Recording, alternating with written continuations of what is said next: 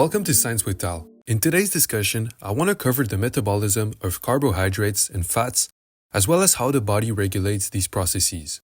To do so, the video will be divided into two main parts. First, we will cover the individual pathways and how they relate to each other in a cell that can perform all the reactions, and following that, we will see how different organs of the human body mediate these reactions, under which conditions the pathways occur, and how they are regulated by hormones. So, to get started, let's introduce the model cell in which, as I said, every reaction will be able to occur. As a little context on this figure, I have decided to create this model because, while learning the metabolism of macronutrients myself, I wish that there was a resource that would integrate all the reactions together to have a good visual summary of what's going on. As such, I have been working for the past few months on this map that I hope will be useful for others to study metabolism. With respect to what we will cover in this video, there is much more information on the map. That extra information will be useful in future videos to cover other nutrients, but for the moment, we will only consider fats and carbohydrates. If you want to visualize this map on your own, there will be a link in the description to download the map and the associated legend. Now, you can see that the map is complex and has a ton of information on it that is hard to discern when zoomed out.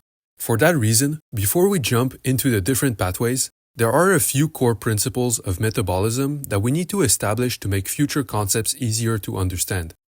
First, we need to define and understand the broad strokes of what metabolism is.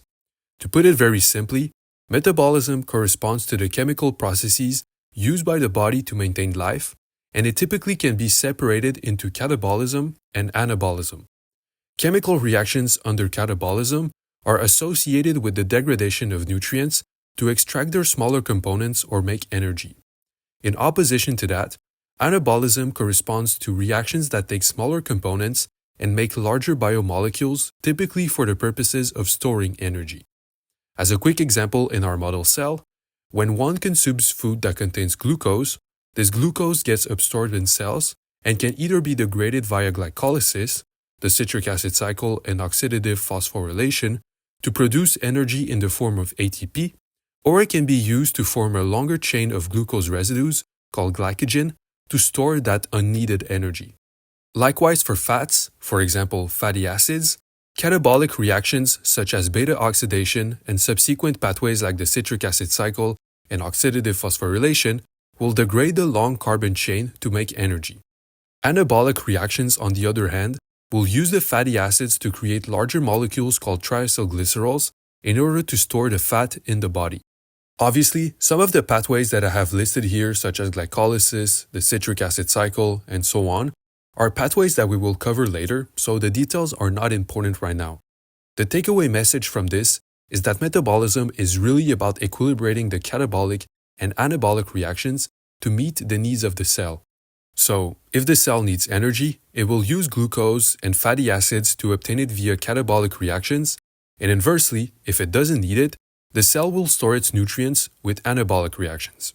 Now, in order to understand the general rules that guide these pathways, we need to discuss thermodynamics. Thermodynamics is a branch of science that deals heavily with energy, and as we've just seen with catabolism and anabolism, energy is a fundamental aspect of metabolism. As such, I want to review a few topics that will be helpful tools for us later. For the purposes of this video, what matters and what I will focus on is simply building an intuition on key principles rather than knowing how to directly apply any equations or whatnot. So, to get us started on that topic, I want to first consider a simple reversible reaction of reactants A and B yielding the products C and D. Generally speaking, what thermodynamics allow us to understand is whether the reaction from any reactants to products will happen by itself or, in other words, spontaneously. If not, then the reaction will require an input of energy to happen. Also, thermodynamics allows us to understand which reactions are the rate-limiting steps to pathways.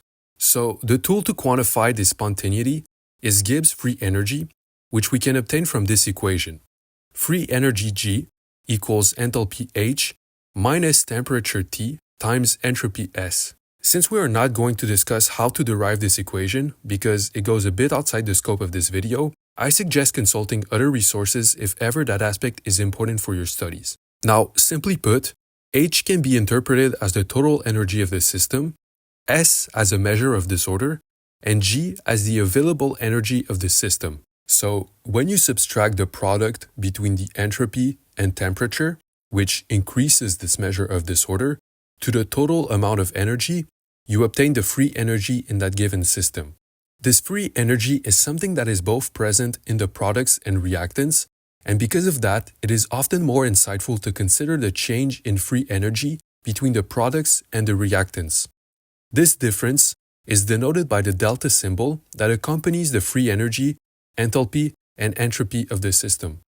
Now, in terms of the equations, the value that is most important for us is the change in free energy, delta G, which will indicate the spontaneity of the reaction.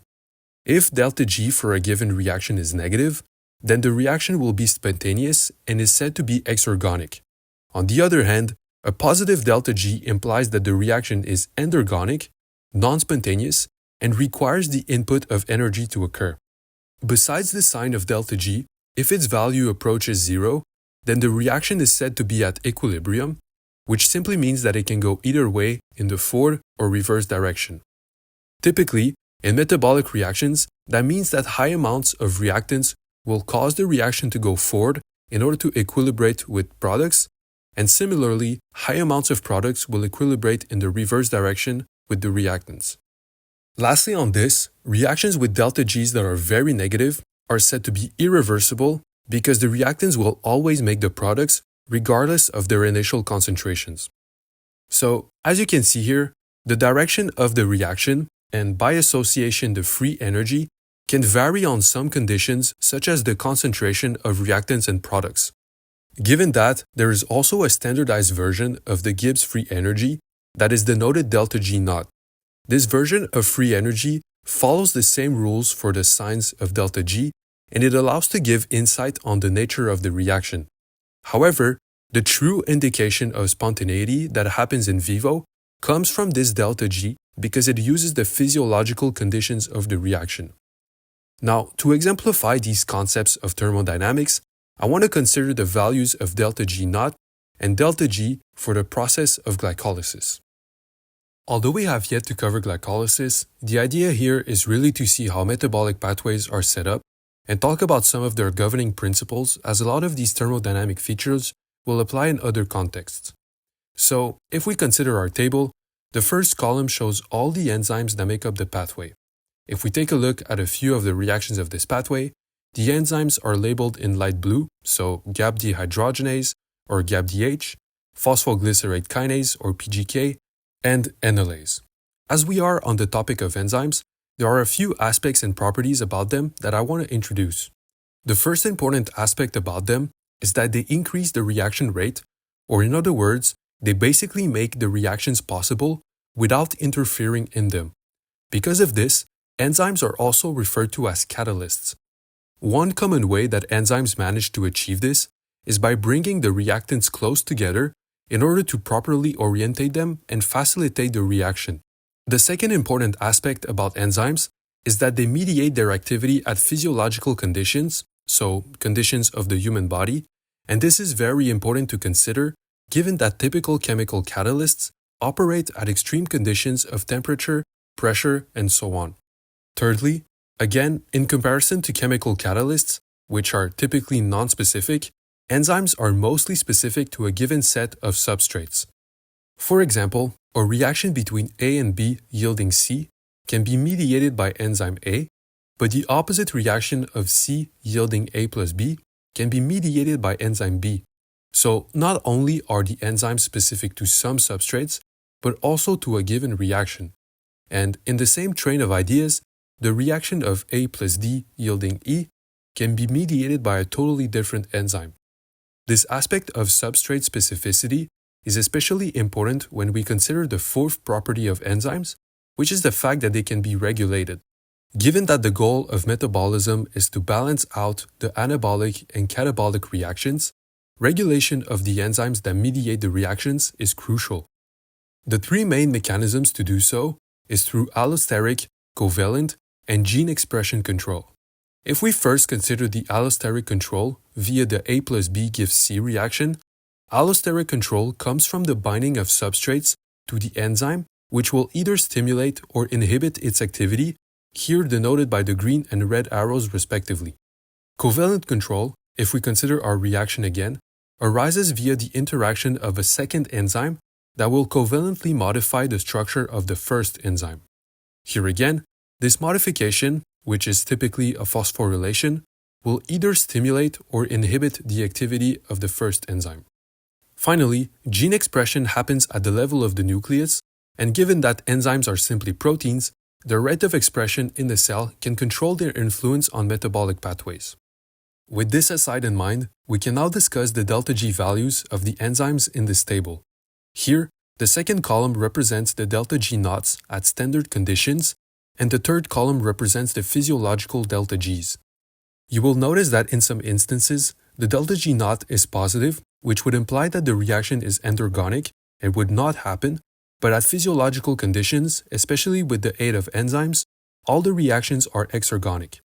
The fact that all the reactions end up being exergonic makes sense as we want the pathway to run forward.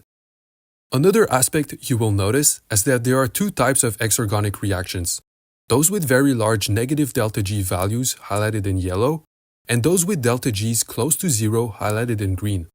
Recall that delta Gs close to zero are reversible reaction, and in the map, they are denoted by the double-sided arrows, as you can see on the left in the zoomed-in pictures. The irreversible reactions, on the other hand, are illustrated as the one-sided violet arrows.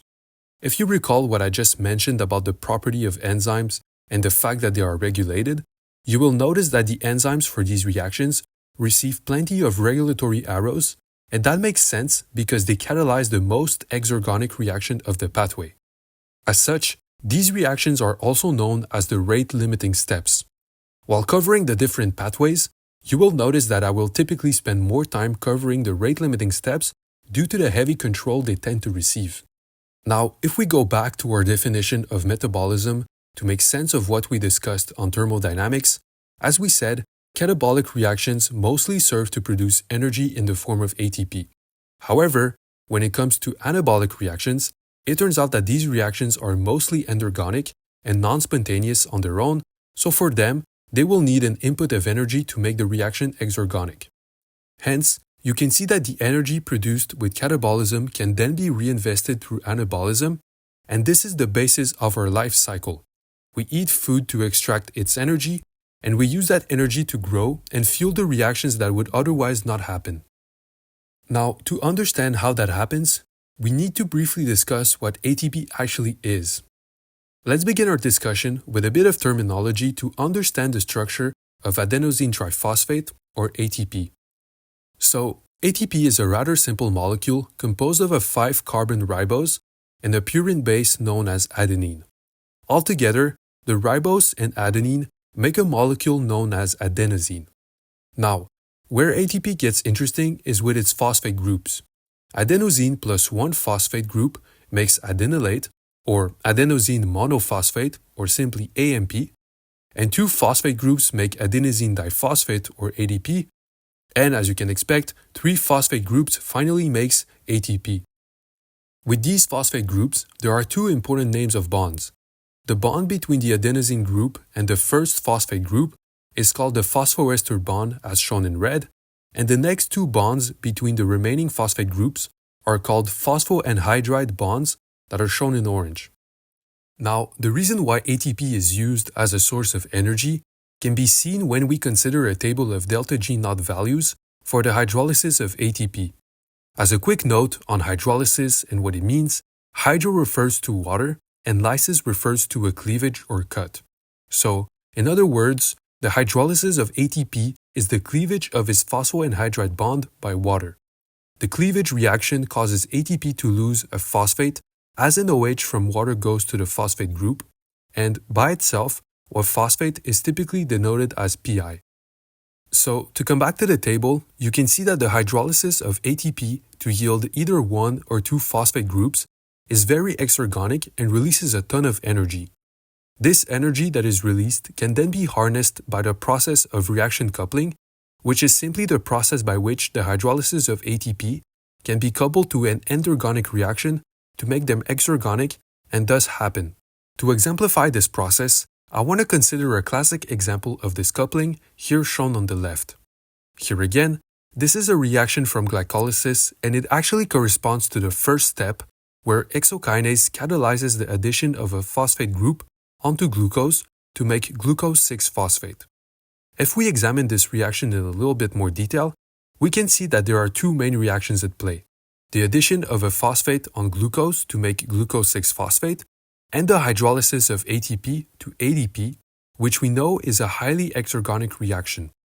On the other hand, the addition of a phosphate group on glucose is endergonic and does not happen spontaneously based on the delta G naught. To salvage this, it turns out that the delta Gs of the two reactions can be added together and the free energy released by the hydrolysis of ATP makes the overall reaction exergonic.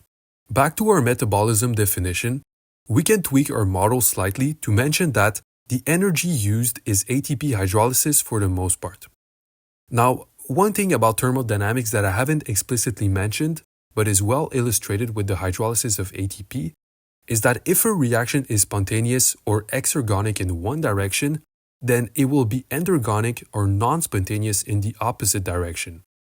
Consequently, the opposite reaction of adding a phosphate group to ADP to reform ATP demands energy to do. As such, this is where the energy supplied by catabolic reactions, here in red, is important to allow the recycling of ADP and keep the metabolic cycle going on. Now, the last general topic that I want to cover is a particular type of reaction that comes up again and again in all metabolic pathways, and this reaction type in question are the oxidation-reduction or redox reactions. This type of reaction is ubiquitous all across chemistry, and I know that some teachers like to give the typical example of iron oxidation to explain this process, even when it's covered in the biology class. Instead of doing that, I want to consider some concrete examples of these reactions in metabolic pathways because most redox reactions in the biological setting involve the same recurrent substrates. So, the most common occurrence of redox reactions in metabolic scenarios happens with two compounds called NAD and NADP.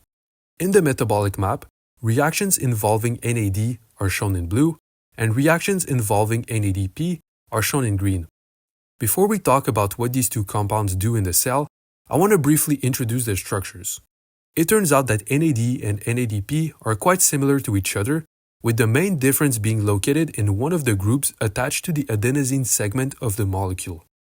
At the place of the red X, NAD simply has an hydrogen to make an OH group, whereas NADP has a phosphate group attached to the adenosine segment.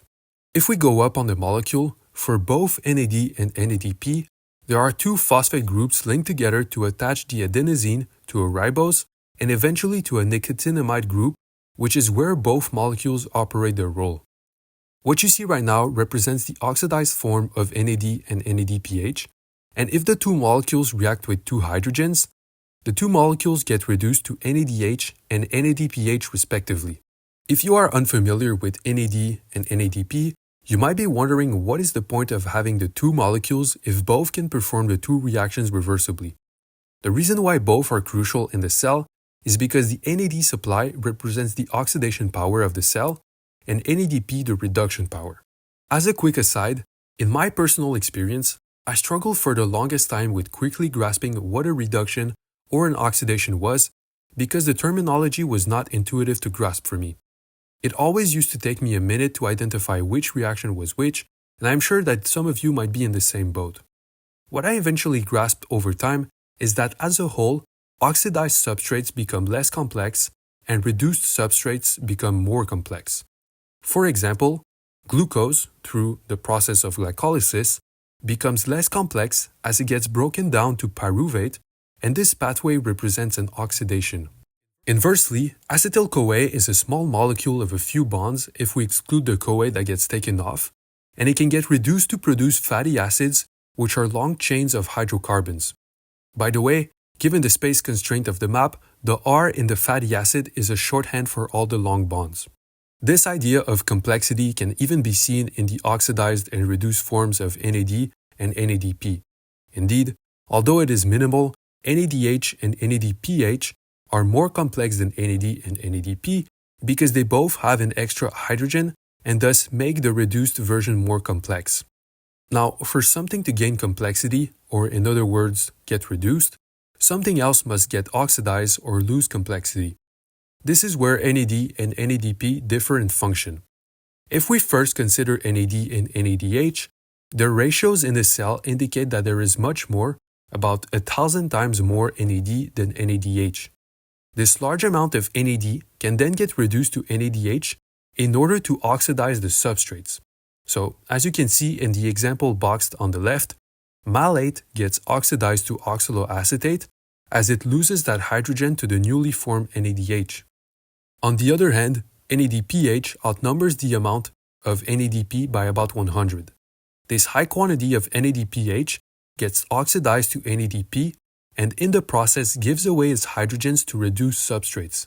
The example in the green box on the left illustrates this as the oxygen gains in hydrogen given by NADPH. An alternative and more scientific way to talk about the complexity that I've kept mentioning is to say that oxidations are a loss in electrons and reductions are a gain in electrons. Since electrons are shared between bonds, an oxidation will typically involve losing a bond, and a reduction will make substrates gain bonds. So, to reformulate this idea one last time, oxidations cause the loss of complexity, or electrons, of a substrate, and this is accompanied by the reduction of NAD to NADH. The NAD basically takes away the electrons to make NADH. Inversely, reductions are the gain of complexity, or electrons, and this is achieved by the oxidation of NADPH, which gives its electrons to the substrate. I know that this terminology can take some time to set in and may be confusing at first, so do not hesitate to ask away in the comments if anything is unclear.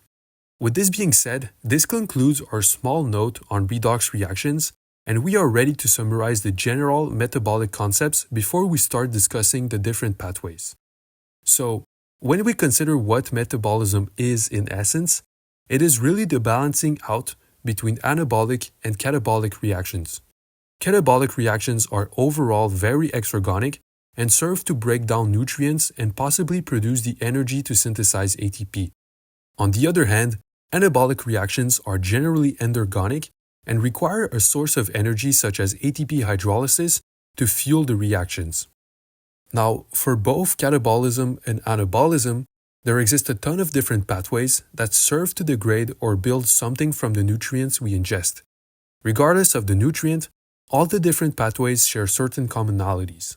First, a class of proteins called enzymes mediate the reactions of the pathways and typically fall into two categories of reactions: those that are reversible and depend primarily on the availability of the substrates, and those that are irreversible and constitute the rate-limiting steps of the pathways.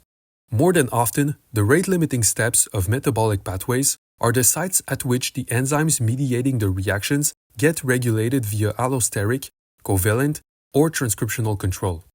This control typically allows cells to selectively push nutrients towards a certain fate, either anabolism or catabolism.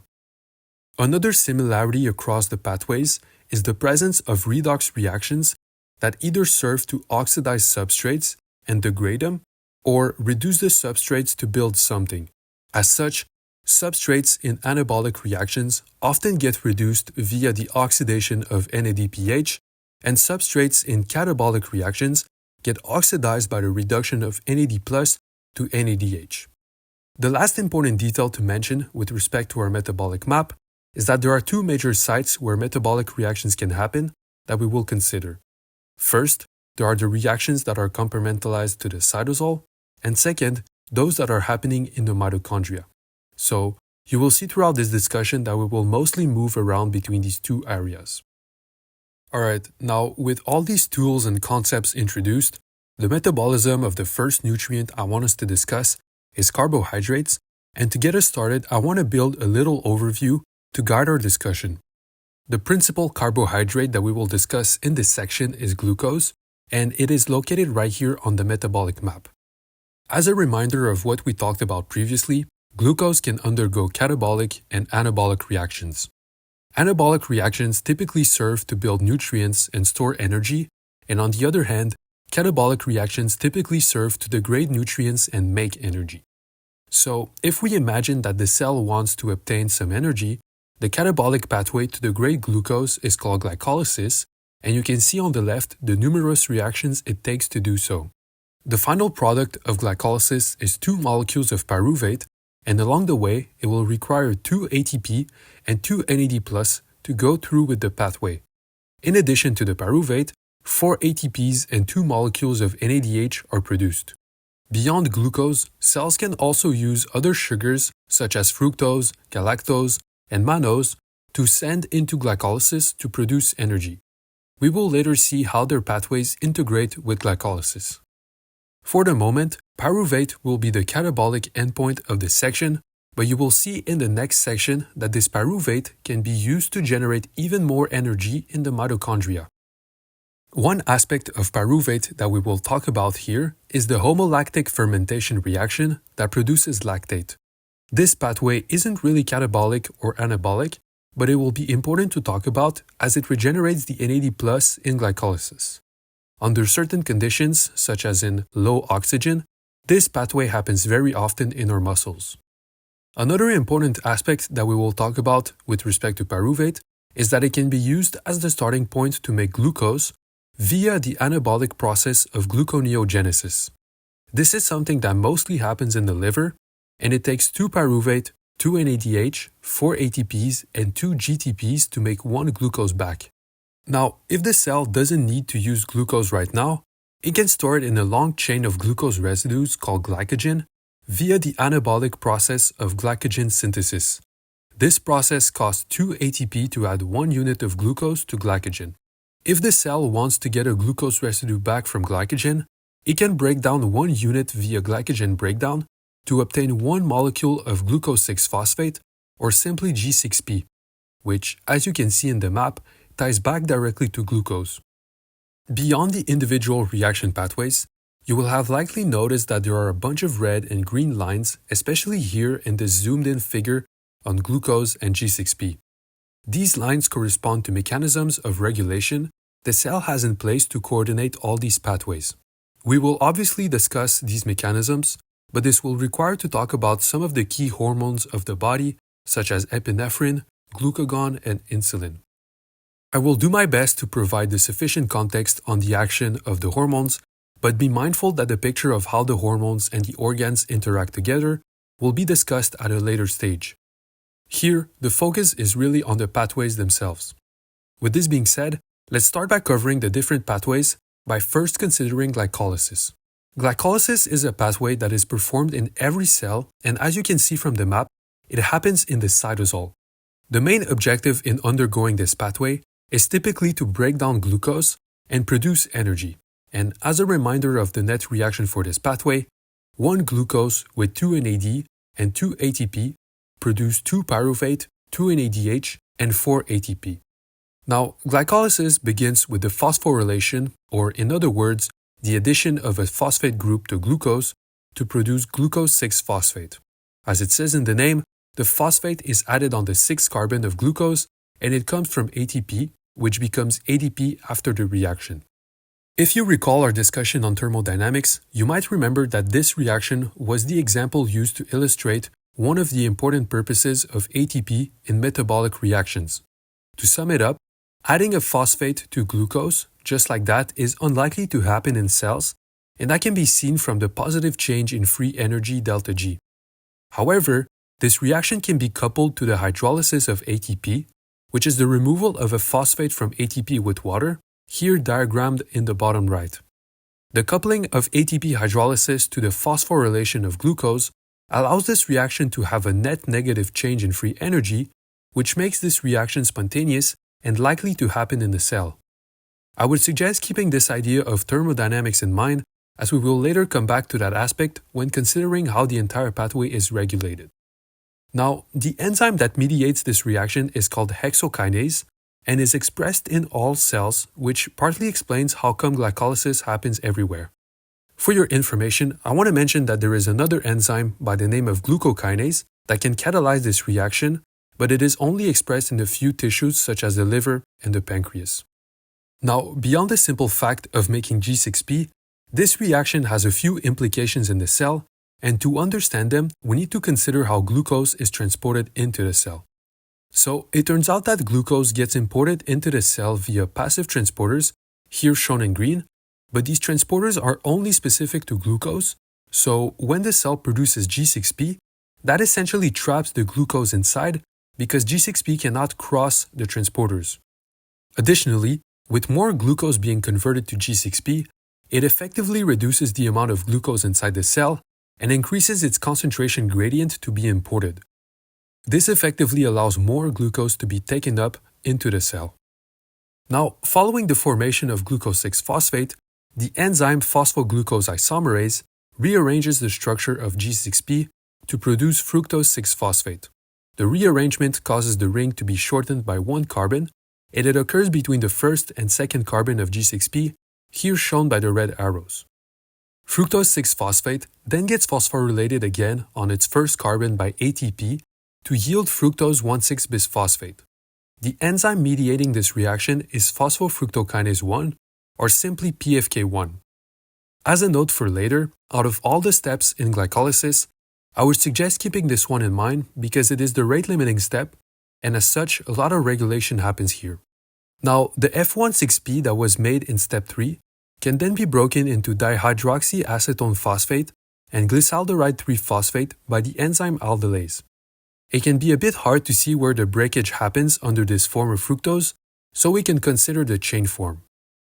The chemical mechanism of the breakage is a little complex, but the bottom line is that the cleavage happens between carbons 3 and 4, and thus the part in blue becomes GAP and the part in red becomes DHAP. Between DHAP and GAP, only GAP continues along glycolysis, so DHAP must be converted to GAP. This reaction is mediated by triose phosphate isomerase, and it essentially swaps the ketone group in DHAP to an aldehyde in GAP. Before we move on, I want to mention very quickly that this fifth reaction concludes the first phase of glycolysis, namely the energy investment phase. In this phase, we started with one glucose molecule, spent 2 ATPs, and got 2 molecules of GAP. In the following phase, called the energy recovery phase, we will produce the 2 molecules of pyruvate along with 4 ATPs and 2 NADH. So, picking up with our 2 molecules of GAP, the enzyme GAP dehydrogenase adds a second phosphate to GAP to produce 1,3-biphosphoglycerate. To do so, the reaction requires NAD+ to grab the hydrogen indicated in blue to allow the integration of phosphate. By this process, NAD becomes reduced to NADH and allows the oxidation of GAP. If you are a bit uncertain about the reduced and oxidized terminology, we covered it a little bit earlier in the previous section while discussing the principles of metabolism. Now, moving on to reaction 7, here one of the phosphate groups of 1,3-BPG is used to phosphorylate ADP to ATP, and that produces 3-phosphoglycerate. The enzyme that catalyzes the reaction is phosphoglycerate kinase, and keep in mind that since we have 2 molecules of 1,3-BPG, we produce 2 molecules of ATP back. In the next reaction, the 2 molecules of 3-PG undergo a mutation mediated by the enzyme phosphoglyceromutase to produce 2-phosphoglycerate. As you can see, the mutation moves the phosphate group from the third to the second carbon. Moving on, 2-PG gets dehydrated, or in other words, loses water via the removal of an alcohol group to produce phosphoenol pyruvate. This reaction is mediated by enolase.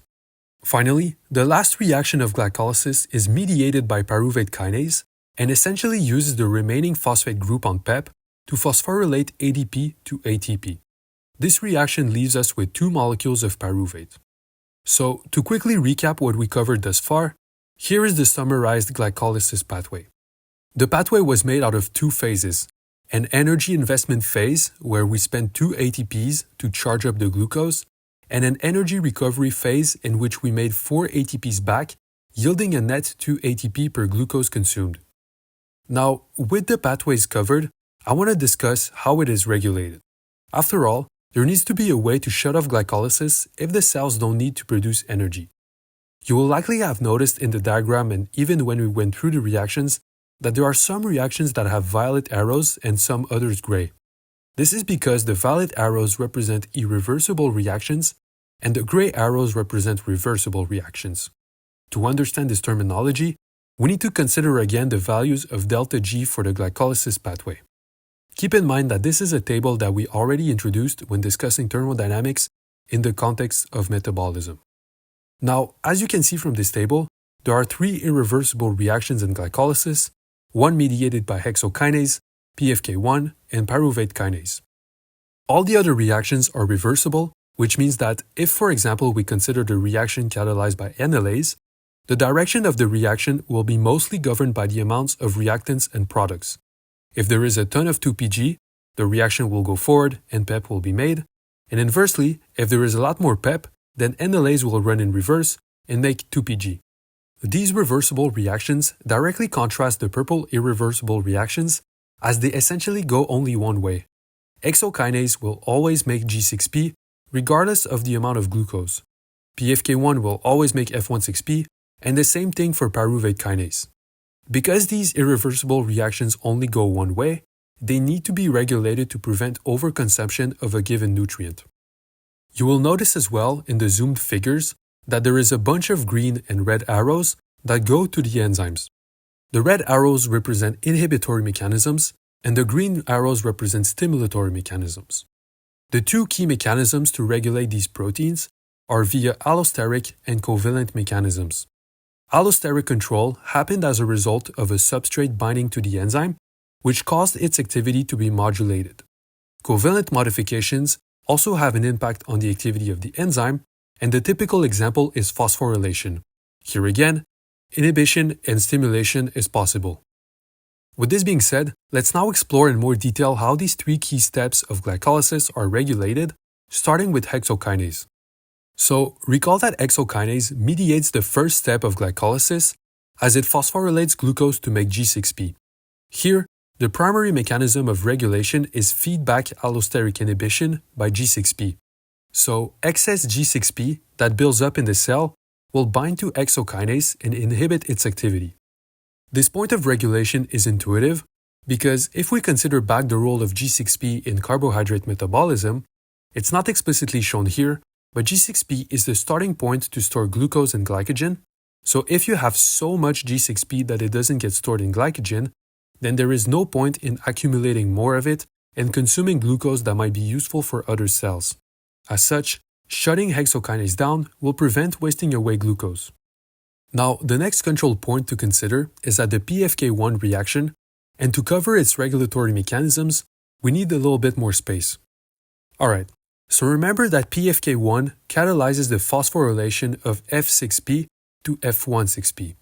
This reaction is universally considered to be the rate-limiting and committing step of glycolysis, and this aspect is heavily reflected by the amount of regulation PFK1 has. Nonetheless, if we consider the purpose of glycolysis, which is to degrade glucose and make energy, all the regulatory mechanisms somewhat fall in 2 categories. Those who stimulate glycolysis because we need energy, and those who inhibit the pathway because the cell already has enough of it. So, starting with our first modulator, PFK1 gets allosterically inhibited by the presence of ATP. This inhibition is a little puzzling at first, since ATP is part of the reaction that PFK1 catalyzes, so how could it be both a substrate and an inhibitor? To understand this, let's consider the structure of PFK1 from the literature. So first off, what you see on the left is the entire structure of PFK1, and the important aspect here is that it is a tetramer, or in other words, it has 4 subunits. On the right, you can see a close-up on one of these subunits. Now, what is interesting to us is this plot in E. To give a little context on this figure, the experimenters of this research made multiple mutations to a subunit and then measured the different kinetics to see the impacts of these mutations. This aspect is not too important for us, and what I want to show here is that at lower concentrations of ATP, it acts as a substrate and the kinetics of PFK1 are high, but as the concentrations of ATP go up, now it becomes an inhibitor and PFK1 activity slows down. The reason for this shift in enzymatic activity is because PFK1 has low affinity inhibitory binding sites to ATP, so when ATP accumulates, which indicates an excess of energy, the extra ATP can bind to the inhibitory sites of PFK1. Conversely to this, PFK1 gets allosterically stimulated by AMP. Recall that AMP is simply ATP with two less phosphate groups. Since the energy in ATP comes from the loss or hydrolysis of its phosphate groups, you can interpret AMP to be an indicator of low energy as it represents a depleted pool of ATP. Hence, it makes sense that AMP stimulates PFK1 to produce energy. Now, related to AMP and ATP, there is an important reaction to mention, namely the conversion of two ADPs to ATP and AMP mediated by adenylate kinase, here abbreviated as AK. This reaction is particularly relevant to glycolysis because, as you can see on the left from the thin white arrow, the two required phosphorylations at the start of the pathway generate ADP, so these two ADPs can combine to recycle one ATP and produce one AMP that will stimulate glycolysis to produce even more ATPs. Besides these two important modulators, there is also citrate that has an inhibitory effect on PFK1. If you recall this figure, you will see in the panel D that the activity of PFK1 decreases as the concentration of citrate increases. Without going into too much detail here, citrate is the starting point for fatty acid synthesis, which is a process that happens under high amounts of energy. As such, this inhibition is intuitive as the cell does not want to produce more energy while it already tries to store the excess in fat. The next modulator to cover is a very important one as it is a key target for hormonal regulation, which we'll briefly touch on shortly. This modulator in question is fructose 2,6-bisphosphate, which is produced by the phosphorylation of fructose 6-phosphate by PFK2. F26P can also return to F6P via the dephosphorylation mediated by fructose bisphosphatase 2. Now, the F26P that is produced by PFK2 is a strong stimulator of PFK1, and it doesn't interfere with glycolysis in any other way. So, as far as this pathway goes, F26P is simply made to boost the activity of PFK1. The simple way to interpret the modulation here is that basically F26P is an indicator of F6P accumulation, and as such, it will stimulate PFK1 to get rid of the F6P and keep the pathway flowing. But in my opinion, F26P's influence is best appreciated when considering the hormonal control of glycolysis. In terms of the allosteric control, AMP, ATP, citrate, and F26P are the main ones that are considered for that aspect. Now, let's talk about the hormonal control. As I mentioned at the beginning of the carbohydrate section, we will not go into too much detail with the hormones right now because we will have a section later on that discusses their properties in more detail and how they are integrated in the human body. As such, here, I want to present an overview of their consequences on glycolysis, but keep in mind that the details about their pathways and physiological roles will be covered later. An important detail to consider for this regulation is that structurally speaking, PFK2 and FBPase2 are two domains of the same enzyme that operates as a dimer. This directly contrasts with PFK1, which only had a kinase activity. Knowing this about the structure, the important takeaway is that the effects of a given hormone on the PFK2-FBPase2 complex will have a dual effect of shutting one domain down and stimulating the other. For example, if we consider the hormone insulin, one of the primary roles of this hormone is to remove glucose from the blood and increase its uptake in the cells. Consequently, the downstream effects of insulin stimulate the PFK2 domain, inhibit the FBPase2 domain, and thus increase the production of F26P, which stimulates glycolysis. With more glucose being processed by glycolysis, more glucose can be taken up by the cells and removed from the blood.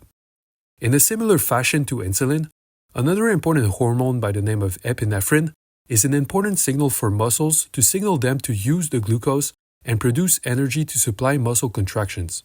As such, epinephrine stimulates PFK2 and promotes the production of F26P as well as glycolysis. The third important hormone to metabolism that we can consider is glucagon. This hormone is often seen as the antagonistic hormone to insulin, and that is because it promotes the release of glucose in the blood. One way it can do so is via the process of gluconeogenesis, which, if you recall our model of carbohydrate metabolism, gluconeogenesis is essentially the process by which cells take pyruvate and reform glucose. We will cover in more detail shortly the reactions that take place to make gluconeogenesis happen, but the bottom line here with glycolysis is that glucagon will inhibit the formation of F26P by inhibiting PFK2 and thus promoting the formation of glucose, not its degradation. Now, as far as PFK1 regulation goes, these are the most common components that regulate it. I know that this regulation can be a bit complicated to understand at first, but make sure you keep the purpose of glycolysis in mind.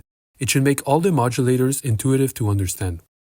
Finally, moving on to our third and final irreversible step, we have the production of pyruvate via the formation of ATP by pyruvate kinase. Here again, the regulatory steps can be divided in the need for energy or we have enough, let's put the brakes on glycolysis. Just like for PFK1, ATP again here allosterically inhibits pyruvate kinase as it indicates that there is plenty of energy in the cell. In some reports, PEP has been mentioned to be an allosteric stimulator of pyruvate kinase, but keep in mind that not all resources mention that.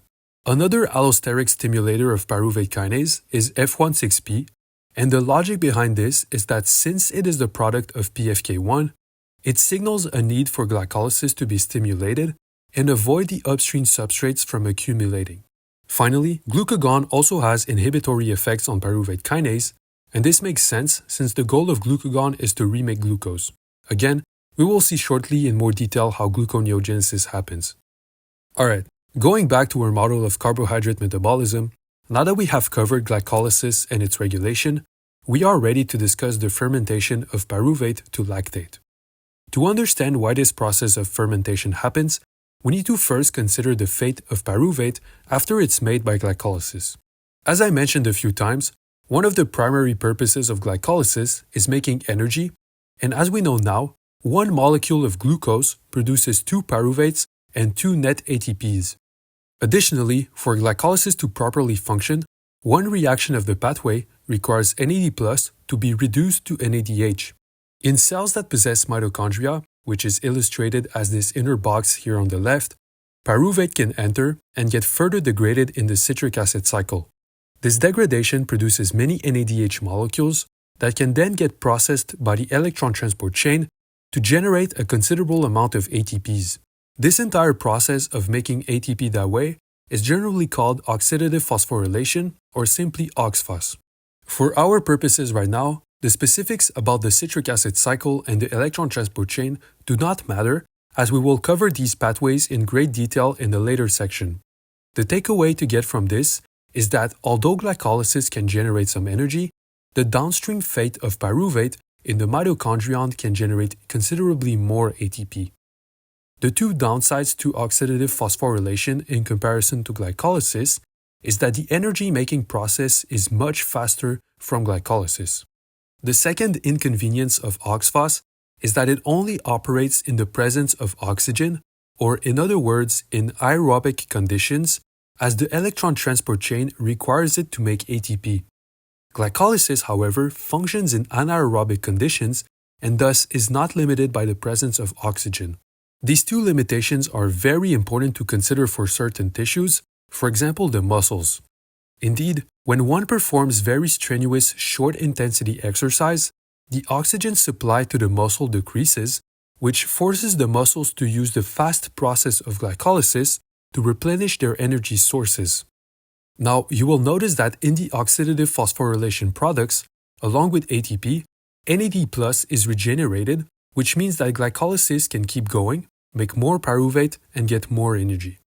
However, if cells only use glycolysis, there needs to be a pathway to regenerate the supply of NAD+, as it is one of the primary components it needs to run.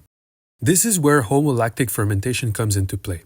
As glucose gets converted to pyruvate and in the process reduces NAD+ to NADH, pyruvate can be reduced to lactate and in the process reoxidize NADH to NAD+ by the enzyme lactate dehydrogenase. This simple reaction allows glycolysis to keep going and provide the required energy for a tissue like the muscle when they rely on glycolysis to provide the energy. If you don't have this fermentation reaction and NADH accumulates, glycolysis will eventually jam at this GAP-DH reaction and prevent the production of ATP. Now obviously, it is bad for cells to accumulate NADH and as you can imagine, it is also toxic for cells to accumulate lactate, as it doesn't contribute to much else in the cell and it is sort of a dead end in the muscles. Luckily, the body has developed a recycling mechanism called the Cori cycle that I want to briefly talk about while we are on the subject of homolactic fermentation. So, the two main actors in this cycle are muscles and the liver. Muscles, as we said, use glucose and perform glycolysis to extract the ATP, and the pyruvate made from that then gets converted to lactate to recycle the NAD+. To prevent accumulating lactate in muscle cells, the muscle exports the lactate via the bloodstream to the liver. In the liver, the lactate gets converted back to pyruvate, and via the process of gluconeogenesis, pyruvate can get converted back to glucose. This newly formed glucose in the liver can then be sent back into the bloodstream, where it can eventually return to the muscles to fuel again some more energy. As such, the Cori cycle allows for muscles to avoid toxicity from accumulating too much lactate and recycle that lactate into some more glucose. Back to this diagram, we have now covered glycolysis, its regulation, and homolactic fermentation. So, to continue our discussion on the catabolism of carbohydrates, I want to consider how other exoses, such as fructose, galactose, and mannose, get processed via glycolysis. As a quick side note, you will see that all these sugars have a few preliminary reactions before integrating the glycolysis pathway we covered for glucose. Also, the reason why we consider these sugars over others is because besides glucose, they are the three most common sugars that we can find in our diets. Now, let's begin with fructose, and for that we will need a little bit more space. First off, I want to mention that fructose and glucose are closely related together and are often found in food together as the compound sucrose. An alternative name for sucrose that you're most likely familiar with is simply table sugar. Now, to see how fructose gets processed by glycolysis, we first need to consider the reactions of glycolysis that allow the integration. The three important reactions for our purposes are first, F6P getting phosphorylated by PFK1 and yielding F16P, and the subsequent cleavage into GAP and DHAP.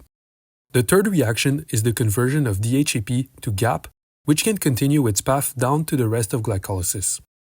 Remember that to get fructose 6-phosphate, glucose gets phosphorylated by hexokinase, and this resulting glucose 6-phosphate gets rearranged to produce F6P. When it comes to fructose, it turns out that it has two different paths of processing depending on where it happens. The first and most straightforward path is in the muscle, where hexokinase, the same hexokinase that phosphorylated glucose, phosphorylates the 6th carbon of fructose to yield fructose 6-phosphate. This F6P can then naturally progress through glycolysis. This pathway, though, only accounts for about 5% of fructose processing, and that is because the rest mostly happens in the liver through an alternative pathway. This pathway begins too with the phosphorylation of fructose, but it is performed by a different kinase called fructokinase, and it yields fructose 1-phosphate. Due to PFK1's specificity for F6P, this F1P produced cannot be transformed to F16P, so it will go through a different processing. Besides having an additional kinase, such as fructokinase, the liver also has an additional aldolase called aldolase type B, which contrasts with the aldolase type A that can be found in most tissues and is responsible for breaking F16P to GAP and DHAP. In a similar fashion, aldolase type B also is responsible for breaking down molecules, and in this case, it cleaves F1P to DHAP and glyceraldehyde. As you can see, it's pretty much the same reaction as aldolase type A, but because we start with F1P, we get glyceraldehyde instead of glyceraldehyde 3-phosphate. Now, obviously, we want that glyceraldehyde to be processed by glycolysis, so we need a mechanism to convert it back to GAP. The first and most direct way is via glyceraldehyde kinase, which uses ATP to phosphorylate glyceraldehyde to get GAP. The second way to convert glyceraldehyde is via DHAP. Unfortunately, there is no reaction like the triose phosphate isomerase to get DHAP directly. Instead, there are two intermediates that have to be made. The first reaction, mediated by alcohol dehydrogenase, reduces glyceraldehyde to get glycerol, and in the process it oxidizes NADH to NAD+. This glycerol can then get phosphorylated by glycerol kinase to make glycerol 3-phosphate, or simply G3P, which can now be reduced to DHAP via glycerol phosphate dehydrogenase. Here again, the reaction uses NAD and NADH, and to convert glycerol to DHAP, you will notice that there is no net consumption of NAD or NADH as the two reactions cancel out. A very important point to mention here is that fructose catabolism in the liver produces glycerol, and in conditions of high energy, glycerol is a starting point for fat synthesis. Paired to the fact that fructose catabolism bypasses the regulation point of PFK1, it has been hypothesized that these factors may explain why high fructose consumption, that is mostly done at rest, has correlated so well with the rise in obesity. Now, moving on onto mannose and galactose, first you will notice that they have a similar structure in comparison to glucose, with the only difference being the position of a given alcohol group. Also, a bit like fructose, galactose can form a dimer with glucose called lactose, which is a sugar found heavily in milk products. In terms of how these sugars relate to glycolysis, we only need the first two reactions to see how they integrate. Starting with mannose, which has a pretty straightforward pathway, it gets phosphorylated on its 6th carbon by hexokinase to yield mannose 6-phosphate, and this mannose 6-phosphate can then get rearranged to fructose 6-phosphate by phosphomannose isomerase. The F6P then continues along glycolysis. When it comes to galactose, the pathway to integrate it to glycolysis is called the Le-Loir pathway, and as you will see, it gets a little bit more complex and less intuitive than what we've seen already. The first step is again a phosphorylation and is mediated by galactokinase, which produces galactose 1-phosphate. Now, to understand the logic of the following steps, I want to first consider the main product, which is glucose 1-phosphate. This glucose 1-phosphate can get integrated easily into glycolysis after it gets converted to G6P by phosphoglucomutase. You might imagine that to get from galactose 1-phosphate to glucose 1-phosphate, you'd need to just use one enzyme to change the alcohol groups, but it turns out that the cell uses a pretty different mechanism. Indeed, the cell uses a molecule of UDP glucose and the enzyme galactose 1-phosphate uridyl transferase to effectively swap the sugars attached to the phosphate. This allows the production of glucose 1-phosphate and UDP galactose. To complete the pathway, I want to mention that UDP galactose can be converted back to UDP glucose by the action of UDP galactose 4 epimerase, and that to produce UDP glucose in the first place, the enzyme UDP glucose pyrophosphorylase adds a uridylate moiety to glucose 1-phosphate. Consequently, this reaction generates two phosphates bound together, and they can get separated from each other by an inorganic pyrophosphatase. Besides in this pathway, the making of UDP glucose is pretty important, and we will come across it again when we will cover the metabolism of glycogen. Now, as of yet, this is the first time in this discussion that we have encountered UDP, but this molecule is not totally foreign because it is pretty similar to ATP, which I have talked about a bunch already. So, if we compare the structures, you will see that the two can hold up to 3 phosphates, and the key differentiator is their base. ATP has the base adenine, which is a purine, whereas UTP has the pyrimidine uracil. With this being said, this concludes the section on how mannose and galactose get processed by glycolysis. As a little summary of what we discussed with these different exos, you can see here the abbreviated reactions of glycolysis and how fructose, mannose, and galactose intersect. With this overview, you can also appreciate that all the sugars we have covered cost and produce the same amount of energy to be processed by glycolysis, so there is no sugar that has inherently more energetic value than others based on their pathways. Alright, back to this diagram, we have covered glycolysis of all the important sugars, the regulation of the pathway, and homolactic fermentation. What I want to discuss now is how some specialized cells in the body can take some pyruvate and reform glucose in a pathway called gluconeogenesis, which is essentially glycolysis in reverse. I want to mention right away that just like we did for the previous pathways, I will focus on the reactions and metabolic principles, but when it comes to the physiological integration, that will come later. I can already tell you that the liver is the primary organ that performs gluconeogenesis, but again, the details for how that is mediated will be later. Now, the reason why I say gluconeogenesis is essentially glycolysis in reverse is because when we consider the reactions of this pathway, you can see that it shares most of the steps of glycolysis, with the exception of a few that are highlighted here and on the map. To understand why some of the steps differ, we need to consider back the thermodynamics of glycolysis and discuss a concept known as substrate cycling. As you can see from this table that we have seen a couple of times now, we have the changes in free energy associated with each reaction. Based on these values, remember that reactions with very negative values, such as those highlighted in violet, correspond to irreversible reactions, and those with values close to zero correspond to reversible reactions. In the cell, what this means essentially is that irreversible reactions will flow to make products regardless of their concentrations, whereas reversible reactions will flow to equilibrate both products and reactants. To illustrate this idea of why it can potentially be an issue for cells, let's consider this small pathway of A producing F through various intermediate steps, with one being irreversible. Let's also consider a hypothetical plot of substrate quantity along the progression of the pathway. So, if we imagine that we start with some amount of A, this amount will equilibrate between A, B, and C, as all of the reactions linking them are reversible. If we imagine that this given amount of C reacts to completion to produce D, then the quantity of D will equilibrate between E and F to make our final product. I stopped the pathway here, but obviously A would keep on equilibrating with B and C, and so on until everything is balanced out, but this aspect is not the concern for us. The issue with a pathway like this arises when we consider what happens when we start with a large amount of F, or in other words, the final product. As you can expect, this amount of F will equilibrate with E and D, but it will get stuck there because there is no amount of D that will be able to overcome the irreversible reaction between C and D. As such, if F accumulates, then so will E and so will D.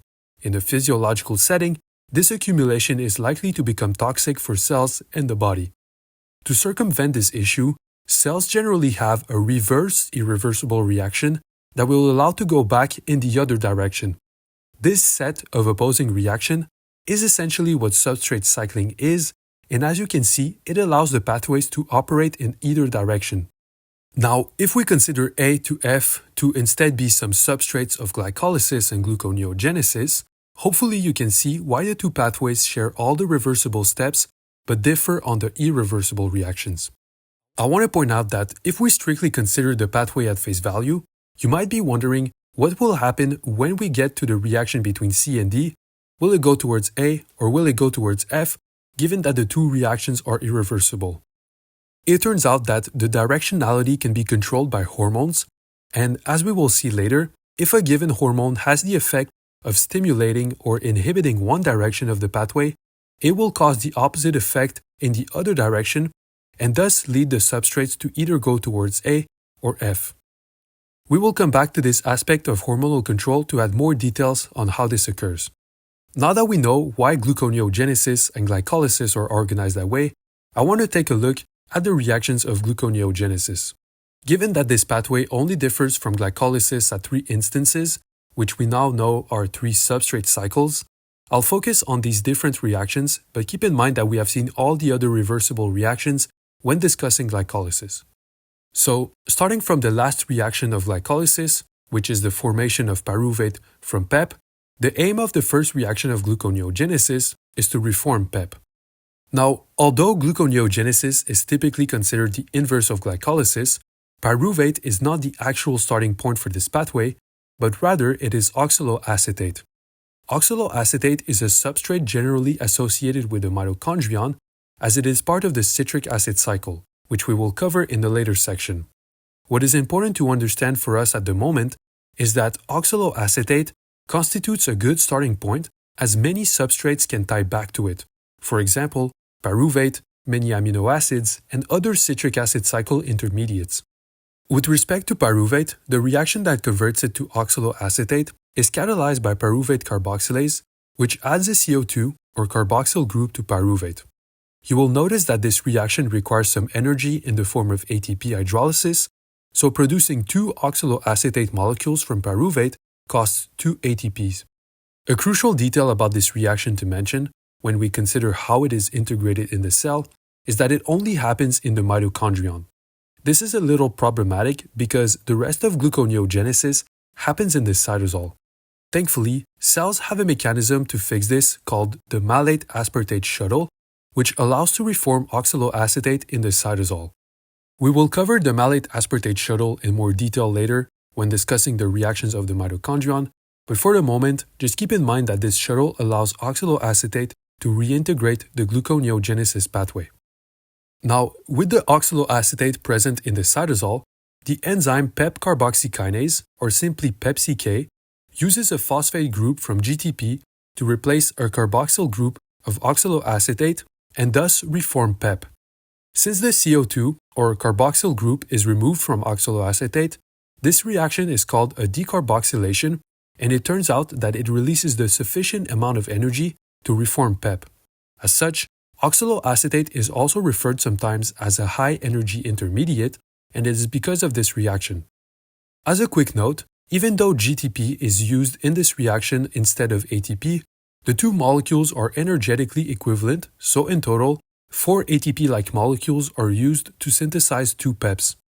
Before we move on to the next reaction, there are 2 aspects about this specific step that I want to point out.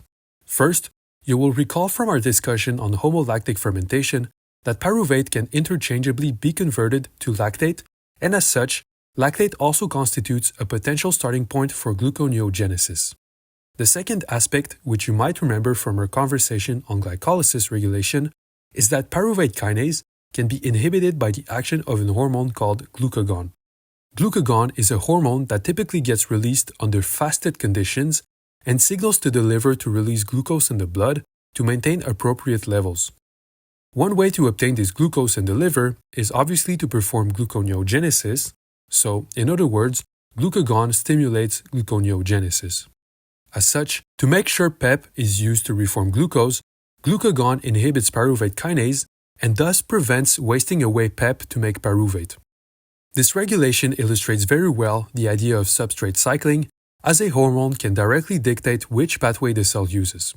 This idea of substrate cycling and hormonal control is even further exemplified in the next step of gluconeogenesis, which occurs between fructose 1,6-bisphosphate and fructose 6-phosphate. Recall that in glycolysis, F6P was phosphorylated by PFK1 to yield F16P.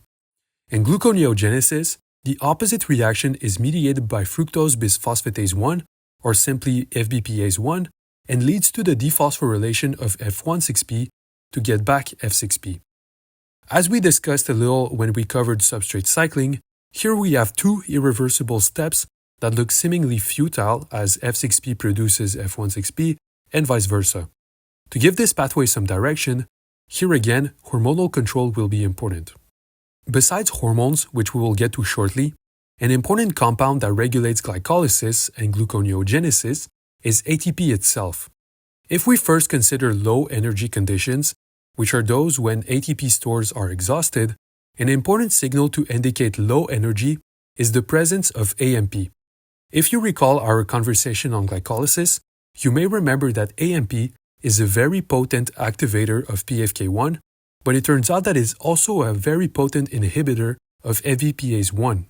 So, under low energy conditions, when the stores of ATP are depleted and AMP is high, glycolysis will be promoted. This makes perfect sense that this happens under these conditions, as one of the primary purposes of glycolysis is obviously to produce energy. On the other hand, if energy levels are high and ATP stores are replenished, ATP at high concentrations acts as an inhibitor on PFK1. Consequently, with less PFK1 activity, gluconeogenesis happens. This also makes sense because, as we've seen in the previous step, with pyruvate carboxylase and PepCK, gluconeogenesis requires an input of energy to kick off, so having high amounts of energy allows this process to happen. Now, when it comes to the hormonal control of this substrate cycle, everything happens at the level of fructose 2,6-bisphosphate. Again, if you recall our discussion on glycolysis regulation, F26P was a key regulatory molecule in this pathway as it was a potent stimulator of PFK1. In a similar fashion to AMP, F26P has dual effects on the substrate cycle, as it is also a potent inhibitor of FBPase 1. As such, the quantity of F26P plays a central role in governing the direction in which the pathway goes. This given quantity of F26P is equilibrated by the activity of PFK2, which produces F26P from F6P, and FVPase2 that degrades F26P to remake F6P. With respect to hormonal regulation, a very important point to know about PFK2 and FVPase2 is that the two are actually part of the same enzyme, and as such, hormones that stimulate one of the domains will also influence the activity of the other domain. For example, if we consider glucagon first, this hormone, which as we said is responsible for increasing glucose levels in the blood, inhibits the PFK2 domain and thus reduces the quantity of F26P. With less F26P, the inhibition of FBPase1 is released and the stimulation of PFK1 decreases, altogether resulting in the promotion of gluconeogenesis. On the other hand, the hormones insulin and epinephrine have the opposite effect as they both stimulate the PFK2 domain and thus increase the quantity of F26P. This increase subsequently promotes glycolysis. Although they have the same effect on this pathway, insulin and epinephrine are two hormones used in very different contexts. Insulin is released after meals and promotes glycolysis to decrease blood glucose levels, whereas epinephrine promotes glycolysis in muscles to make energy to supply muscle contractions. Also, as a small note, this differential regulation can be made possible because different tissues, for example the liver and the muscles, express different isozymes or simply different versions of this PFK2 FBPase2 complex. Now, one thing about this entire process that confused me a little when I first learned it is why would the cell care to make this extra F26P reaction if it doesn't even participate directly in the pathway? Why not have the hormones directly alter the activities of PFK1 and FBPase1? I think that from this model you can see pretty clearly that for reasons of efficiency, having the hormonal control done on F26P allows to simultaneously stimulate and inhibit a given pathway, thus ensuring that the cell truly commits between glycolysis and gluconeogenesis. Finally, the last unique step of gluconeogenesis is the reaction between glucose and glucose 6-phosphate. For glycolysis, hexokinase is the enzyme responsible for phosphorylating glucose, and in gluconeogenesis, glucose 6-phosphatase is the enzyme responsible for dephosphorylating G6P to remake glucose. In this substrate cycle, the regulation to flip between gluconeogenesis and glycolysis is a little less extensive and known about, but one important aspect to mention is that the enzyme glucose 6-phosphatase is expressed specifically in the liver and the kidneys, which are the main organs performing gluconeogenesis. So, when we consider back the entire pathway, the energy balance sheet of gluconeogenesis requires 2 pyruvates, 4 ATPs, and 2 GTPs to produce 1 glucose. Recall that through glycolysis, 1 glucose molecule produced a net 2 ATPs. Before we conclude this section, I want to mention that the bulk of the energy that is provided to supply gluconeogenesis comes from the degradation of fatty acids via a process called beta oxidation, which we will cover later when discussing lipids. I want to point out also that although we have discussed many allosteric and covalent ways to regulate glycolysis and gluconeogenesis, the coordination between glycolysis and gluconeogenesis can also happen on the long term via gene expression. With some of the hormones that we have talked about, their effects can reach the nucleus, where they end up altering the amount of proteins made and thus dictating the fate of the cell even more. Alright, going back to this pathway, we have covered glycolysis of glucose and other 6-carbon sugars, homolactic fermentation, gluconeogenesis, and the regulation of all these processes. With that in mind, we are now ready to talk about glycogen, which as a molecule serves the essential purpose of storing glucose. As a brief overview of what we will discuss, I want to start by introducing some important terminology on the structure of glycogen, then go over the mechanism of glycogen synthesis and glycogen breakdown, and then finish with the regulation of this entire process.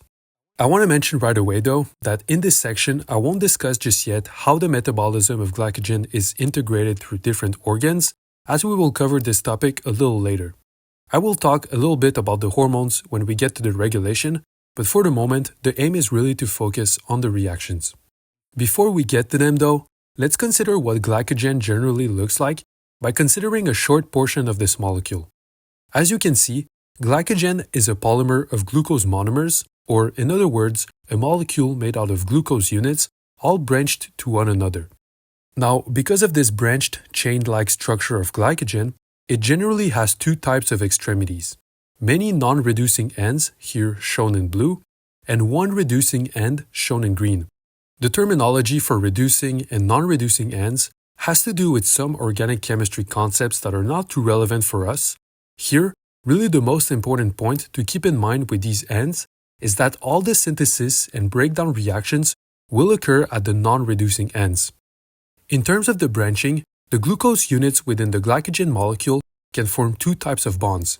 First, we have the bond between carbons 1 and 4 that allow the units to be linked in a chain together, here shown in red, and second, every 8 to 14 glucose residues, a bond between carbons 1 and 6 that allow the glucose chain to branch out. This ability to form multiple branches is crucial for the normal health of a cell because it allows to increase the number of non-reducing ends, which again are the sites of breakdown and synthesis. Lastly, you will notice that the glycogen molecule here begins with glycogenin, which is a very important enzyme that allows glycogen molecules to form in the first place. It turns out that the enzymes that we will see shortly that mediate the breakdown and synthesis of glycogen can only operate on already established chains, and thus, glycogenin is crucial to get everything started. To do so, this enzyme is a glycosyl transferase, which means that it has the ability to move around some glucose molecules.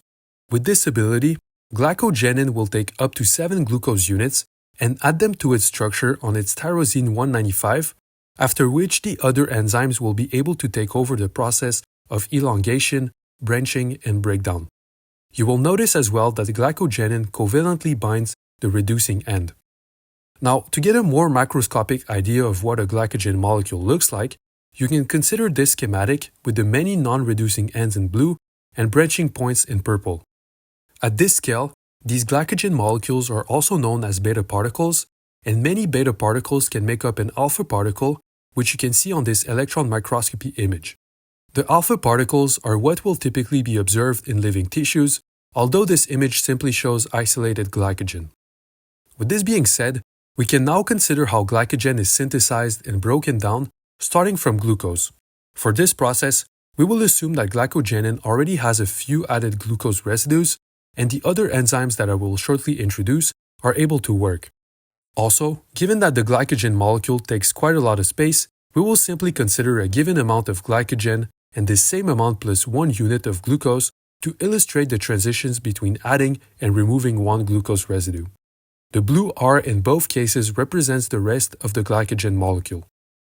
Now, if you recall our discussion on the principles of metabolism, you might remember that glycogen synthesis is an anabolic process, which implies that it will require an input of energy to happen. This input of energy is very important because there is no reaction that will be able to take glucose and add it directly onto glycogen in a thermodynamically favorable manner. Instead, the glucose will have to be charged with energy first to make the process spontaneous. To obtain this charged version of glucose, glucose first gets phosphorylated by exokinase to make glucose 6-phosphate. Then, this glucose 6-phosphate gets reversibly mutated to glucose 1-phosphate by phosphoglucomutase. As of yet, the glucose that we have in the form of G1P has some energy in the phosphate, but not enough to be integrated into the glycogen. It is the enzyme UDP glucose pyrophosphorylase that generates the charged glucose called UDP glucose by adding UTP to G1P. This reaction takes the UMP portion of UTP and leaves two phosphates bound together. At this stage, this reaction is not very spontaneous and can go in either direction, but the cleavage of the two phosphates by the inorganic pyrophosphatase releases a lot of energy that fuels the making of UDP glucose. This detail is very important because if you imagine a cell with a lot of glucose that it wants to store as glycogen, the cell does not want to wait a long time for UDP glucose to be made, so accelerating this reaction with the cleavage of two phosphates makes this entire thing efficient, which is most of the time what the cells aim to do. Now, the newly made UDP glucose can be used by the enzyme glycogen synthase and be integrated into glycogen. Obviously, the glucose units in glycogen do not bear a UDP, and as such, it gets released during the reaction. Also, Keep in mind that here, the newly added glucose binds to the 4th carbon to elongate the chain. The branching at the 6th carbon occurs via a different mechanism that we will cover shortly. A final reaction that I want to mention when it comes to the synthesis aspect of glycogen is that UTP can be recycled by a reaction catalyzed by nucleoside diphosphate kinase. As you can see, this reaction takes ATP and UDP and swaps a phosphate group to produce ADP and UTP. That UTP can then return and be used to make UDP glucose again. So, when we consider the energetic balance sheet of this entire process, it essentially costs 2 ATP to add 1 glucose molecule to glycogen. 1 ATP comes from the hexokinase reaction, and the other from the recycling of UTP. Now, moving on to the breakdown of glycogen, with what we have established here, the process is pretty straightforward. The enzyme glycogen phosphorylase uses 1 phosphate molecule to cleave the chain and produce a G1P molecule, which brings us back at the starting point of this entire pathway. Since phosphoglucomutase is a freely reversible enzyme, G1P can be converted back to make G6P. In comparison to the synthesis aspect of glycogen, which happens in conditions of high energy and high amounts of glucose, the purpose of the G6P produced from glycogen breakdown will be dependent on the tissue and its needs. The main reason for that is because G6P is at the crossroads of many pathways, namely glycolysis and gluconeogenesis. So, for example, if we consider the muscles when someone is exercising, the G6P will be able to go through the glycolysis route, produce 2-pyruvate and some ATP to fuel muscle contraction. On the other hand, if we consider the liver under fasted conditions, the G6P can go the gluconeogenesis route and produce glucose to be released into the bloodstream. Recall that the enzyme that allows the conversion of G6P to glucose is located selectively in the organs that perform gluconeogenesis, so the liver and the kidneys. Hopefully, at this stage, you can start to see how some of these pathways that we have covered overlap and coordinate with each other to support the health of the organism. Obviously, these changes do not happen on their own and often require the assistance of hormones to control the fates of the metabolites, and we will cover shortly the regulation that makes all of this possible. Now, what I want to cover before we discuss regulation are the general rules that govern how glycogen is synthesized and broken down. To do so, let's start from the very beginning with glycogenin. As I mentioned before, glycogenin will kickstart the glycogen molecule by creating a primer of about 7 glucose residues. Recall that the very first glucose unit that is covalently bound to the tyrosine 195 will be the only unit with a reducing end for the entirety of this molecule. When the primer is complete, glycogen synthase can now take over and start elongating the chain at the non-reducing ends.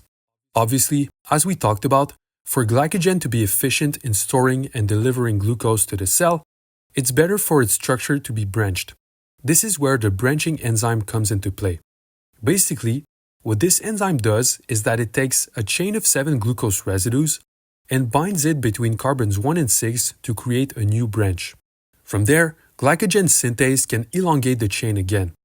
There are 2 important rules that govern the branching.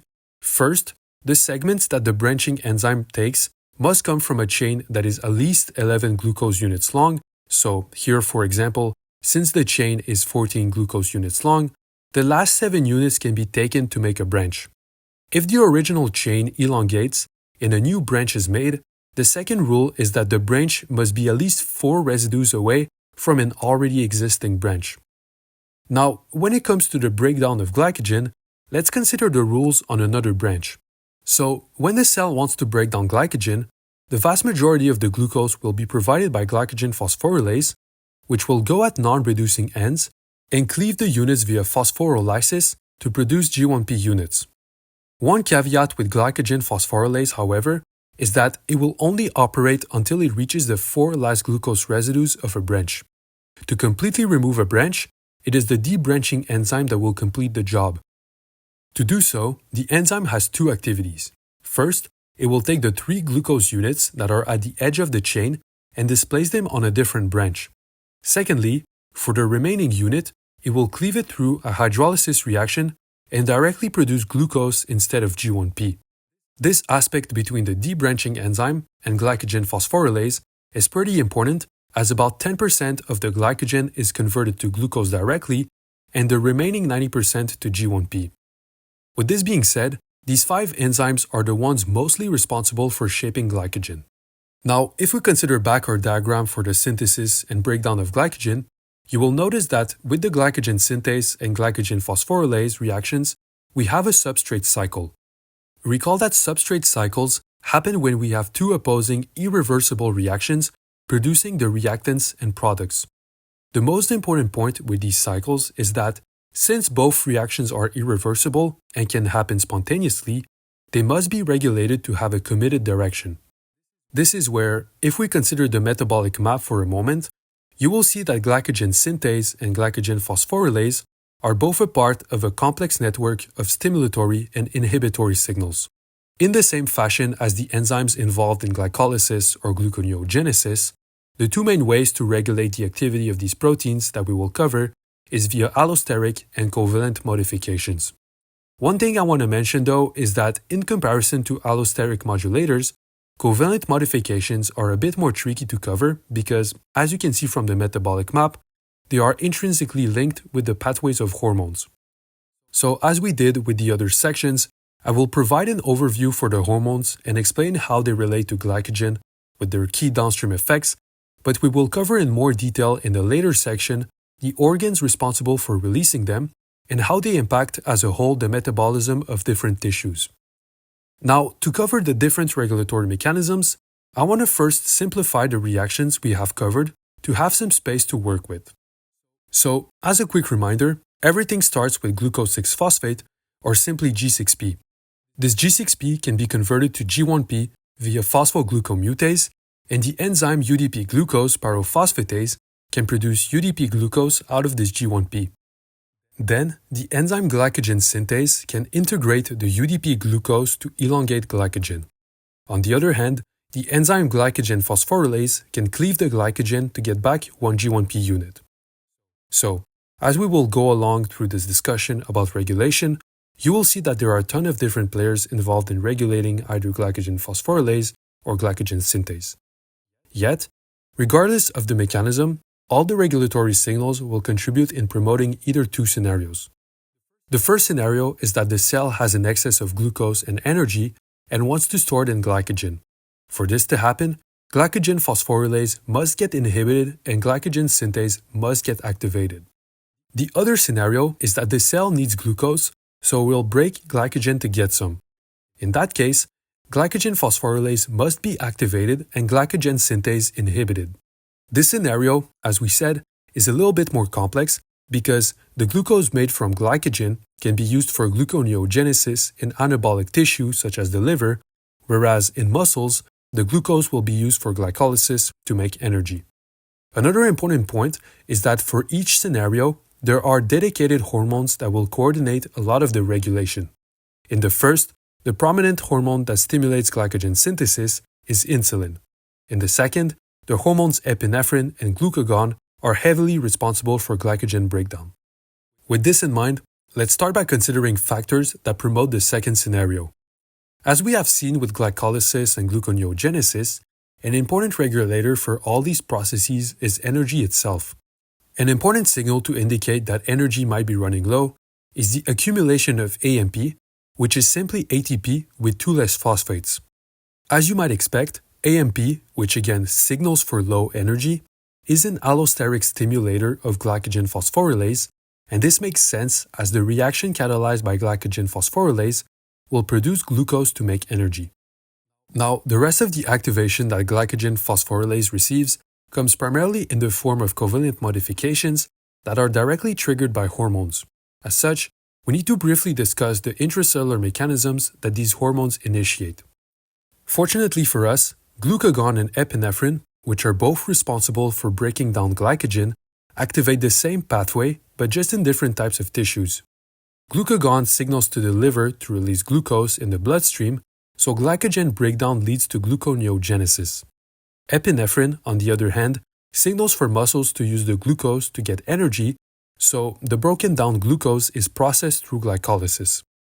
For these two hormones, the pathway in question is the metabotropic GS pathway, and it is activated by glucagon binding to its glucagon receptor, or epinephrine binding to its beta-adrenergic receptor. If you need a more in-depth explanation on this pathway, you can consider this video that I've made on the subject, but what is important for us with respect to this is that the binding of either glucagon or epinephrine causes the downstream activation of protein kinase A, or simply pKa. By itself, pKa is a very important protein that has a ton of different targets inside cells, but in terms of glycogen, pKa phosphorylates and activates a kinase by the name of phosphorylase kinase. When active, phosphorylase kinase also activates glycogen phosphorylase by phosphorylating it. Altogether, this promotes the breakdown of glycogen. In addition to that, pKa and phosphorylase kinase also phosphorylate glycogen synthase, but in this case, instead of getting stimulated, this causes its inhibition. This is our first example of a dual effect in this pathway, and it is a very important mechanism to ensure that cells completely commit to a given pathway. Now, in addition to phosphorylase kinase and pKa, there are also two other kinases that are responsible for inhibiting glycogen synthase, namely glycogen synthase kinase 3 beta and protein kinase C. We will see shortly how glycogen synthase kinase 3 further connects to this pathway, but in terms of PKC, this is a kinase that is also triggered by epinephrine. However, it is not triggered by the beta-adrenergic receptor, but rather the alpha-adrenergic receptor, and thus activates the metabotropic GQ pathway. Again, if you want more information on this, you can consult this video where I discuss the GQ mechanism in more detail. An important detail to note with this pathway is that it leads to a rise in intracellular calcium, and calcium is a very important stimulator of phosphorylase kinase, which again emphasizes the commitment to glycogen breakdown. Another reason why calcium is relevant to point out is because muscle contractions also cause the increase in calcium, and this makes sense as muscles need energy to contract, so having calcium stimulate phosphorylase kinase will contribute in getting more glucose to supply the energy via glycolysis. In terms of the first scenario, these are the main signals that contribute to breaking down glycogen. As you can see, although there are different mechanisms at play, all the regulators that contribute to glycogen breakdown stimulate glycogen phosphorylase and inhibit glycogen synthase.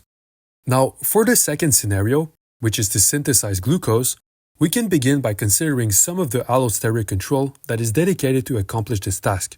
Here again, energy plays an important role as ATP inhibits glycogen phosphorylase. Given the AMP activation, it should be intuitive why high levels of ATP promote glycogen synthesis by inhibiting glycogen phosphorylase. In addition to energy, glycogen synthesis is also promoted by high levels of glucose and G6P. In the liver, high amounts of glucose contribute to inhibiting glycogen phosphorylase. For G6P, high levels of it have a dual effect of inhibiting glycogen phosphorylase and stimulating glycogen synthase. This allosteric regulation should also be intuitive because if high amounts of glucose and G6P accumulate, then it likely means that energy is plentiful and there is no need for glycolysis, so the extra glucose and G6P should be stored into glycogen. Now, when it comes to the covalent regulation of glycogen synthesis, the main actor that contributes to promoting the synthesis is phosphoprotein phosphatase 1, or simply PP1. To avoid any confusion on how this protein operates with the rest of the pathway, I want to briefly discuss the difference between a kinase and a phosphatase. Very simply, kinases are proteins that use ATP to phosphorylate other proteins on their serine, threonine, or tyrosine residues. Phosphatases, on the other hand, are proteins that remove this phosphorylation and make the proteins go back to their dephosphorylated state.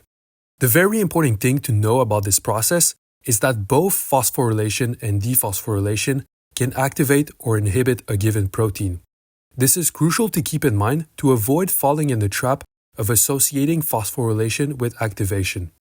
As such, when we consider the diagram again, phosphorylation of glycogen phosphorylase stimulates it, but phosphorylation of glycogen synthase inhibits it.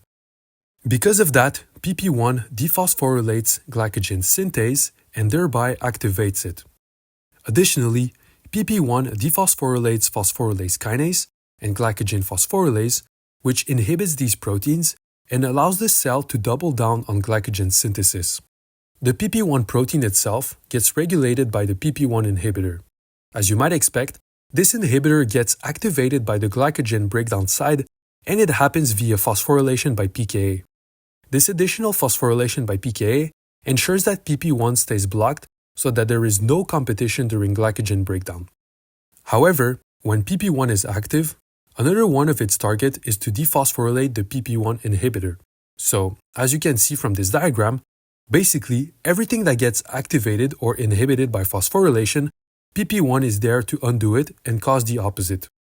In terms of hormonal regulation for glycogen synthesis, as we said, the main hormone responsible for that is insulin. With respect to metabolism, insulin is a very important signal to remove glucose from the blood, and one good way to go about it is to promote cells to store glucose as much as possible so they can intake more and remove it from the bloodstream. The intracellular pathway that insulin triggers is quite different from glucagon and epinephrine, as insulin activates a tyrosine kinase receptor and not a G-protein coupled receptor. In the cell, insulin has many effects, but the two notable actions from this pathway that are relevant for us are that insulin inhibits glycogen synthase kinase 3 and stimulates PP1. Altogether, these actions promote the dephosphorylation of glycogen synthase and the synthesis of glycogen. A final detail that I want to add to this diagram is that when G6P stimulates glycogen synthase, it does so by facilitating its dephosphorylation. So, in all, you can see that the regulation of glycogen is pretty complex and involves many actors. If you keep in mind that all these signals contribute to either two scenarios, I think that may help getting better intuition on this process. One limitation, unfortunately, with the way this diagram is set up is that the stimulation and inhibition arrows do not differentiate on the mechanism of regulation. What I mean by that is that, for example, AMP and phosphorylase kinase both have green arrows pointing at glycogen phosphorylase, but the two regulators use different mechanisms to do so. One is an allosteric control and the other is a covalent control. Because of that, it's important to understand the meaning of the names, for example kinase and phosphatase, to be able to deduce their mechanism. With this being said, this concludes our discussion on glycogen metabolism and overall discussion on carbohydrate metabolism. In it, we covered glycolysis, gluconeogenesis, homolactic fermentation, glycogen synthesis and breakdown, as well as the regulation of all these processes. Also, you can see on the left the extent of the metabolic map that we covered with these topics. When we consider the regulatory mechanisms of each of these pathways, you will notice that hormones are involved in all the regulatory steps. So, just as a quick note for later, when we will discuss hormones in more detail and their integration in the human body, we will revisit these regulatory steps to really understand how these pathways all work together. Alright, with this section on carbohydrates now covered, I want to consider how energy is produced in the mitochondria. To do so, I want to briefly recap what we've covered in our metabolic map thus far, as the section we are about to begin picks up right where we left. So, everything started with glucose, and depending on the needs of the cell, we saw that glucose can be used in both anabolic and catabolic reactions. If there is a need for energy, glucose can undergo glycolysis and be degraded into two molecules of pyruvate. This process allowed to generate 2 ATPs and 2 NADH molecules per glucose. Importantly, with glycolysis, it requires a fresh supply of NAD+ to keep the pathway going, so to replenish the supply, we covered homolactic fermentation, which takes pyruvate and converts it to lactate to get back some NAD+. Besides glucose, other common 6-carbon sugars such as fructose, galactose, and mannose were able to get integrated into glycolysis to make some energy. On the anabolic side of things, we covered gluconeogenesis, which is a pathway that requires an input of energy and a starting material like pyruvate to reform some glucose. In the body, we mentioned a couple of times that this pathway is only performed by anabolic tissue, such as the liver, to provide glucose for the rest of the body. Nonetheless, when glucose is plentiful in cells, it can be stored in a large molecule called glycogen, which essentially is a tree of glucose molecules. If ever the cell needs some glucose back, it can break down the glycogen to obtain some. As a whole, this summarizes what we've seen in the last section. Now, although the 2 ATPs produced by glycolysis can supply the energy demand for some types of cells in the body, it turns out that the amount of energy produced from one molecule of glucose can be greatly increased in the mitochondrion, and that is super important to consider for tissues that demand a lot of energy. So, to establish some terminology and intuition on the section we are about to cover, I want to consider a small overview of the pathways we will see. For the moment, all the reactions that we have covered occurred in the cytosol. With respect to glucose, the entry point in the mitochondrion begins with pyruvate, which can be imported into the organelle by a specific transporter. Inside the mitochondrion, the two molecules of pyruvate get converted to two molecules of acetyl-CoA, and this produces one CO2 and one NADH per pyruvate. So, from the perspective of glucose, 2 CO2 and 2 NADH. This newly made acetyl-CoA can then be further degraded in the pathway called the citric acid cycle. As its name implies, the citric acid cycle is a cycle, and one complete turn of this pathway is fueled by one acetyl-CoA. Each turn produces 3 NADH, 1 FADH2, 2 CO2, and 1 molecule of GTP. So again, if we consider the perspective of glucose, all those values will be doubled for 2 acetyl-CoAs. To understand what happens next, I want to mention that as of yet, all the energy that we have produced from glucose, mostly from glycolysis, came directly as the result of a reaction. However, this is not how energy is produced in the mitochondrion. Instead, this organelle is equipped with very specific machinery that is able to synthesize ATP. This machinery is divided in two parts. The first is called the electron transport chain, and the second is called ATP synthase. Both of these components are located on the inner membrane of the mitochondrion and work together to make ATP.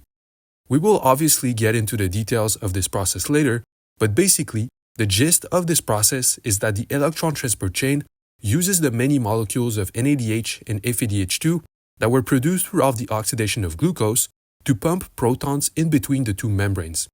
Then, these protons dissipate back into the mitochondrion and fuel ATP synthase to produce ATP from ADP and phosphate. In general, although the values can change for reasons that we will discuss later, one molecule of glucose through this process is able to generate about 28 molecules of ATP, and when we combine it with the citric acid cycle and glycolysis, one molecule of glucose produces 32 ATPs. An important element of this entire process is that for the electron transport chain to function properly, it requires the presence of oxygen. Because of this dependence on oxygen to make energy, this process of producing ATP, which is also known as oxidative phosphorylation, is referred to as an aerobic process. Recall that in our discussion about glucose, homolactic fermentation was considered an anaerobic way to make energy since it did not require oxygen. A very common example of a tissue that alternates between these two methods of energy production is the muscle.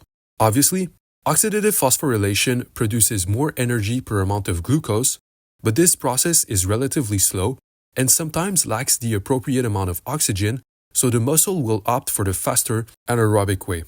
Now, before we jump into the different reactions of these pathways inside the mitochondria, I want to add a few comments on the citric acid cycle. As you can see, with respect to energy making, the purpose of this cycle is to produce many molecules of NADH and FADH2, and those are the molecules that contribute the most to energy production. However, a common mistake that people make, which I did as well, is to view the citric acid cycle as a catabolic pathway or in other words, a continuation of glycolysis. I believe this mostly occurs because the cycle is typically taught right after glycolysis, so it kind of gives the impression that it's just a continuation, but the citric acid cycle is much more than that. Beyond being able to degrade glucose, the citric acid cycle is also a place where other macronutrients, such as fatty acids and amino acids, can get degraded to make energy. This is because the degradation products of all these nutrients end up producing either acetyl-CoA or pyruvate.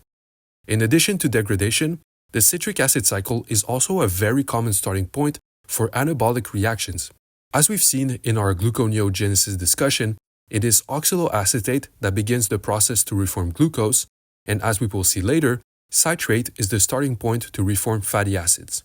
So, the main takeaway that I want you to get from this is that although we will cover how the citric acid cycle contributes to energy making, do not make the mistake to see it as a continuation of glycolysis. You should see this cycle as a launchpad for many other pathways, both catabolic and anabolic, and involving many different nutrients, including glucose, fatty acids, and amino acids. Alright, With this overview now complete, we are ready to discuss the conversion of pyruvate to acetyl-CoA and how the acetyl-CoA is processed in the citric acid cycle. While covering these reactions, we will also consider the regulation surrounding these pathways. So, to begin our discussion, I want to pick up right where we left with pyruvate made after glycolysis and see how it gets converted to acetyl-CoA in the mitochondrion. The first step for this to happen is to transport the pyruvate into the mitochondrion. As you can see, the mitochondrion has two membranes, an outer and inner membrane, which creates an intermembrane space between them. To cross the outer membrane, pyruvate first goes through the voltage-dependent anion channel, or simply VDAC. This ion channel has a large pore and is relatively nonspecific, and as such, it basically acts as a hole in the mitochondria. Now, to cross the inner membrane, pyruvate goes through the mitochondrial pyruvate carrier along with the hydrogen ion. When the pyruvate is in, this is where it can get converted to acetyl-CoA in a pretty elaborate reaction sequence catalyzed by the pyruvate dehydrogenase complex, or simply PDC. When it comes to the enzymes that we'll cover in this video, the PDC is definitely one of the most interesting ones as it operates as a multi-enzyme complex. If we take a look at the cryo-electron microscopy reconstruction of the PDC in E. coli bacteria, you can see its multiple subunits all covalently bound together. There are three types of subunits that can be found in this protein, E1, E2, and E3, and there are multiple copies of each that together make up the PDC. The reason why cells evolved to have the PDC be a multi-enzyme complex over having E1, E2, and E3 be separate proteins has everything to do with efficiency. We won't go into the details in our discussion, but the idea is that having all the subunits bunched up together reduces the side reactions and drastically increases the chances that the successive steps happen efficiently. Now, as I said, the image here is of a bacterial protein, but it turns out that the human version of the PDC is even more complicated than that one. Nonetheless, the reactions that the human PDC catalyzes are very similar and still end up converting pyruvate to acetyl-CoA. Before we start going over the reactions, I want to quickly point out that since glycolysis produces two molecules of pyruvate, all of these reactions that we will cover will be doubled, such that at the end we can get the full yield for one glucose. So, if we start with E1, which is also called pyruvate dehydrogenase, this subunit performs the rate-limiting step of this pathway and replaces the CO2 group of pyruvate by thiamine pyrophosphate. As you can see, thiamine pyrophosphate, or simply TPP, is a pretty large molecule and is attached to the E1 subunit. To make things less crowded for us, we can simply consider TPP instead of the entire molecule, but keep in mind that the remainder of the pyruvate is still attached to E1. You will notice also that in the process of this first reaction, the remains accept a hydrogen ion and thus produce an alcohol. This is why the remains are referred to as an hydroxyethyl group. Now, after the formation of this hydroxyethyl TPP, it is transferred onto E2, also called dihydrolipoyl transacetylase. Much like E1 that is associated with TPP, E2 is associated with a lipoamide molecule on which the hydroxyl ethyl group is transferred. This transfer frees the TPP molecule and allows it to accept more pyruvate back at the first reaction. Here again, for convenience, we'll simply consider the portion of the lipoamide that binds to our pyruvate remains, and you will notice that in this reaction, the double bond on the oxygen reforms. After the transfer on lipoamide, E2 also catalyzes the production of acetyl-CoA by transferring the pyruvate remains onto coenzyme A. When we consider the structure of acetyl-CoA, you can see that it is a big molecule, and for that reason, it is usually abbreviated to the first bond and CoA. In terms of coenzyme A's function, the first bond highlighted in red holds a lot of energy, and because of that, it allows CoA to act as a carrier molecule and facilitate the transfer of what it's bound to. You will see shortly that the first reaction of the citric acid cycle is made possible because the cleavage of CoA generates the necessary energy to supply the reaction. Now, although we have fully converted pyruvate to acetyl-CoA, you will notice that the lipoamide before and after the third reaction is not the same, as there are two extra hydrogens attached to it after the CoA exchange. More specifically, we say that the lipoamide prior to receiving the hydroxyethyl TPP is in an oxidized state, and when it has the two hydrogens, it is in a reduced state.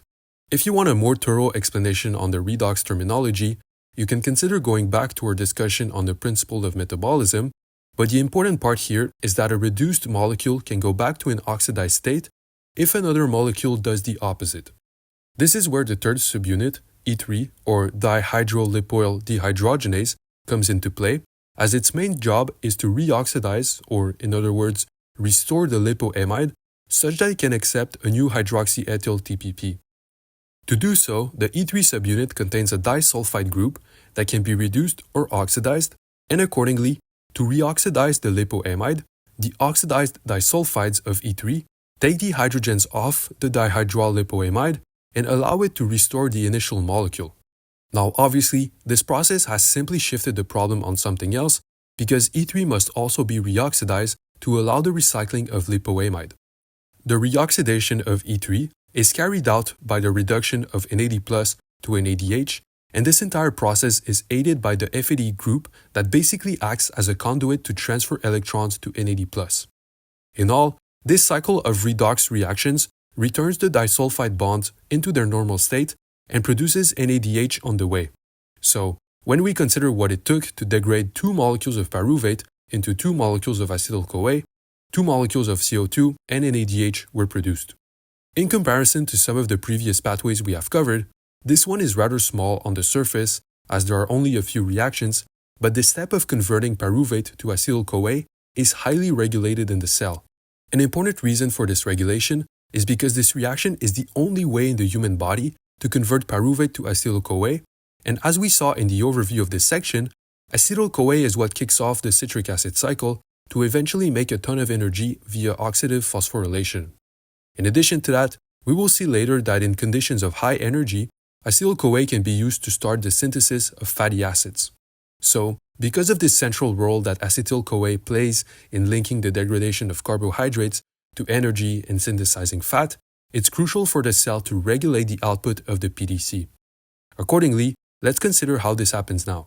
In a similar fashion to the other pathways we have covered, the PDC gets regulated by a mix of allosteric and covalent mechanisms. Recall that allosteric mechanisms happens when substrates bind to a given enzyme and alter its activity, and covalent mechanisms are reversible changes made on the enzyme that also impact how it functions. If we first consider the allosteric control, the PDC gets regulated by the feedback inhibition of NADH and acetyl-CoA. When they accumulate, NADH competes with NAD+ and ends up inhibiting E3, whereas accumulation of acetyl-CoA competes with CoA and ends up inhibiting E2. Although the two substrates inhibit different subunits, both regulation mechanisms follow the same logic. Indeed, high levels of NADH and acetyl-CoA are both indicators of energy surplus since they are both used to generate energy. As such, when they accumulate, it makes sense that they contribute to shutting down the PDC because they signal that there is enough energy in the cell and the pyruvate should not be wasted away to make acetyl-CoA. Now, the rest of the regulation happens at the level of the first reaction, which, as I pointed out, is the only irreversible reaction of this pathway. If you recall what we mentioned on substrate cycles, steps that are irreversible are great points of regulation because they control the rate at which the pathway flows. In the case of this reaction catalyzed by E1, the reaction is irreversible because when TPP swaps out the CO2 diffuses out the mitochondria, and that renders the reversible reaction impossible to happen. Because of that, E1 mediates the rate-limiting step of this pathway. The main mechanism to regulate this reaction is through phosphorylation and dephosphorylation performed by the pyruvate dehydrogenase kinase and the pyruvate dehydrogenase phosphatase respectively. As a quick reminder of kinases and phosphatases, the two are a class of enzymes that mediate covalent modifications. Kinases phosphorylate substrates, and phosphatases remove the phosphate group. The important thing to keep in mind with these proteins is that a phosphorylation and a dephosphorylation can both inhibit or stimulate a protein. Everything depends on the context. Here, the phosphorylation mediated by the pyruvate dehydrogenase kinase on E1 inhibits the enzyme.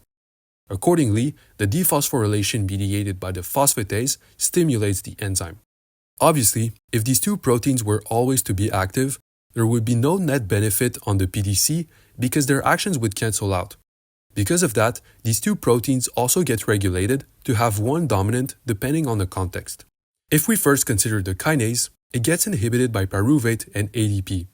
This should make sense because if pyruvate accumulates, then it means that a lot of glucose was processed and the cell wants energy.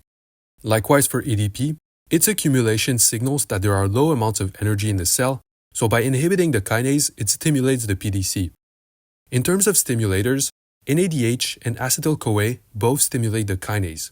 As I said, these two substrates are signals of high levels of energy when they accumulate, so it makes sense that they would promote the inhibition of E1 in addition to already having effects on E2 and E3.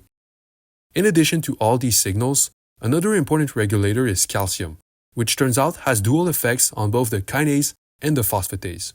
Indeed, calcium is known to inhibit the pyruvate dehydrogenase kinase and activate the phosphatase.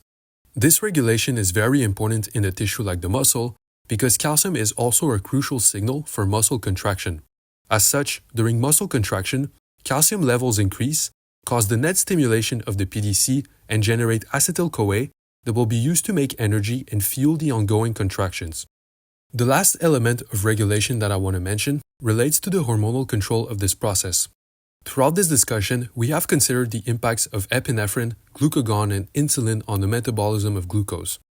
It turns out that epinephrine and glucagon have no direct impacts on this pathway, but insulin does.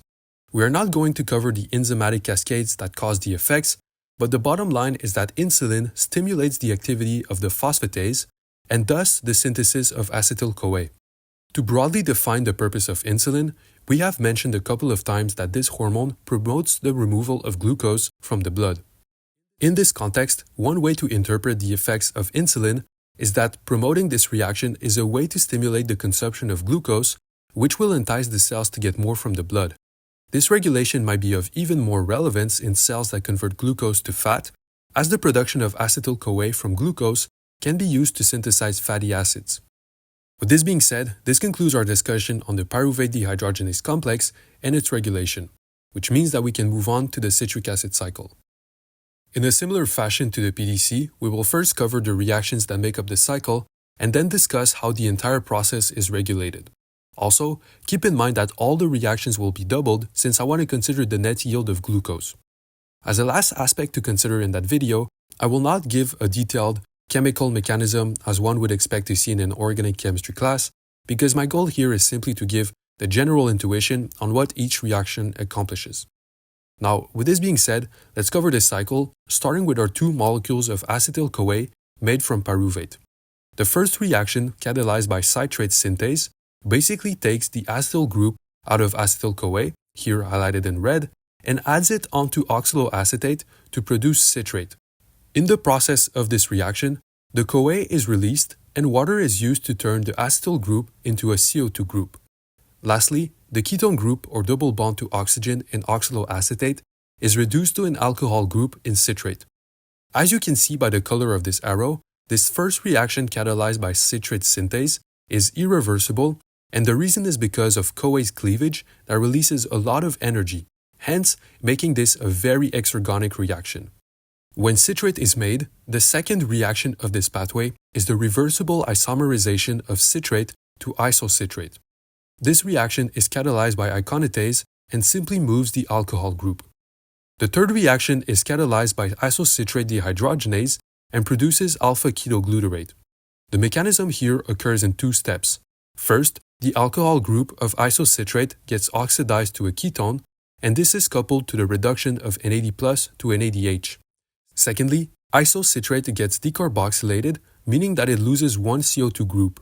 Here again, we have an irreversible reaction, and this will be important to consider when discussing the regulation. After alpha-ketoglutarate is produced, the enzyme alpha-ketoglutarate dehydrogenase catalyzes the production of succinyl-CoA. This reaction requires NAD+ and CoA and produces a CO2 group along with succinyl-CoA. You will notice that this reaction is very similar to what we just covered with the pyruvate dehydrogenase complex. Well, it turns out that alpha-ketoglutarate dehydrogenase is basically the same enzyme as the PDC and is also composed out of many E1, E2, and E3 subunits. The reaction mechanism that the two different proteins catalyze are virtually identical, so you can expect that the CO2 produced comes from the group removed to include the CoA, and the NADH produced comes from the reoxidation of the E2 subunit. Just like acetyl-CoA, which bared a lot of energy in the bond between the acetyl group and the CoA, succinyl-CoA holds a lot of energy as well. This energy that the succinyl group has in its bond with CoA is harnessed in the following reaction catalyzed by succinyl-CoA synthetase and produces succinate along with some GTP. Energy-wise, GTP is equivalent to ATP, and as you might recall, the formation of ATP or GTP in this instance is an endergonic process, thus requiring an input of energy. Now, the succinate that is produced can be further oxidized to fumarate in a reaction mediated by succinate dehydrogenase. For this oxidation to happen, the molecule FAD, which is bound to succinate dehydrogenase, gets reduced to FADH2. You might be wondering why NAD+ and NADH were not used for this redox reaction, and that is because typically NAD+ and NADH are used for alcohols and ketones as you saw in previous reactions, whereas FAD and FADH2 are generally used in redox reactions involving carbons such as here. In the next reaction, fumarate gets hydrated to produce malate. This reaction is mediated by fumarase and basically removes the double bond between the carbons to add an alcohol group. Finally, malate can get converted back to oxaloacetate by malate dehydrogenase. This reaction uses the reduction of NAD+ to NADH to oxidize the alcohol and complete the cycle. When we take everything into account, 2 turns of the citric acid cycle, fueled by 2 acetyl-CoAs, produce 6 NADH, 2 FADH2, 4 CO2, and 2 GTPs. With this in mind, we can now consider the regulation of this entire cycle. Contrary to the regulation of some of the previous pathways that we have covered, the regulation of the citric acid cycle is a little less complex in its mechanisms, as most of the regulation comes in the form of allosteric modifications. As it is conceptualized right now, there are no direct effects of hormonal control on the cycle, and as such, we will not discuss any covalent modifications. However, a given with all these pathways that we covered is that the regulation happens at the irreversible steps, and here again, citrate synthase, isocitrate dehydrogenase, and alpha-ketoglutarate dehydrogenase are the key enzymes that get regulated. The logic for most mechanisms here resembles a lot what we just previously covered with the PDC. Given that the products of the cycle are directly linked with energy production, states of low and high energy will dictate where the cycle goes. If we first consider a high energy state, in which ATP is high and consequently NADH accumulates, it turns out that the main regulator of the entire cycle is NADH, as its accumulation inhibits all 3 key enzymes. In a low energy state, such as one where ATP stores are depleted and thus ADP is high, the accumulation of ADP contributes in the stimulation of citrate synthase and isocitrate dehydrogenase. This influence of energy indicators is very reminiscent of what happened in the PDC, as NADH and ADP were both regulators there as well. A third common regulator in the citric acid cycle is calcium, which stimulates the activity of both isocitrate dehydrogenase and alpha-ketoglutarate dehydrogenase. Here again, this regulation is particularly important for muscles because calcium levels rise during muscle contraction, which are periods that require an important energy input. As such, stimulating the cycle to produce more NADH will allow to get the fuel that the muscles need to work. Finally, in addition to all these regulators, the substrates of the pathway are also important controls. Namely, citrate is known to inhibit citrate synthase when it accumulates, and succinyl-CoA is known to inhibit both citrate synthase and alpha-ketoglutarate dehydrogenase. In the case of citrate synthase, succinyl-CoA competes with acetyl-CoA and thus inhibits the first reaction when it accumulates. When we consider both the regulation of the PDC and the citric acid cycle, hopefully you can see that although they use different mechanisms, the regulation follows the same principle and works together to manage the energetic needs of the cell. If the energy is high, then both pathways will be shut down because energy is not needed, but if energy is low, then both pathways will be stimulated. Now, before we move on to the electron transport chain, I want to discuss some terminology and a couple of reactions that are important to consider with respect to the citric acid cycle. To do so, let's consider back the metabolic skeleton from glucose to the citric acid cycle. If you recall some of my comments at the beginning of this section, I mentioned that although the citric acid cycle produces substrates that are important to generate energy, the cycle is both anabolic and catabolic. The correct terminology to define this is to say that it is amphibolic. In addition to this terminology, if we consider the citric acid cycle as a launching pad for all the nutrients, reactions that use substrates of the citric acid cycle to typically build nutrients are called cataplerotic reactions. On the other hand, reactions that replenish the substrates of the cycle are called anaplerotic.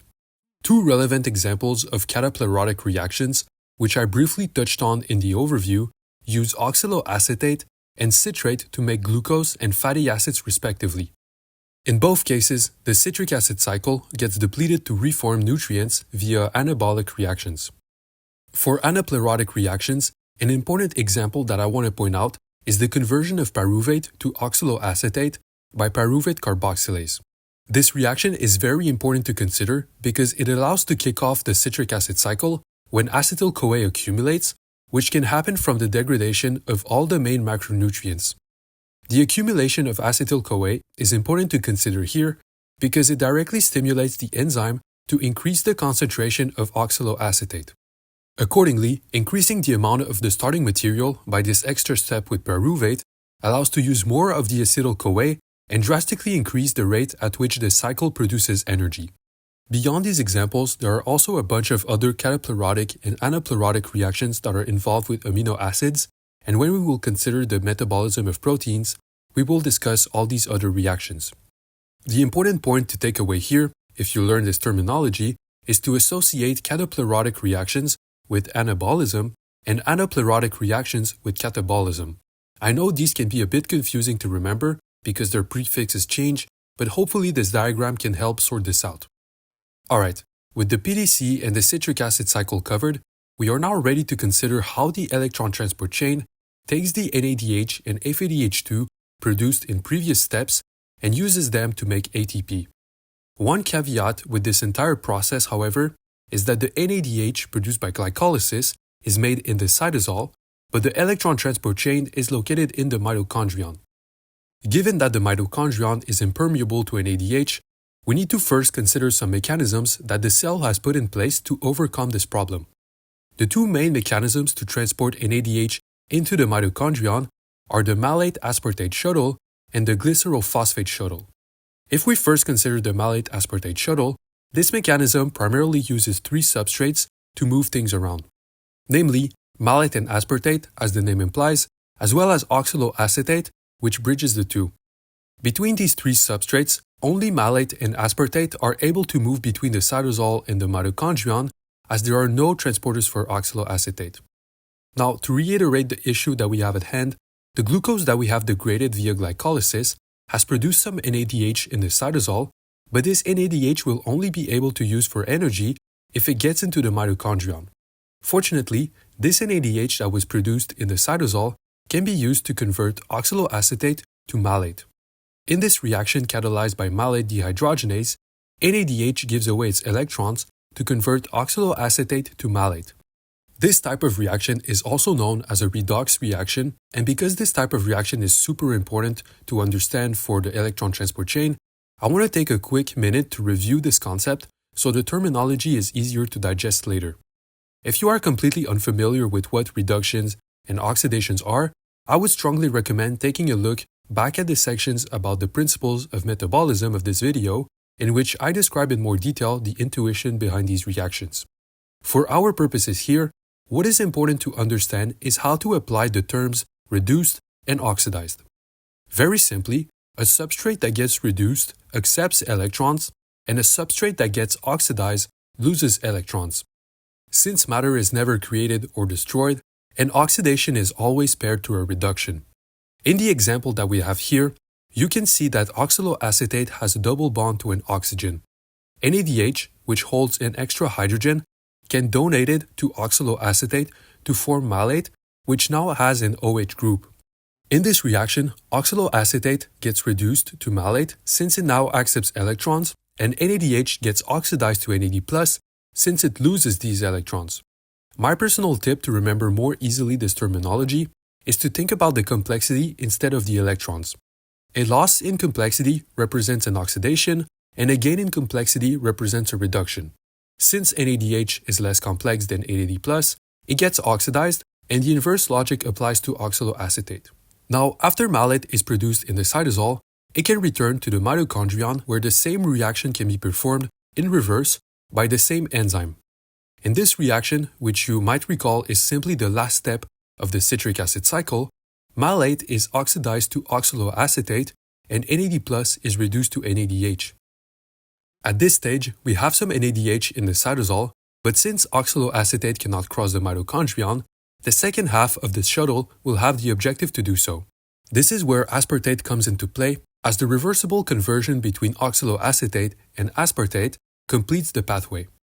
You will notice that in the structures of oxaloacetate and aspartate, the sole difference between the two happens at one unit of the molecule, where oxaloacetate has a double bond to an oxygen highlighted in blue, and aspartate has an NH2 group highlighted in green.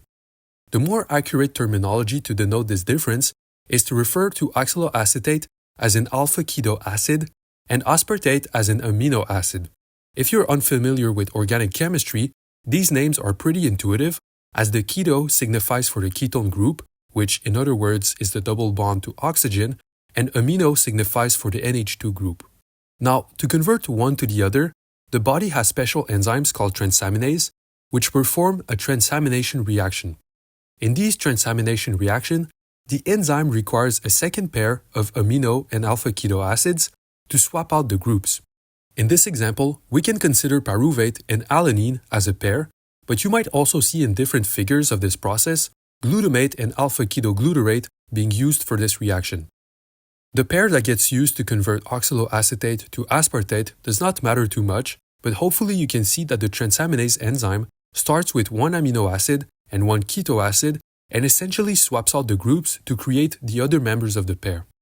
Obviously, to get oxaloacetate back in the cytosol, the opposite transamination reaction happens. For your information, this transamination reaction is an essential reaction to understand in the context of protein and amino acid metabolism. Accordingly, there are a few other details we could discuss, but they will be more relevant when we consider the metabolism in a separate video. As a final little comment on this pathway, in addition to transporting NADH in and out of the mitochondrion, the malate-aspartate shuttle is very important to transport oxaloacetate, as oxaloacetate in the cytosol is the starting point for gluconeogenesis, which is the pathway by which the cell reforms glucose. Now, when it comes to the glycerol phosphate shuttle, this mechanism is a little more straightforward to understand. One thing I want to point out about it, however, is that it is not illustrated in our metabolic map, so be mindful of that. In terms of this shuttle, there are two main substrates to consider: glycerol 3-phosphate and dehydroxyacetone phosphate, or simply DHAP. In a similar fashion to the malate-aspartate shuttle, this mechanism begins with the oxidation of NADH to NAD+, which is used by the glycerol phosphate dehydrogenase to convert DHAP to glycerol 3-phosphate. DHAP can then be regenerated by the membrane-bound flavoprotein dehydrogenase, which is located on the inner membrane of the mitochondria. In the process, the oxidation of G3P to DHAP reduces FAD to FADH2. The FADH2 produced here will then be passed on to the electron transport chain to make energy. This shuttle mechanism is obviously a little different from the malate-aspartate shuttle, as it does not directly bring NADH into the mitochondrion, but it successfully carries the electrons into the ETC, which we are now ready to talk about.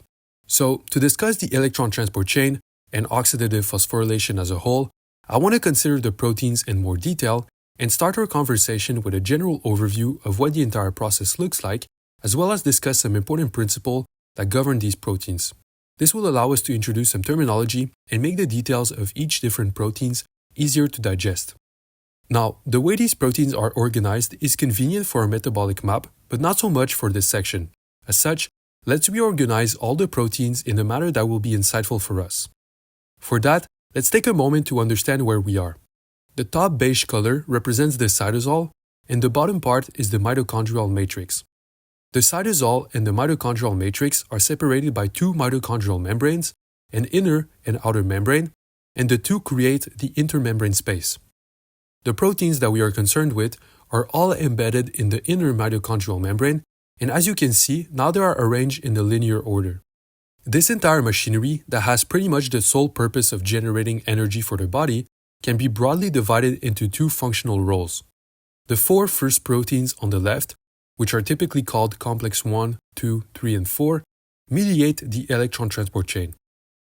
The last remaining protein, ATP synthase, and various transporters mediate oxidative phosphorylation. The electron transport chain and oxidative phosphorylation phases sequentially work together to make ATP, and everything begins with our NADH and FADH2 molecules that we have made during glycolysis, the Pyruvate dehydrogenase complex, and the citric acid cycle.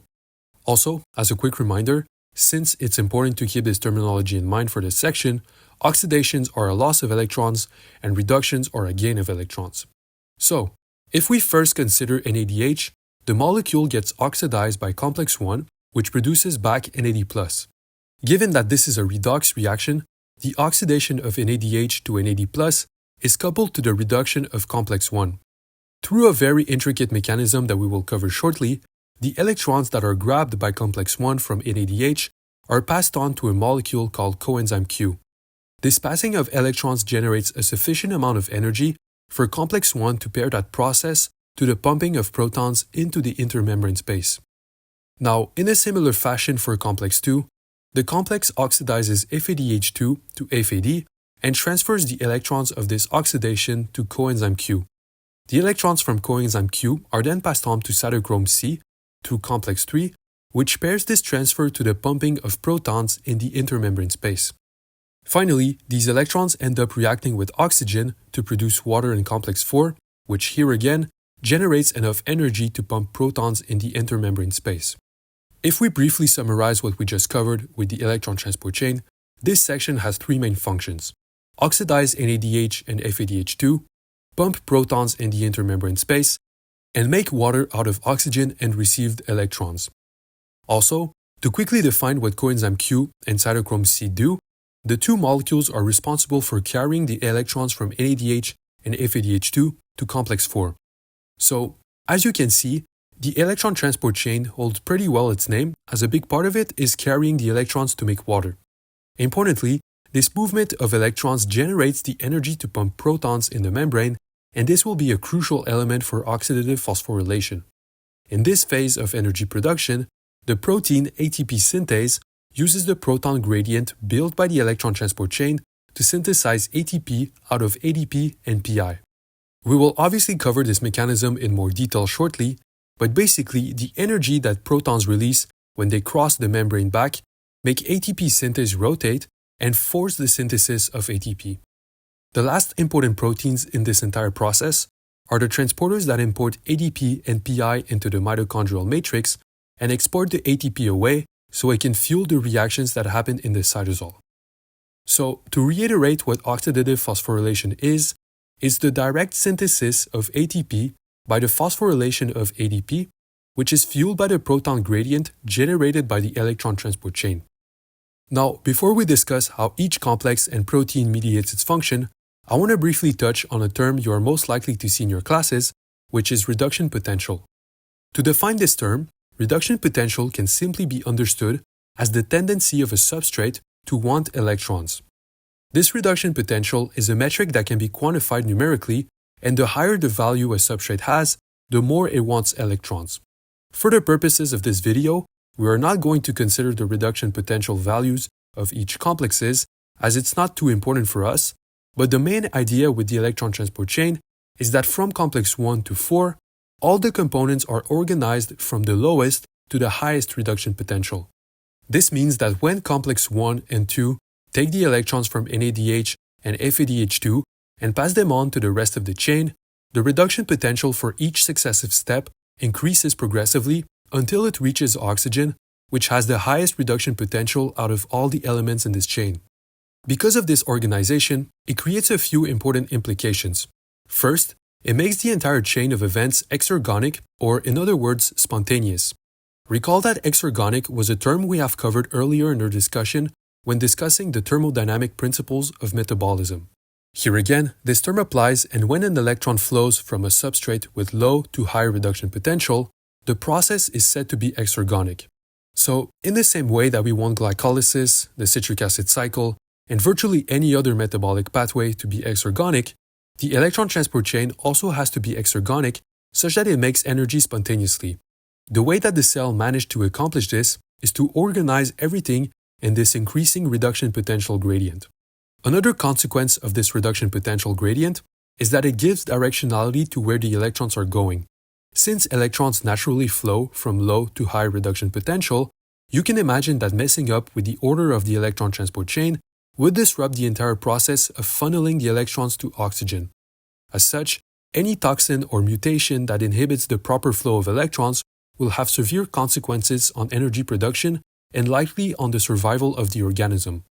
Lastly, as you can see in the definition of exergonic, a reaction that is said to be exergonic will release energy along the way, so with the electron transport chain being an exergonic process, this is how it can continuously push protons in the intermembrane space and create a gradient that is so important for oxidative phosphorylation.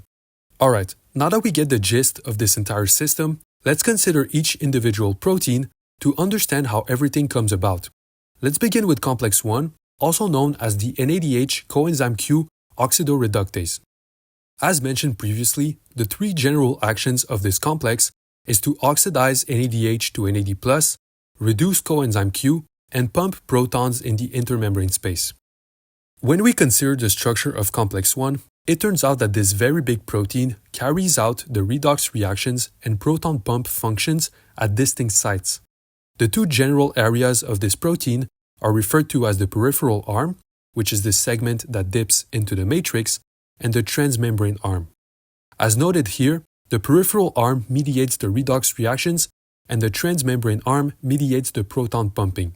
If we first consider how the peripheral arm operates, the important idea here is that when NADH gets oxidized to NAD+ and gives away its 2 electrons to complex 1, the electrons reach coenzyme Q by being sequentially transferred from prosthetic groups. Complex 1 has two main types of prosthetic groups, flavin mononucleotide, which is simply abbreviated to FMN, and iron-sulfur clusters. Each complex 1 has one FMN, and mammals have about 8 iron-sulfur clusters. In terms of how they function, both types of prosthetic groups have a chemical structure that allows to accept and donate electrons. If we consider the structure of FMN, this molecule can interchangeably be oxidized and reduced, which allows it to pass electrons along. As such, the peripheral arm is essentially just a chain of redox reactions, and as we've just seen, all these prosthetic groups are organized from lowest to highest reduction potential to ensure the electrons get passed along to coenzyme Q. When coenzyme Q receives the 2 electrons, it becomes CoQH2.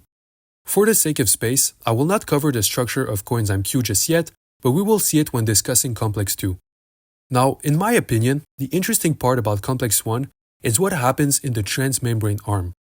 It turns out that the way the protons cross the membrane to reach the intermembrane space is through channels that are incorporated in the structure of complex 1.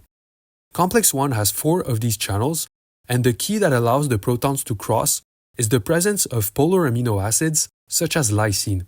If we consider the structure of lysine, a very important property of an amino acid of this type is that it can readily interconvert between its protonated and unprotonated form. As you can see here, lysine can either keep or let go of the hydrogen it has on the oxygen. More commonly, compounds that are able to do this are referred to as acids.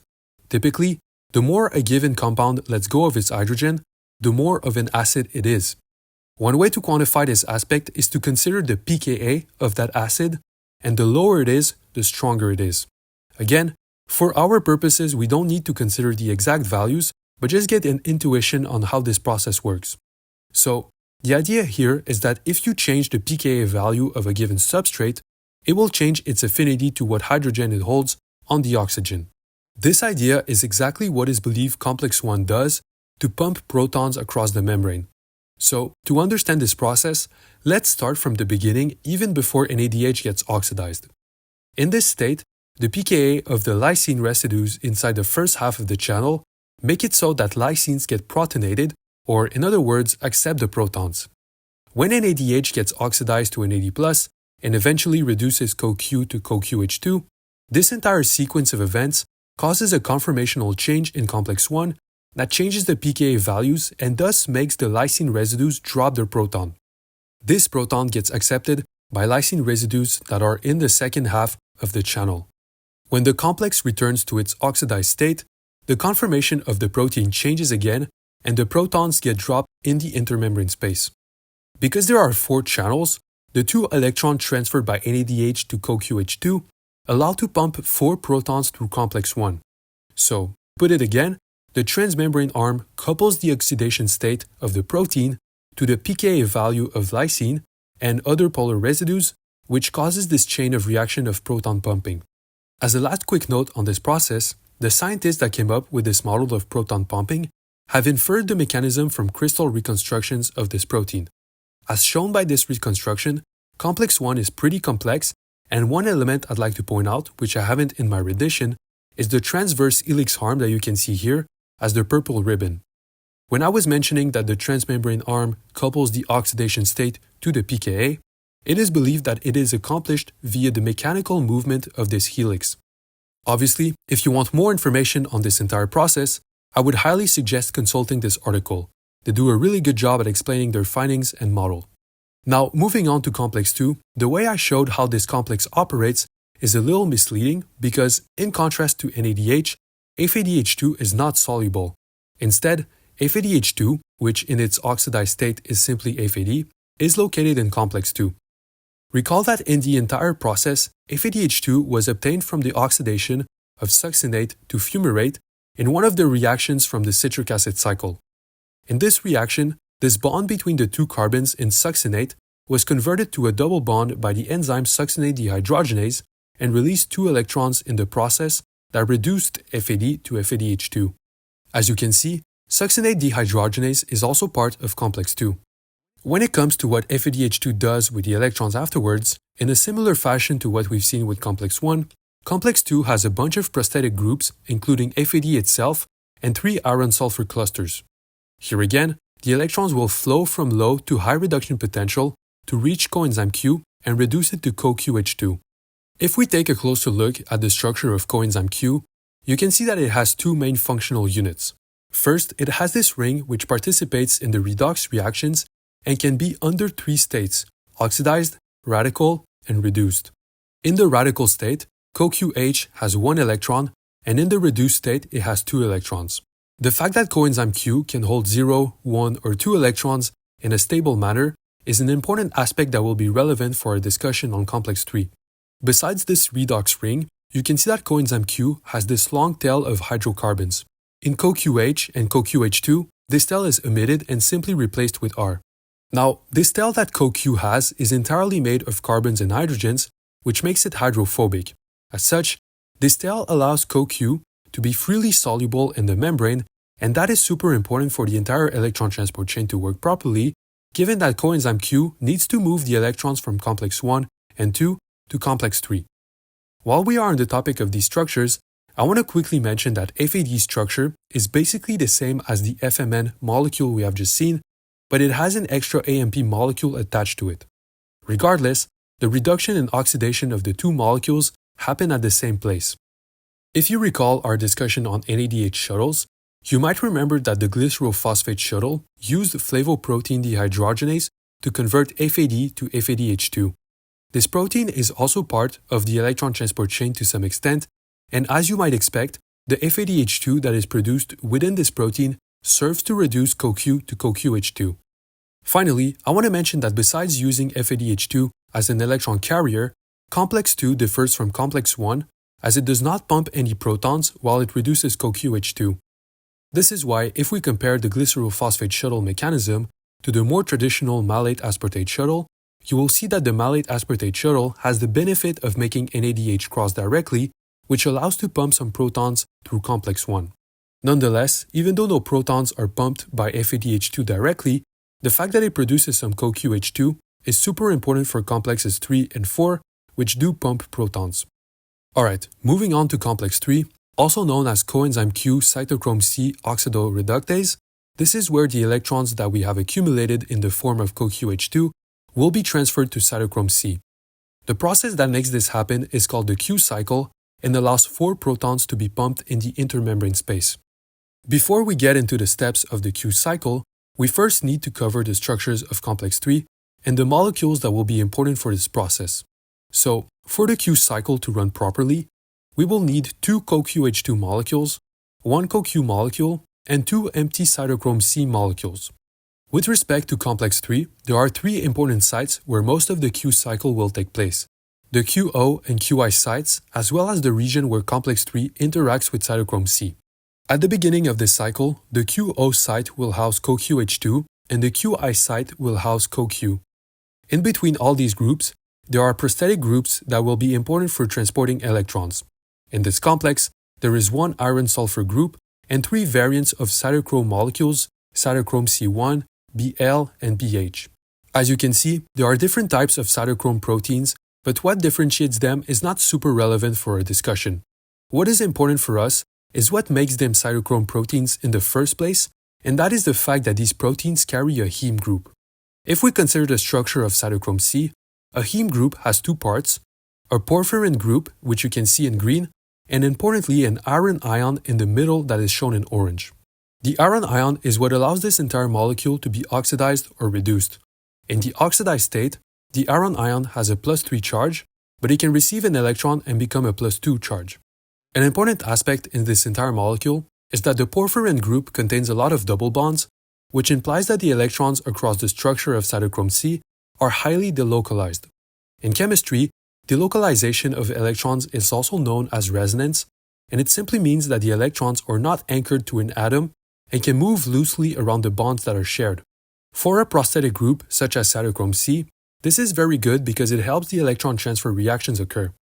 Although I pointed out this aspect here, if you go back and take a look at the structures of NADH, FMN, FADH2, and coenzyme Q, they all have rings with shared electrons, which facilitates all these electron transfer reactions. Now, in comparison to CoQ, cytochrome C can only hold 1 electron at a time, and this will be important to take into account during the Q cycle. Another important aspect about cytochrome C is that it is soluble in the intermembrane space. Finally, this leads me to mention that the illustration and animation that I will show of the Q cycle will be flawed because all the prosthetic groups and Q sites are located in the transmembrane region of the protein. This region corresponds to what's boxed in red on the screen. Since I want to make the dimensions of complex 3 be in line with what we've seen previously with complex 1 and 2, we'll have to consider this illustration instead of the more realistic view of the protein. Alright, now that we have all the necessary background knowledge to cover the Q cycle, let's consider the CoQH2 at the QO site.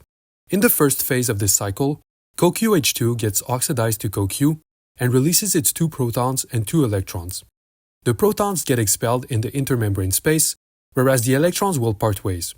One will go towards the intermembrane space, where it will serve to reduce cytochrome C, and the other will go towards the matrix to reduce CoQ and produce CoQH. After the first phase, we have now 1 CoQH molecule partially reduced at the QI site and 1 CoQ molecule fully oxidized at the QO site.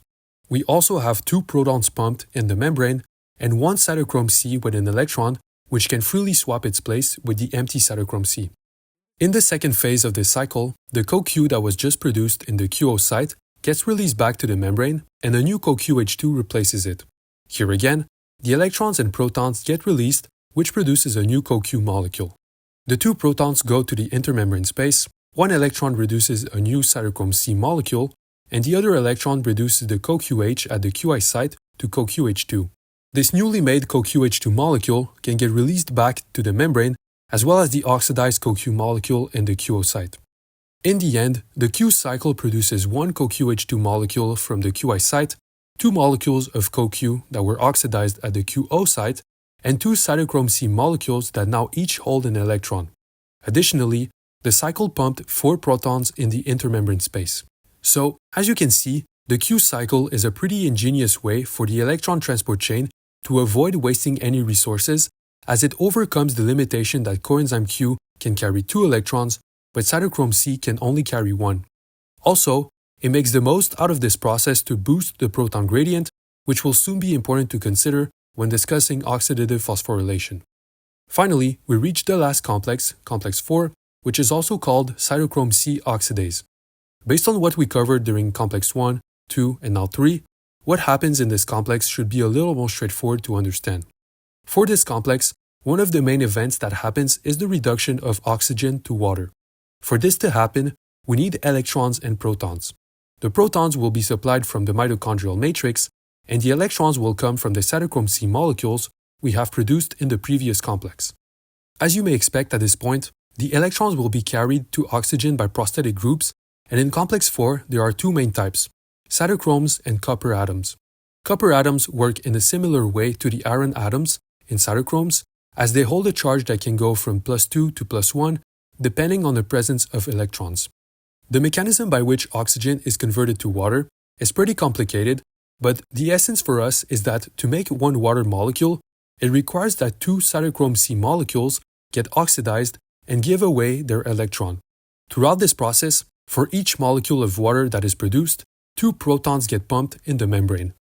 The mechanism of proton pumping is believed to occur through a channel, a little bit like complex 1, but the mechanics of how it happens are still unclear. You will notice that in addition to pumping protons, making water requires hydrogens, so this also contributes in creating a proton gradient. The final aspect that I want to mention about this complex is that you may see in different illustrations 4 protons reacting with 1 oxygen, making 2 water molecules. In this scenario, 4 cytochrome C molecules will be used and 4 protons will be pumped. What I previously shown is typically considered for figures because the Q cycle in complex 3 produces only 2 cytochrome C molecules, which fits better. In all, this concludes our detailed discussion on the electron transport chain. To quickly recap what we obtained in each complex, I want to make a diagram that illustrates the path of the electrons.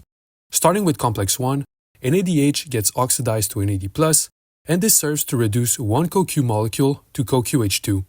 Additionally, complex 1 pumps 4 protons. In complex 2, FADH2 gets oxidized to FAD, and this also produces one molecule of CoQH2. No protons are pumped here. In complex 3, the 2 CoQH2 molecules get oxidized to CoQ, and in the process, one of their electrons reduces cytochrome C, and in the other serves to recycle one CoQH2 molecule. Each oxidized CoQH2 molecules pump 2 protons, and thus, the entire complex pumps 4 protons. In complex 4, the 2 cytochrome C molecules reduce oxygen to water and contribute to pumping 2 hydrogens in the intermembrane space. In total, the electron transport chain pumps 10 protons per water molecule made. One thing about this process that I haven't mentioned yet is that if we consider the formation of CoQH2 in complex 1 and 2, the reduction process also requires hydrogen ions in addition to electrons. As such, the protons that are released in the intermembrane space from complex 3 are basically the protons that complex 1 and 2 use to make CoQH2. Alright, back to this view of the entire process. Now that we know the function of the electron transport chain and how it operates to pump protons in the intermembrane space, let's take a look at the oxidative phosphorylation process in more detail. To do so, let's first consider the molecular architecture of ATP synthase, which is also known as complex 5. As a quick note for the remainder of this section, the model and illustration of ATP synthase that I will show is based on the bacterial version, but the human one works similarly, it just has a few additional proteins that play a role in stability. Now, broadly speaking, ATP synthase can be separated into 2 subunits, the F0 subunit and the F1 subunit. The F0 subunit is responsible for translocating protons across the membrane, and it is made out of 1 A subunit, 2 B subunits, and depending on the species, 8 to 15 C subunits. In this illustration, the many C subunits are not indicated, but we will see shortly how they distribute in this protein. As for the F1 subunit, it is responsible for synthesizing ATP, and it is made out of 3 alpha, 3 beta, 1 gamma, 1 delta, and 1 epsilon subunit. The gist of how this protein works is that the energy produced by the flow of protons from the intermembrane space to the matrix will release energy that will fuel ATP synthesis, which on the protein happens in the beta subunits. The mechanism that couples this proton flow to energy production starts at the A subunit, which can be considered to be the principal conduit for protons to leave. As we will see shortly, this flow causes the C subunit to rotate and consequently the gamma stalk that is attached to it. The beta subunits, which again catalyze the formation of ATP, can be in different conformations that will allow or not allow the synthesis to happen, and these conformations are decided by the position of the gamma subunit. In order for the rotation of the gamma stalk to have the proper effects on the beta subunits, the entire complex of beta and alpha subunits must stay fixed in place. This is accomplished by the help of the delta and the two B subunits. So, as you can see, in addition to the F0 and F1 perspective of this protein, we can also consider what parts are stationary and rotating, which in my opinion will be a little bit more helpful to get an intuition on how this complex operates. Now obviously, it's still normal if this process is still a bit obscure, we have plenty of more details to add to it. The first aspect about ATP synthase that I want to consider in more detail is how the dissipation of protons makes the parts of this protein rotate. As such, let's zoom in on the inner mitochondrial membrane to get a good view of the A and C subunits. Just to get orientated quickly, the membrane that is shown here represents the inner mitochondrial membrane, which separates the intermembrane space filled with protons from the mitochondrial matrix. In this illustration, you can see the multiple C subunits that form the rotatory C ring. Now, to understand the proposed mechanism of proton flow, we need to discuss some components inside the A and C subunits that make this system possible. First of all but one C subunit houses a proton. Within each C subunit, the protons are stabilized by the negatively charged amino acid aspartate. The one subunit that has no proton, which in this figure is colored in a darker shade of red, is stabilized by a positively charged arginine residue that is part of the A subunit. In addition to this residue, you will notice that the A subunit also has two channels that conduct a path from the intermembrane space to the matrix. Now, let's consider the path of one proton that crosses the membrane. The first step of this proton will be to cross the first channel, where it will meet the arginine and asparagine interaction. Given the negative charge of the aspartate, the proton will protonate this residue and effectively kick out the positive arginine. This arginine gets kicked out onto the next C subunit that has a proton, and because of the electrostatic forces, the collision between the two kicks the proton out into the matrix. After this happens, the C ring rotates and consequently makes the gamma subunit rotate.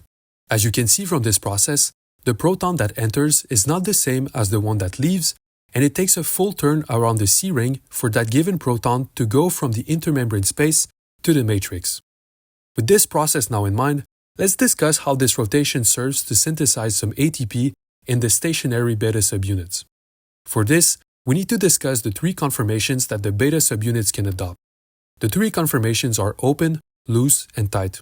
When a beta subunit is in an open conformation, nucleotides can come in and out because this conformation has a small affinity for ADP and PI and basically no affinity for ATP. As such, ATP comes out and ADP plus PI comes in. In the loose conformation, the substrates are loosely bound to the beta subunit. Depending on the textbooks, you might see that ADP plus PI can also be integrated from the loose conformation, but as you will see later, this difference does not impact the final yield. Finally, in the tight conformation, the substrates are brought so close that it basically forces the formation of ATP. However, the subunit will have to wait until it returns to the open conformation before it can release that ATP. As I mentioned previously, what makes the beta subunits change conformation is the rotation of the gamma stalk. When we consider its shape, the stalk has an asymmetric shape and thus allows to have different effects on all three subunits at the same time. As it rotates, it will allow the subunits to sequentially change conformations. To better understand how this entire process works on the full-scale protein, let's consider this bottom view of ATP synthase, which will allow us to see the beta and alpha subunits, as well as the A and numerous C subunits. For convenience, we'll disregard the delta and B subunits since they are simply there to hold things together. While we discuss what a rotation of ATP synthase yields, I also want to discuss the concept of PO ratio, which is defined as the amount of ATP that is produced for each oxygen atom being reduced. I know this definition might seem a little confusing at first, but hopefully by the end of this segment, it will be more intuitive when we get the ratios. To compute the ratios, we will need to consider the figure on the right, which has 9 C subunits, but you will see later that this is pretty easy to correct if there's 8 or 10 or however many C subunits. So the first important value that we need to determine is how many ATP molecules are produced by one complete rotation of ATP synthase. To obtain this yield, let's put all the mechanisms that we have covered as of yet. You will notice that in this model, the 3 conformations are represented on each beta subunit, and this will stay true throughout the entire process. Again, this is made possible due to the asymmetrical nature of the gamma subunit. So, at rest, before ATP synthase starts rotating, we will assume that the subunit in the open conformation receives an ADP plus phosphate, the subunit in the loose conformation already has an ADP plus phosphate, and the subunit in the tight conformation has an ATP. Finally, to keep track of the full rotation, the new protons that will come into the ring will be blue. So, as you might expect, for the subunit to change conformations, the gamma subunit has to rotate a third of the ring to reach the next subunit. This movement will cost 3 protons and will change all subunits simultaneously. The open conformation will become loose, the loose conformation will become tight and synthesize ATP, and finally the tight conformation will become open, which will release ATP and bring a new ATP plus phosphate. The cycle continues again, and 3 protons are spent to rotate the ring until the subunits change conformations. Here again, 1 ATP is released now that the conformation is open, and a new ADP plus phosphate comes in. Lastly, 3 new protons are spent to complete the turn, and a new ATP is released by the ring. So, as you can see, 1 full rotation of ATP synthase, which in our case took 9 protons to make, produced 3 ATPs.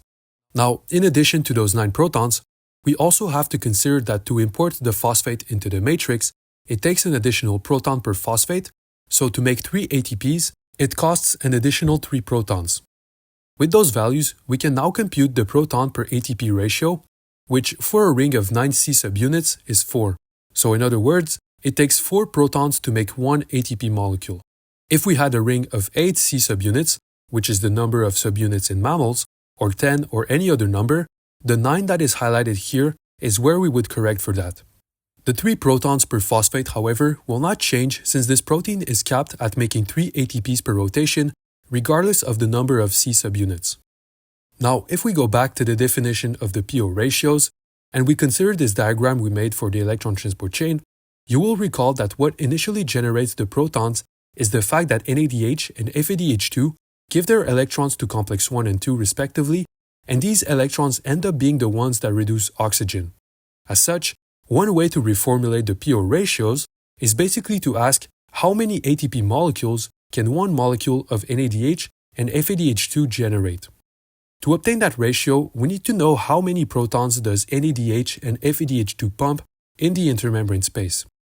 The conventional value for that is 10 protons per NADH, as complex 1 and 3 each pump 4 protons, and complex 4 pumps 2. For FADH2, however, the value is 6 protons since complex 2 does not pump any protons. This allows us to compute the PO ratios, which for NADH is 2.5 and for FADH2 is 1.5. When we consider the total amount of NADH and FADH2 made throughout the degradation of glucose, 10 NADH are responsible for 25 ATPs, and 2 FADH2 are responsible for 3 ATP molecules, which gives us a total yield of 28 ATP from the electron transport chain. With the ATP made during glycolysis and the citric acid cycle, 32 ATPs in total can be extracted from glucose. Back to this overview, we have now covered both the electron transport chain and oxidative phosphorylation. The last aspect about this entire process that I want to briefly touch on is the regulation of it all. The main actors that play a role in regulating this entire process are NADH and ATP, which should make sense since NADH is the main electron carrier that kicks off the entire sequence, and ATP is the final product of the chain. For ATP, since most of its production comes from the recycling of ADP and PI, if ATP accumulates and there is a low rate of ATP hydrolysis, then there is not a lot of substrate to make ATP in the first place. As such, this entire machinery will work more or less depending on the amount of ADP and PI that there is to begin with. For NADH, if you recall the regulation mechanisms of the other pathways, you can see that the production of NADH is already regulated at many instances throughout the degradation of glucose. Since the electron transport chain heavily relies on NADH, its regulation directly impacts the yield of ATP synthase. This should make sense since all the pathways work together to meet the needs of the cell. As such, if the rate of glycolysis is reduced, that will reduce the rate of pyruvate to acetyl-CoA conversion, which will reduce the output of the citric acid cycle and therefore ATP synthesis. Even though the general consensus at the moment is that oxidative phosphorylation mostly gets regulated by substrate availability, there is more and more evidence that supports other regulatory mechanisms, for example, the regulation of ATP synthase by calcium. It will be interesting to see in a couple of years how our conventional picture of this system changes when more evidence comes to light. Back to our initial overview, we have now covered all these facets of glucose metabolism. We discussed its degradation through glycolysis, the pyruvate dehydrogenase complex, the citric acid cycle, and finally the electron transport chain. We also discussed how other carbohydrates such as fructose, galactose, and mannose get processed by the system and the conditions that make homolactic fermentation take place. In addition to these catabolic pathways, we discussed the anabolism of glucose, namely, we covered gluconeogenesis and the metabolism of glycogen. With respect to our metabolic map, you can see on the left the extent of the reactions we have covered. Throughout these conversations, we have had the chance to cover a lot of metabolic principles that have allowed us to build a great framework to understand all these pathways. Now that we are done covering the metabolism of carbohydrates, it's time to consider the metabolism of another macronutrient, fats. As we did for glucose and other carbohydrates, I want to begin with a quick overview of the pathways we will cover to get some intuition on this nutrient. In a similar fashion to glucose, fat metabolism is composed of anabolic and catabolic reactions. Also, one good aspect about the metabolism of all nutrients is that they all end up converging on the same few metabolites. As such, we will keep our block of reactions for glucose and add the reactions related to fat metabolism. So, the majority of the fat that we get from our diet comes in the form of triacylglycerols. As it says in the name, this molecule is made out of a glycerol and 3 acyl groups also known as fatty acid chains. The fatty acid chains, which are abbreviated by capital R on the metabolic map, can vary in both length and bonding, so in comparison to the carbohydrates we have seen, fat molecules are way more diverse. Right after this overview, we will cover the terminology for all these different types of fatty acids. Now, the energy of triacylglycerols is stored in the fatty acid chains. As such, the first reaction pathway to consider is how triacylglycerols are broken down into their fatty acid chains. These fatty acid chains can then be degraded in a process called beta oxidation, which will produce acetyl-CoA, NADH, and FADH2. All these products can then be used by the citric acid cycle and the electron transport chain to make energy.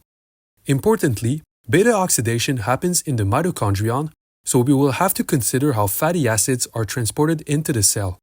As a whole, this is how energy is made from fatty acids. If glucose is not available to the body, some cells in the body can turn the acetyl-CoA made by fatty acid degradation into ketone bodies. These ketone bodies can then be reversibly turned again to acetyl-CoA and fuel the cells that primarily function on glucose, for example neurons. When we consider the anabolic side of fats, fatty acids can be reformed from acetyl-CoA with an input of energy in ATP and NADPH. This reaction is pretty analogous to gluconeogenesis, where pyruvate and some energy is used to remake glucose. The newly made fatty acids can then be stored back into triacylglycerols in a process that requires ATP to happen. This step is analogous to glucose getting stored in glycogen. In all, the extent of the reactions that we will cover look like this on our metabolic map. Now, just like we've seen with the metabolism of carbohydrates, the metabolism of fats is also subject to hormonal control, as you can see up top.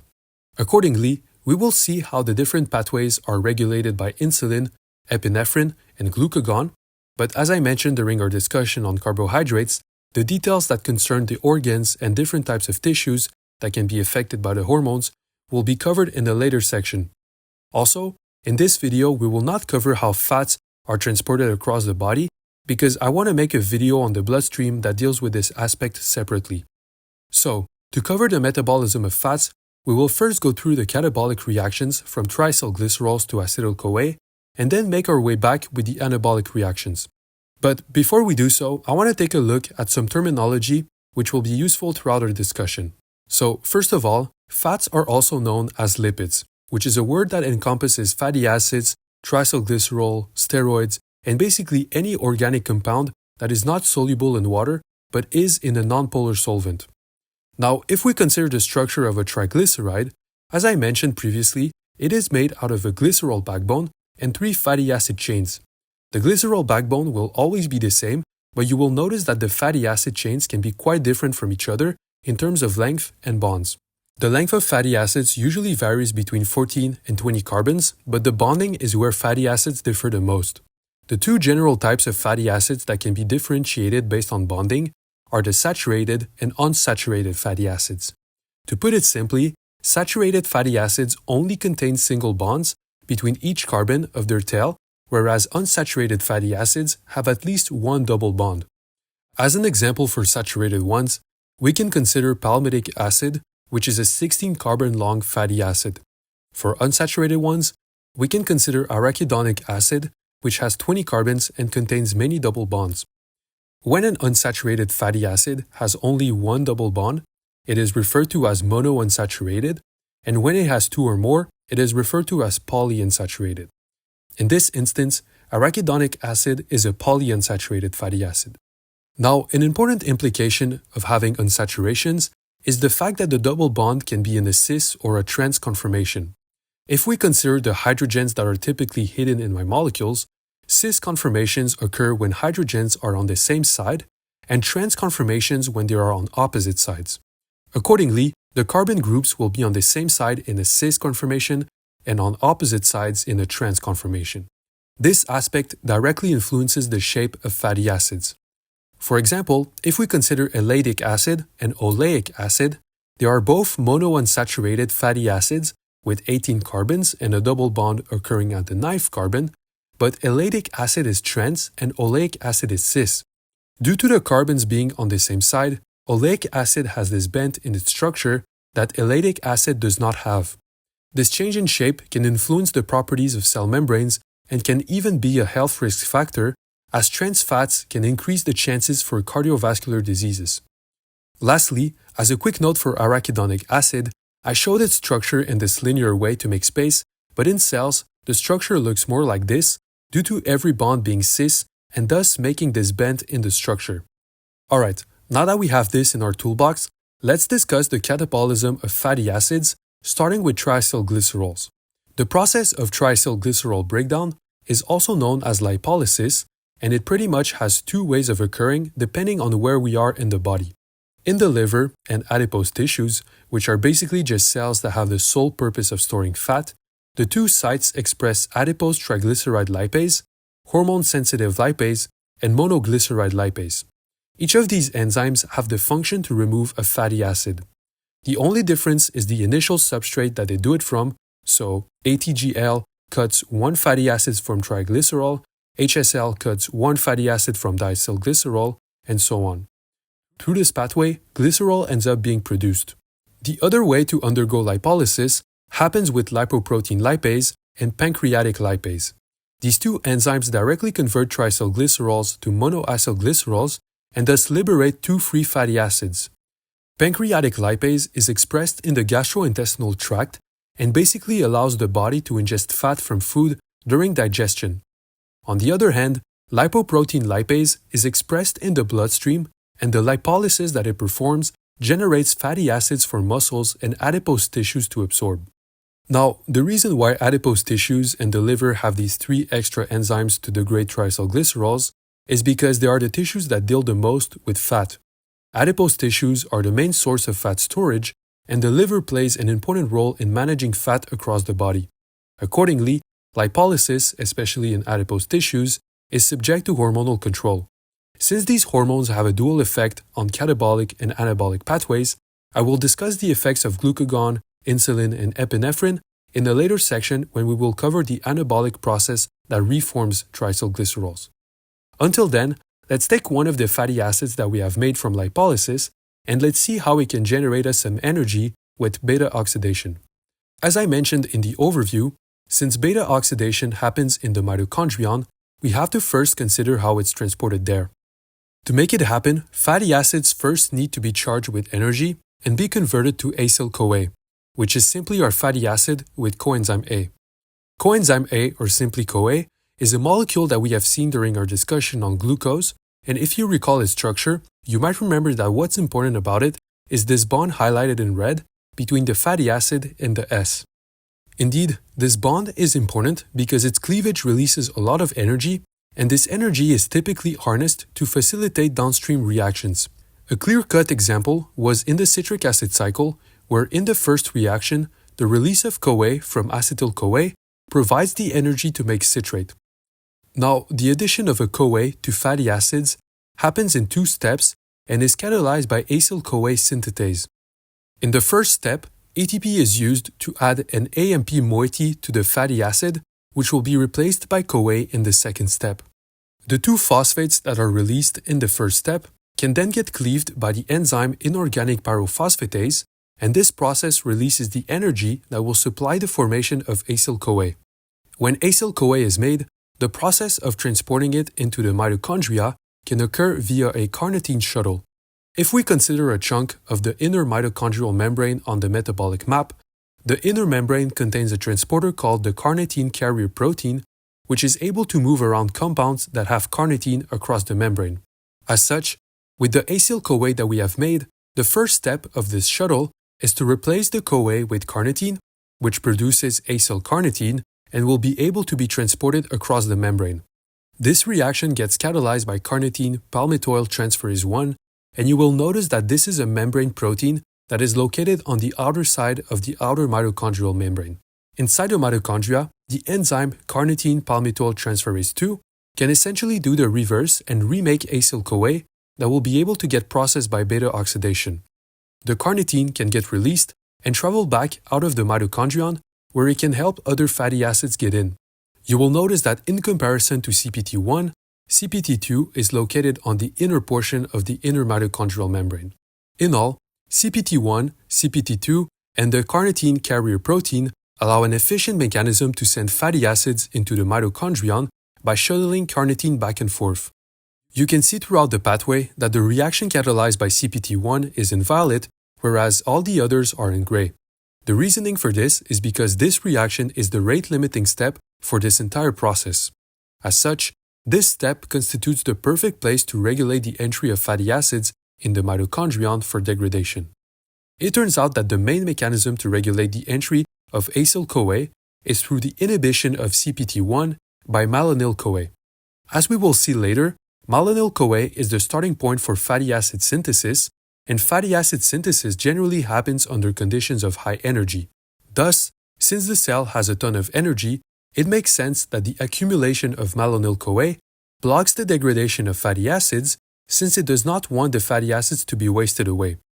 With this being said, now that our fatty acids are inside the mitochondrion as acyl-CoA, let's cover how beta oxidation makes energy. Given the wide diversity of fatty acids, whether they are saturated, monounsaturated, or polyunsaturated, beta oxidation has to be flexible enough to accommodate the degradation of all these variants. As such, while we go through this process, we will consider a few scenarios to understand how various fatty acids get degraded. To start, we will consider the most simple case, a 12-carbon saturated fatty acid. Due to their long hydrocarbon tail, the degradation process of fatty acids does not happen in one set of reactions. Instead, beta oxidation is set up as a cyclic set of reactions that will degrade 2 carbons every round. The 2 carbons that are removed at each round will always come from the end that has the CoA. As such, let's consider the first 3 carbons, which on the entire molecule correspond to what's boxed in red. The capital R represents the rest of the molecule, and this will be the starting point for saturated fatty acids. Before we get into the reactions, there are 2 bits of terminology that I want to review to properly understand what beta oxidation is. The first aspect comes from organic chemistry, and it is the notation of carbons.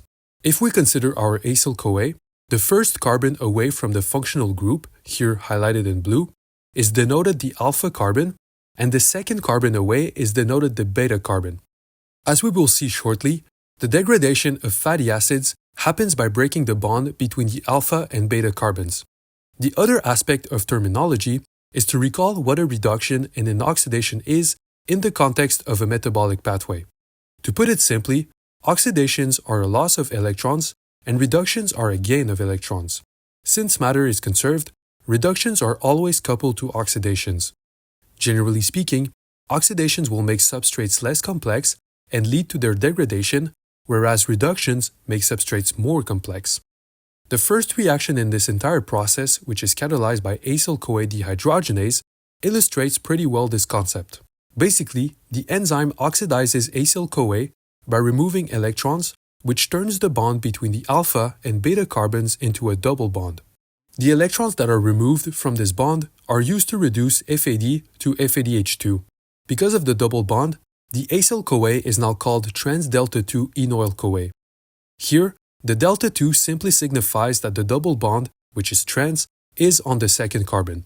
Moving forward in the pathway, the second reaction is mediated by enoyl-CoA hydratase, which uses water to reform a single bond and add an alcohol on the beta carbon. This produces 3L-hydroxyacyl-CoA.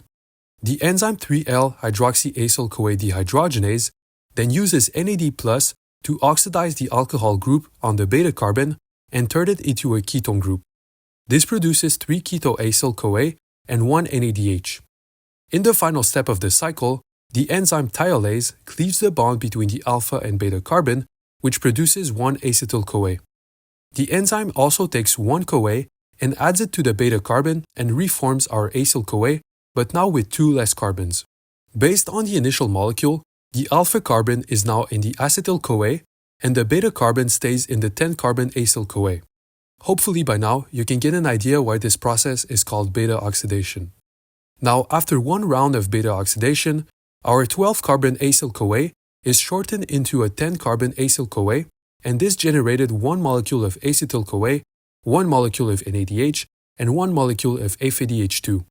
In the following rounds of beta oxidation, the degradation will again be carried out at the first 3 carbons.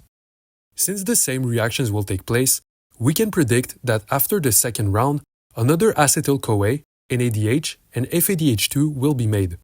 To completely degrade our 12-carbon molecule, it will require 3 additional rounds of beta oxidation, which in total will generate 6 acetyl-CoA, 5 NADH, and 5 FADH2s.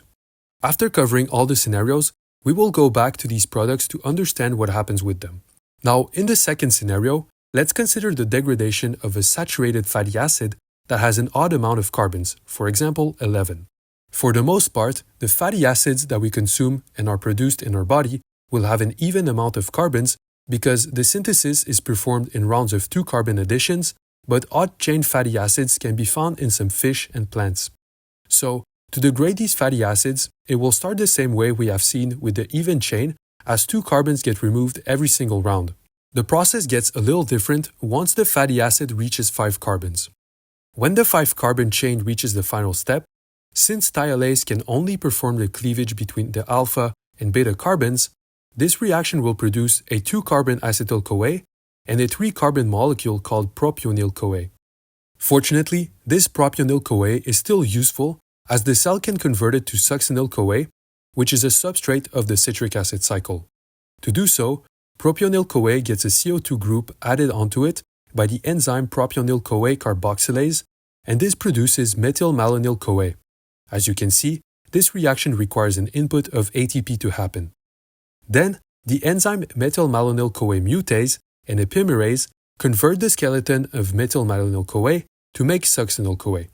In all, our 11-carbon saturated fatty acid generates 4 acetyl-CoAs, 1 succinyl-CoA, 4 NADH, and 4 FADH2. With the even and odd saturated chains covered, let's consider what happens when there is a double bond. With unsaturated fatty acids, there are basically 2 possibilities regardless of whether the fatty acid is mono or polyunsaturated. Either the double bond occurs on an odd carbon or it occurs on an even carbon. Let's begin with the odd carbon double bond by considering this 12-carbon monounsaturated fatty acid. Here, the double bond occurs between carbons 9 and 10. Now, since most of the chain is still saturated, the first few rounds of beta oxidation will occur just as we've covered. Each round, 2 carbons are removed from the fatty acid, and this generates 1 acetyl-CoA, 1 NADH, and 1 FADH2. The difference with odd unsaturations comes when we reach round 3, in which you can see our double bond is now between the third and fourth carbon of the chain. If we consider this substrate as the starting point for double bonds at odd carbons, this compound is problematic for beta oxidation because it is not a substrate for enol-CoA hydratase. As such, it first needs to be processed before it can be oxidized. The solution for this problem is the enzyme enol-CoA isomerase, which converts the delta-3 enol-CoA to trans-delta-2 enol-CoA and consequently allows the rest of the chain to be processed. You will notice that the name does not mention whether the bond in delta-3 enol-CoA is cis or trans, and that is because enol-CoA isomerase is able to convert the compound into the trans-delta-2 version regardless of that. Accordingly, this allows both cis and trans fats to be processed by beta oxidation. Another important aspect in this is that since the chain already bears a double bond, it skips the acyl-CoA dehydrogenase step and thus skips the production of FADH2. Accordingly, in our final yield for this molecule, one less FADH2 molecule will be produced. The final scenario that can arise is the double bond being on an even carbon, for example this 12-carbon monounsaturated fatty acid with a double bond at the 8th carbon. To see the unique reactions of this fatty acid type, we need to consider what happens after we complete the second round, as we will get a fatty acid with a double bond on the 4th carbon. This fatty acid will be the starting point for double bonds at even carbons. Now, just like the other saturated chain, this molecule gets oxidized by acyl-CoA dehydrogenase, which produces 2,4-dienol-CoA. This 2,4-dienol-CoA is problematic for the rest of beta oxidation because it inhibits enol-CoA hydratase and thus blocks the oxidation of the fatty acid. So again, the cell needs to fix the fatty acid before it can process it. To do so, the enzyme 2,4-dienol-CoA reductase uses NADPH to basically add electrons into the compound and turn it into delta-3 enol-CoA. Just like we've seen with odd unsaturations, the delta-3 enol-CoA can be converted back into a substrate that enol-CoA hydratase can process. However, since the compound still gets processed by acyl-CoA dehydrogenase first, double bonds on even carbons still produce the FADH2. In total, this monounsaturated fatty acid produces the same yield as the saturated one. To see the complete picture of beta oxidation, let's summarize all the processing rules we have covered. For saturated fatty acids, if the chain is 2 N carbons long, then beta oxidation will produce N amounts of acetyl-CoA and N-1 amount of NADH and FADH2. If we take scenario 1 as an example, N would be equal to 6. If the chain is odd, so 2N plus 1 carbons long, then the output will be N-1 acetyl-CoA, NADH and FADH2, and 1 succinyl-CoA. Also, don't forget that the conversion to succinyl-CoA costs 1 ATP. When it comes to the unsaturated fatty acids, as we've seen, what matters is on what carbon the double bond falls more than the chain length itself. If the double bond falls on an odd carbon, 1 FADH2 is subtracted per double bond. If the double bond falls on an even carbon, then the FADH2 is produced and it can basically be treated as the saturated fatty acid. You can keep in mind that it costs 1 NADPH per even processed double bond, but this should not impact the energy yield. These few rules should cover the majority of the biological fatty acids that get degraded in the body by this process. Now, when it comes to all the products of beta oxidation, these are all the substrates that can be used by the same pathways that make energy out of glucose. Acetyl-CoA and succinyl-CoA are both substrates of the citric acid cycle and allow the generation of even more NADH and FADH2. One turn of this cycle, which is fueled by 1 acetyl-CoA, produces 3 NADH, 1 FADH2, and 1 GTP. All the NADH and FADH2 molecules that are produced from the citric acid cycle or beta oxidation can then be used in the electron transport chain to generate energy directly. If you want more information on how the citric acid cycle and the electron transport chain work, you can consider going back to the section on glucose where we go into more detail in each of these pathways. But basically, the idea is that the oxidation of NADH and FADH2 into NAD and FAD is used to reduce these CoQ molecules, and this process of transporting electrons across the chain allows to pump protons in the intermembrane space of the mitochondrion. This gradient of protons can then be used by the protein ATP synthase and directly make ATP. Since this entire process requires the presence of oxygen, it is also known as oxidative phosphorylation. As we covered in our discussion on oxidative phosphorylation, one NADH is responsible for the production of about 2.5 ATPs, and one FADH2 is responsible for the production of 1.5 ATPs. These values allow us to determine the true energetic yield for fatty acids. Now, one important detail to add is that in comparison to NADH, FAD and by association FADH2 are not soluble. Usually, the FAD is contained within a protein of some sort. In the case of the acyl-CoA dehydrogenase reaction, the electron transport flavoprotein has the FAD and is responsible for delivering the electrons to CoQ. Energy-wise, this protein and complex 2 basically act the same way since they have the same end goal and neither of them pump any protons. Lastly, I want to mention that if figuring out the energy yield for a given fatty acid is important for you, keep in mind that some energy is spent to transport the fatty acid inside the mitochondrion. Since the ATP that is spent is degraded to AMP directly, some textbooks will consider that 2 ATPs are spent to compensate for the loss in 2 phosphates. If anything is unclear, don't hesitate to ask away in the comments. Alright, before we move on to the anabolic side of fats, I want to briefly discuss ketone bodies and their purpose since they indirectly tie back to beta oxidation. So, there are 3 ketone bodies: acetone, acetoacetate, and beta-hydroxybutyrate. Their production, which is also known as ketogenesis, begins by the condensation of 2 acetyl-CoA molecules to produce acetoacetyl-CoA. This reaction is mediated by thiolase, which, as you may remember, was the final enzyme in beta oxidation that was producing the acetyl-CoAs. So basically, ketogenesis starts with the inverse reaction of the last reaction in beta oxidation. The acetoacetyl-CoA molecule is then converted to HMG-CoA by the enzyme HMG-CoA synthase. This reaction requires a third acetyl-CoA, of which the CoA gets released. Then, the enzyme HMG-CoA lyase cleaves HMG-CoA to regenerate one acetyl-CoA and produce acetoacetate. Out of acetoacetate, the 2 other ketone bodies can be produced. Acetone is made out of the spontaneous decarboxylation of acetoacetate, and beta-hydroxybutyrate is made by the reversible reduction of one of the ketone groups with the aid of NADH. This reaction is catalyzed by beta-hydroxybutyrate dehydrogenase. Now, to understand the purpose of these molecules, it's first important to know that ketogenesis occurs in the mitochondria of liver cells. As we will see later in more detail, the liver is an anabolic organ that has the important role of making sure the rest of the body has all the nutrient it needs. Some organs like the brain rely almost exclusively on glucose to function. Consequently, when glucose levels go down, for example in conditions of starvation or fasting, ketone bodies will act as a metabolic fuel to shuttle acetyl-CoA across the body. To do so, the other organs that need energy from ketone bodies express the enzyme 3-ketoacyltransferase, which is able to take acetoacetate and convert it back to acetoacetyl-CoA. This reaction requires succinyl-CoA to donate its CoA, and in the process it becomes succinate. The acetoacetyl-CoA can then be cleaved to 2 acetyl-CoA molecules by thiolase.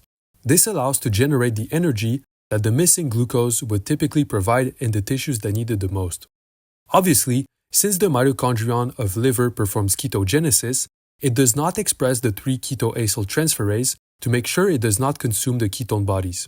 So, to reiterate the purpose of this pathway and how it relates to beta oxidation, if someone is starving or fasting for extended periods of time to the point that the supply of glucose in the body depletes considerably, ketone bodies are a safety mechanism activated by the liver to supply that missing energy. Since beta oxidation can generate large amounts of acetyl-CoA, this is what supplies the starting material to make ketone bodies. Now, not all the ketone bodies are equal. Acetone is actually not used for energy as it gets released in the breath, and for beta-hydroxybutyrate, since it requires NADH to be made, its reconversion to acetyl-CoA, for example in a neuron, can generate back some additional NADH to make energy. So, in other words, beta-hydroxybutyrate offers the benefit of storing the energy of one NADH in the molecule. Alright, back to this overview of fat metabolism, we have now covered the catabolic pathways, namely the degradation of triacylglycerols to fatty acids and the degradation of fatty acids to acetyl-CoA via beta oxidation. We also discussed the production of ketone bodies and their importance when glucose is unavailable. Now, I want to consider the anabolic side of fats. The two main pathways for this are the synthesis of fatty acids from acetyl-CoA and the production of triglycerides from fatty acids. Throughout this section, I will also discuss a bunch of regulatory mechanisms that are in place to control the degradation and synthesis of fats. So, to get started, we'll begin with fatty acid synthesis, but before we jump into the reactions, I want to first consider some intuition on fat anabolism. As you can see in this overview of fat and carbohydrate metabolism, acetyl-CoA is a converging metabolite for both glucose and triglycerides. This is super important because it ties the two nutrients together, and a crucial implication of this is that excess glucose can be stored under the form of fat. Indeed, glycogen, which stores glucose, is only utilized by a select amount of tissues, but fat storages can be dispersed across the body in a relatively unlimited quantity. Now, since acetyl-CoA is at the crossroads between many anabolic and catabolic pathways, it's important that for it to be used in fat synthesis, the body is in a state of excess energy to promote anabolism. As we've seen in the regulatory mechanisms of other pathways, whether it is glycolysis or the citric acid cycle, the needs of the cell always dictate what it does with its nutrients. So let's assume that the glycogen stores are filled up and we still have a massive quantity of glucose and other sugars to process. These carbohydrates will be consumed by glycolysis and the Pyruvate dehydrogenase complex and eventually produce acetyl-CoA. Normally, the acetyl-CoA would be processed by the citric acid cycle, but if we take a look at the cycle in more detail, when NADH and ATP accumulate, it shuts down all the rate-limiting steps. Recall that NADH is one of the main products of the cycle and is used by the electron transport chain to make energy. Since we don't need energy, the electron transport chain shuts down and thus causes the accumulation of NADH, which shuts down all the catabolic pathways that feed into the citric acid cycle. So, to avoid having the acetyl-CoA accumulate and become toxic to the cell stores it in the form of fatty acids. Hopefully, with this you can see how glucose is related to fat synthesis. With all this being said, an important aspect about fat synthesis is that it happens in the cytosol, but the acetyl-CoA produced by the degradation of carbohydrates or fats occurs in the mitochondrion. As such, the first step to consider in this entire process is how acetyl-CoA is shuttled out of the mitochondrion. In comparison to some of the other shuttles we covered in previous discussions, the transport mechanism here is pretty straightforward. Basically, the acetyl-CoA that is made in the mitochondrion first gets integrated in oxaloacetate to produce citrate. This reaction is also the first step of the citric acid cycle. Since the cycle is now stopped due to energy excess, the mitochondrion has transporters that allow citrate to leave and join the cytosol. In there, citrate can be broken back to acetyl-CoA and oxaloacetate in a reaction catalyzed by ATP citrate lyase. This reaction requires the hydrolysis of ATP to happen. The oxaloacetate that is made from this reaction can be returned to the mitochondrion via malate, as the mitochondrion has transporters for it. To convert between the two, the enzyme Malate-Dehydrogenase uses NADH in the cytosol to make malate and NAD+ to regenerate oxaloacetate in the mitochondrion. As a quick aside, if you recall the regulation of glycolysis, you might remember that citrate was an inhibitor to phosphofructokinase 1. The logic for this regulation was that basically, since we are in a state of high energy, as indicated by the presence of citrate in the cytosol, there is no need for glycolysis to keep going and degrading glucose. With this being said, now that we have acetyl-CoA in the cytosol, we can begin covering how fatty acids are made out of it. So, for this entire process, there are basically two enzymes that mediate the synthesis: acetyl-CoA carboxylase and fatty acid synthase. Acetyl-CoA carboxylase is responsible for one reaction, which is the addition of a CO2 group on acetyl-CoA to produce malonyl-CoA. This reaction requires the hydrolysis of ATP to happen, and as a little foreshadowing note for later, this is the rate-limiting step that receives all the regulation. The second enzyme, fatty acid synthase, is a multi-complex protein that performs the remaining reactions to get fatty acid. To get an idea of the protein, here is a surface representation that shows the multiple subunits. From the symmetry of the protein, you can notice that fatty acid synthase is a dimer. The implication of this is that the protein is able to produce two fatty acids at the same time, but this won't be too much of a concern for us. Now, in comparison to most enzymes we have covered that typically mediate one reaction, fatty acid synthase is super interesting because it catalyzes 7 reactions on its own to produce one fatty acid. This explains the numerous subunits it has. So, given its many subunits and associated reactions, I believe that the best way to understand this process is to consider what happens both with the reactions and the protein. To do so, I want to consider this rendition of fatty acid synthase. For simplicity, only one half of the protein is shown, and every different block of color represents a subunit. Obviously, this illustration is much simpler than what I just shown, as the subunits are not presented in the correct order and the linker subunits are not shown. Nonetheless, this should still be helpful to visualize the reactions a little better. Broadly speaking, fatty acid synthase can be divided into two functional domains, a condensing domain represented by the blue subunits and a modifying domain represented by the hot colors. As we get into the reactions, it will get clearer why they're called that way.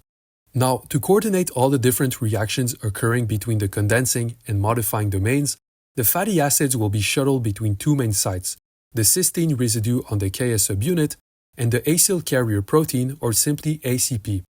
If we consider the structure of fatty acyl-CoA in these two sites, you will see that they all have in common this thioester bond that links to the fatty acid.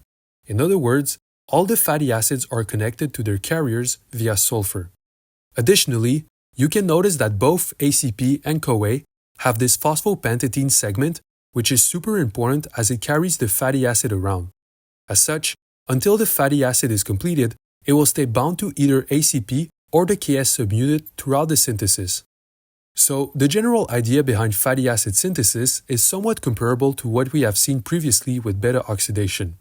If you recall, the goal of beta oxidation was to degrade the fatty acids into acetyl-CoAs by removing 2 carbons at every round. Similarly, with the synthesis, the process will occur in successive rounds in which 2 carbons will be added to make the fatty acid chain. So, assuming that we want to make one 16-carbon saturated fatty acid, the starting material for the first round will be 1 acetyl-CoA and 1 malonyl-CoA. The process begins in the condensing domain where MAT catalyzes the binding of acetyl-CoA to ACP. As such, this removes the CoA and now we have acetyl-ACP. Then, the subunits MAT and Ks work together to swap out the acetyl group with malonyl-CoA, and that places acetyl on the cysteine of the Ks subunit. The more scientific name for MAT, as you can see on the right, is malonyl-CoA or acetyl-CoA ACP transacylase, depending on the action it performs. Now, at this stage, we have 1 malonyl on ACP and 1 acetyl on Ks.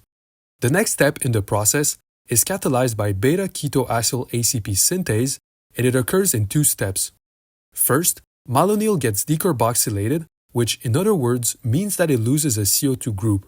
Then, the acetyl group on Ks gets condensed onto malonyl ACP to produce acetoacetyl ACP.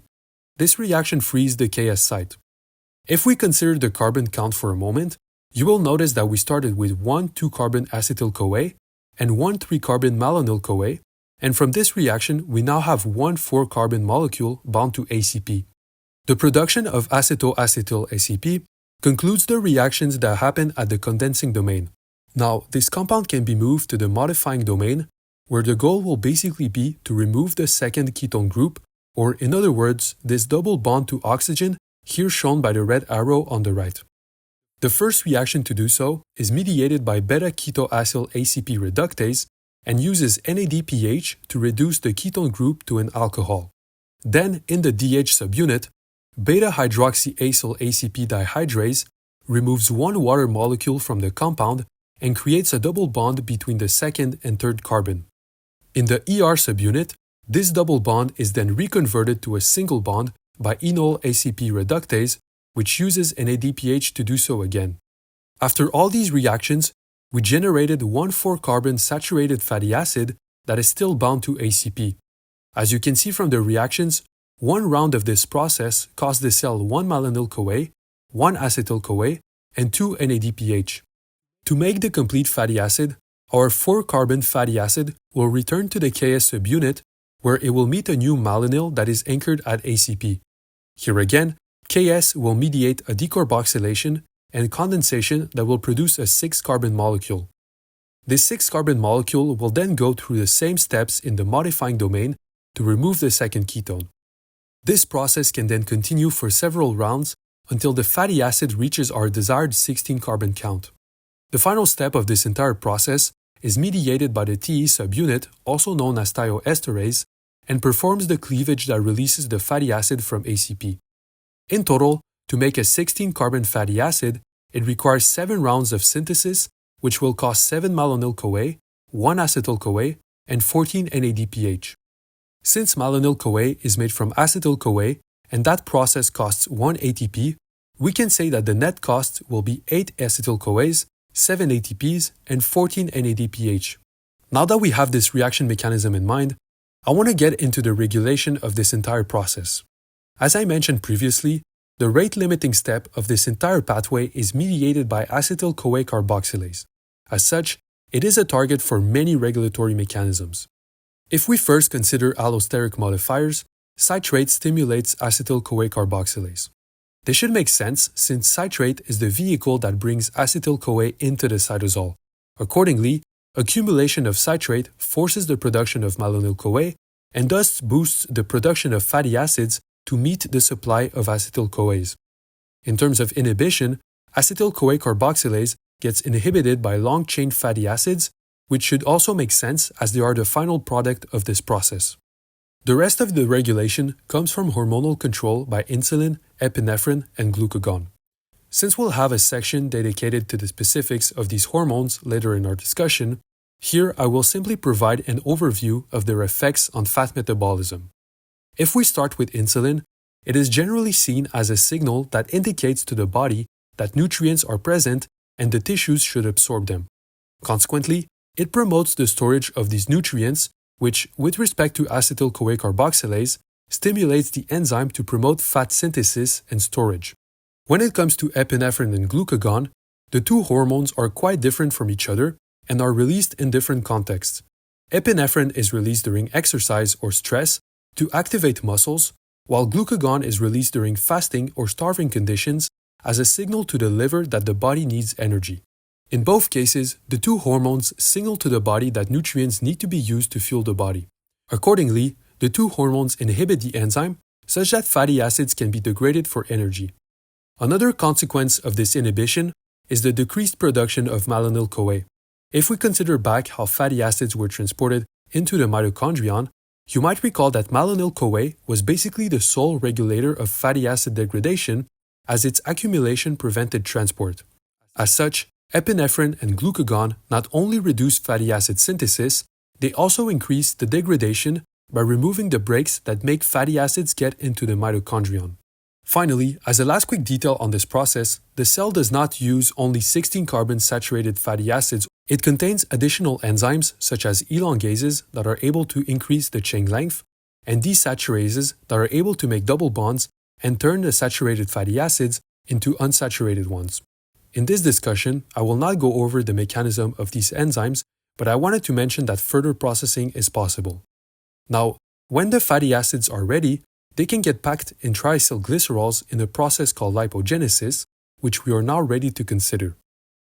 To understand lipogenesis, I actually want to start with a quick reminder of lipolysis, which is the process by which triacylglycerols are degraded into fatty acids. Having this side of the equation will be relevant later when we discuss regulation. So if we start from triacylglycerols, there are generally two pathways for degradation. The first one occurs in the adipose tissue and liver cells and is mediated by the enzymes adipose triglyceride lipase, hormone-sensitive lipase, and monoglycerol lipase. Each of these enzymes are responsible for removing one fatty acid chain until the glycerol backbone is the only piece left.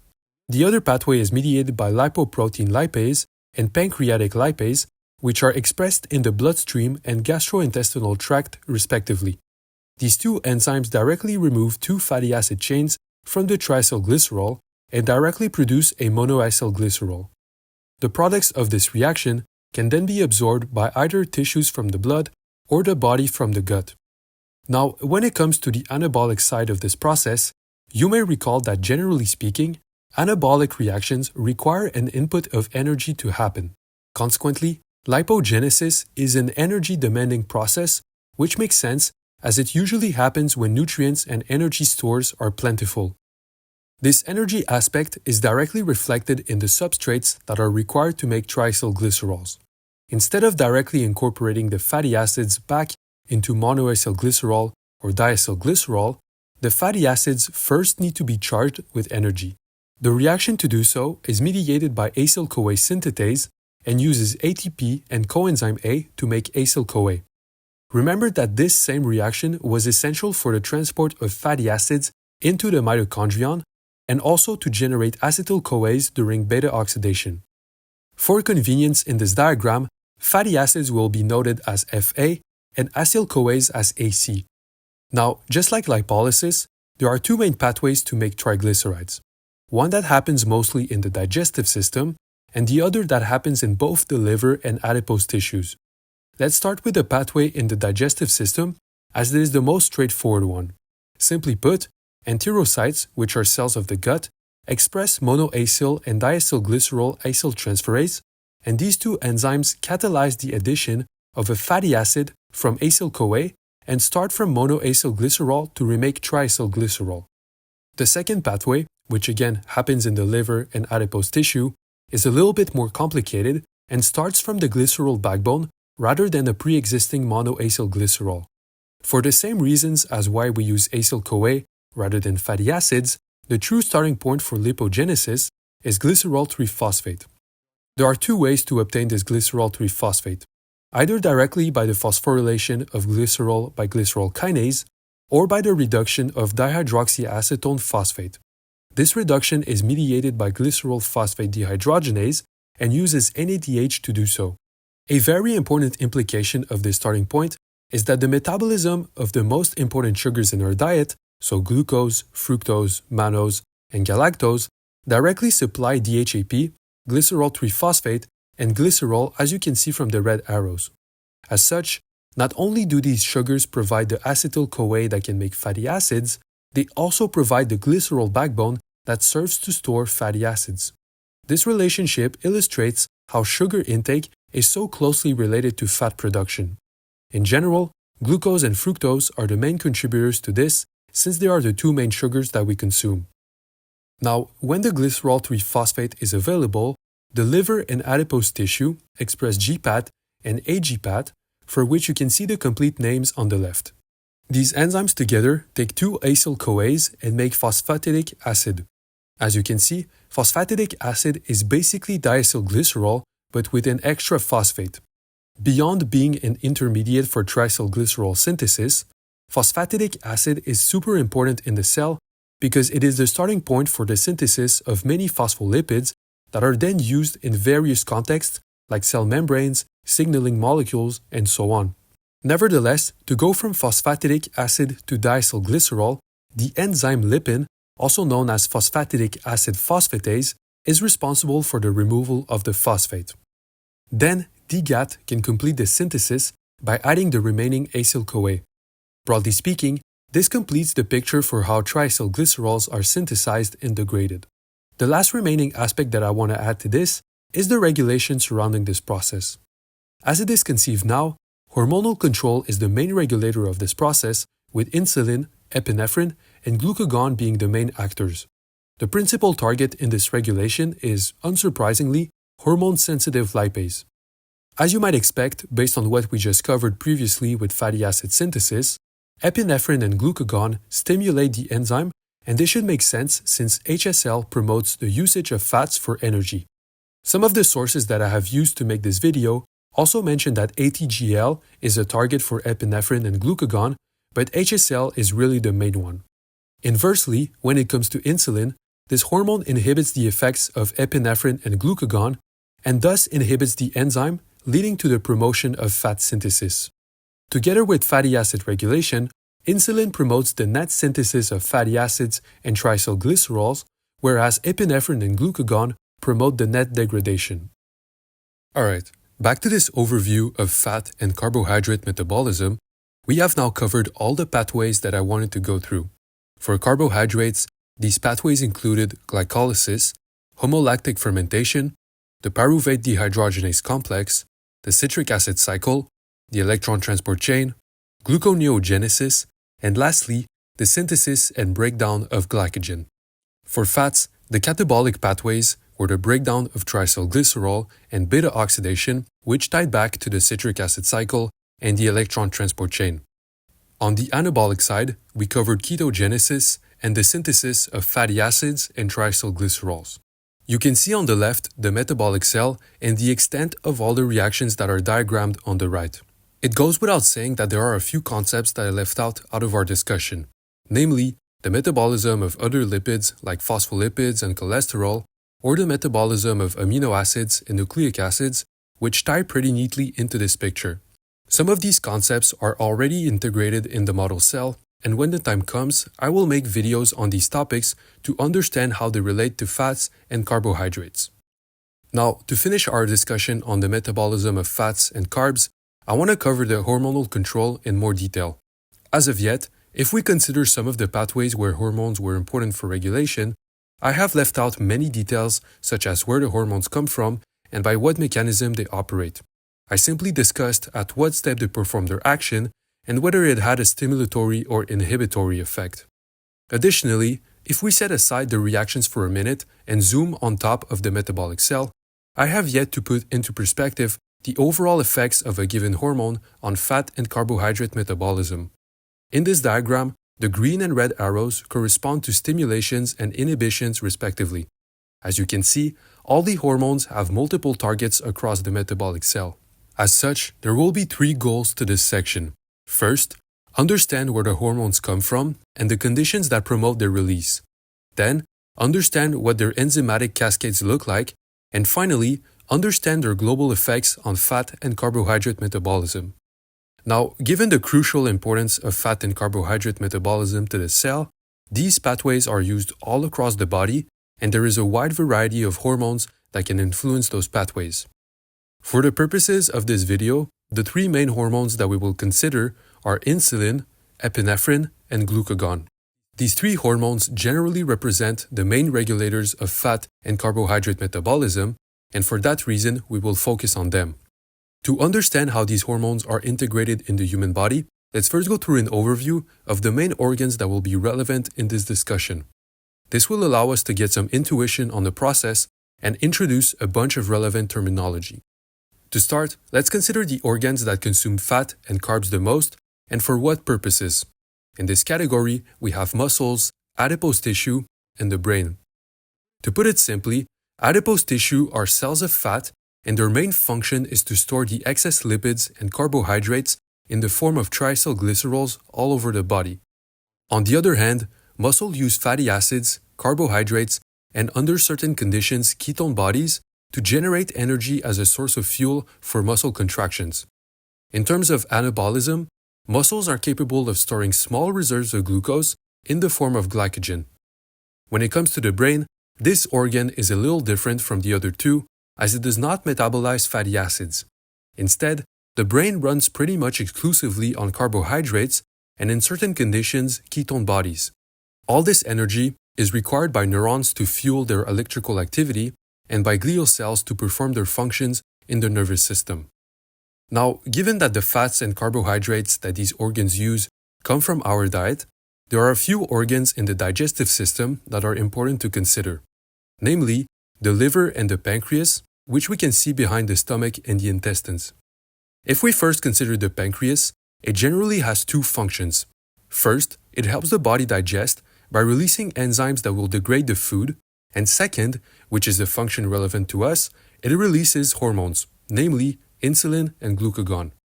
Insulin generally gets released after a meal and is typically seen as a signal that lets the rest of the body know that nutrients are present. As such, insulin decreases the levels of nutrients in the blood. Inversely, glucagon is released during periods of fasting, starvation, or exercise and contributes to increasing the nutrient levels in the blood. Now, when it comes to the liver, this is an organ that has so many functions that it's hard to summarize what it does in one sentence. Given its central role in the digestive system, the liver has numerous functions that are related in helping the body digest nutrients. For our purposes, what is important about the liver is that it constitutes the primary anabolic organ. What is meant by that is that the liver is sort of a central hub that makes sure all the other tissues across the body have all the nutrients they need. Accordingly, the liver is capable of performing gluconeogenesis, ketogenesis, storage and breakdown of fat and glycogen, and many more functions, all for the purposes of serving the rest of the body. Finally, the last organ that I want to consider is the kidney, which can be found behind all the organs of the digestive system. Although the kidneys play some metabolic roles that are similar to the liver, since their main task is to filter and clean the blood, the reason why this organ is important for us is because on top of them, we can find the adrenal glands. Out of the many things these glands can release, the adrenal glands can release epinephrine in conditions of stress and exercise. Together with the pancreas, this is where our hormones come from. From this overview, hopefully you can start getting an idea of how things are organized in the human body. Due to our multicellular organization, different organs are specialized for different tasks and thus need the appropriate signals to know what to do when food is present or not present. With this overview in mind, I want to start with insulin, which will give us a good foundation to understand glucagon and epinephrine.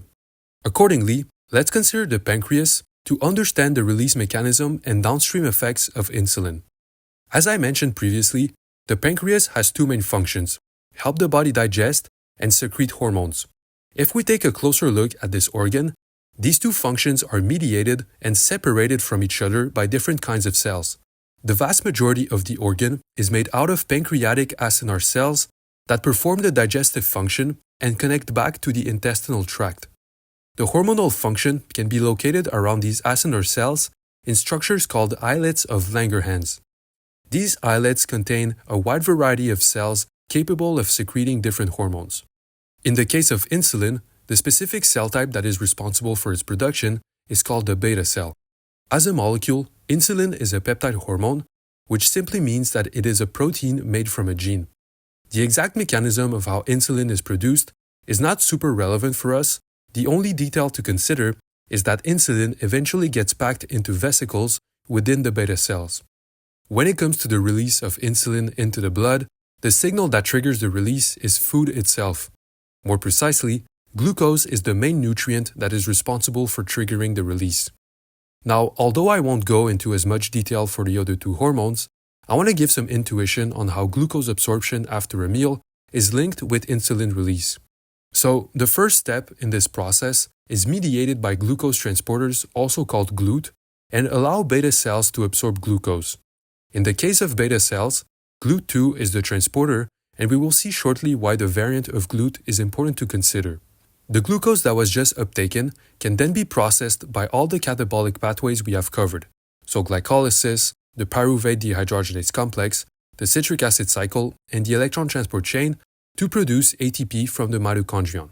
The reason why ATP production is important is because beta cells express ATP-sensitive potassium channels. At rest, these channels remain open and continuously pump potassium outside the cell. Accordingly, with minimal glucose uptake, beta cells have a net negative charge inside.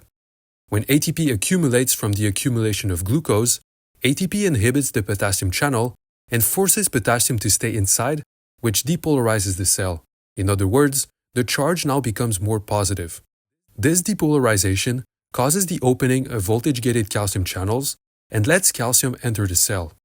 Inside, calcium acts as a second messenger and has a multitude of targets. One of its targets is a protein located on the vesicles that links calcium entry with fusion of vesicles to the membrane. As such, the entry of calcium causes the exocytosis of the vesicles and by association, the release of insulin into the bloodstream. You can see that insulin release in the blood is ultimately linked with how much glucose there is in the blood to begin with. When there is high blood glucose, which happens after a meal, insulin release will be promoted, but when levels are low, for example during starvation, the release will be prevented. Although we won't dive too deep into this aspect, I want to mention that there are a few ways to modulate the release of insulin. To name a few, incretins, cholecystokinin or CCK, the presence of certain amino acids like arginine and leucine, as well as the stimulation of beta cells via the parasympathetic nervous system through acetylcholine, all increase the release of insulin.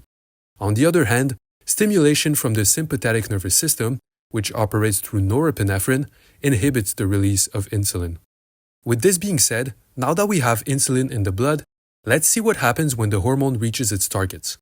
Based on the organs that I introduced before, insulin mostly has a great deal of influence on the metabolism of muscle cells, adipose tissue, also known as adipocytes, and cells of the liver called hepatocytes. Accordingly, all these cell types express the receptor for insulin. To avoid repeating information across all these cell types, I will diagram the effects of insulin in one cell. As you will see shortly, the different tissues respond differently to insulin, and I'll make the difference explicit on the right.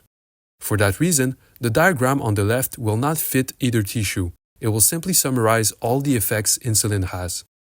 Alright, before we get into the effects of insulin, we first have to consider what class of receptor it even activates and what cascade of proteins that triggers.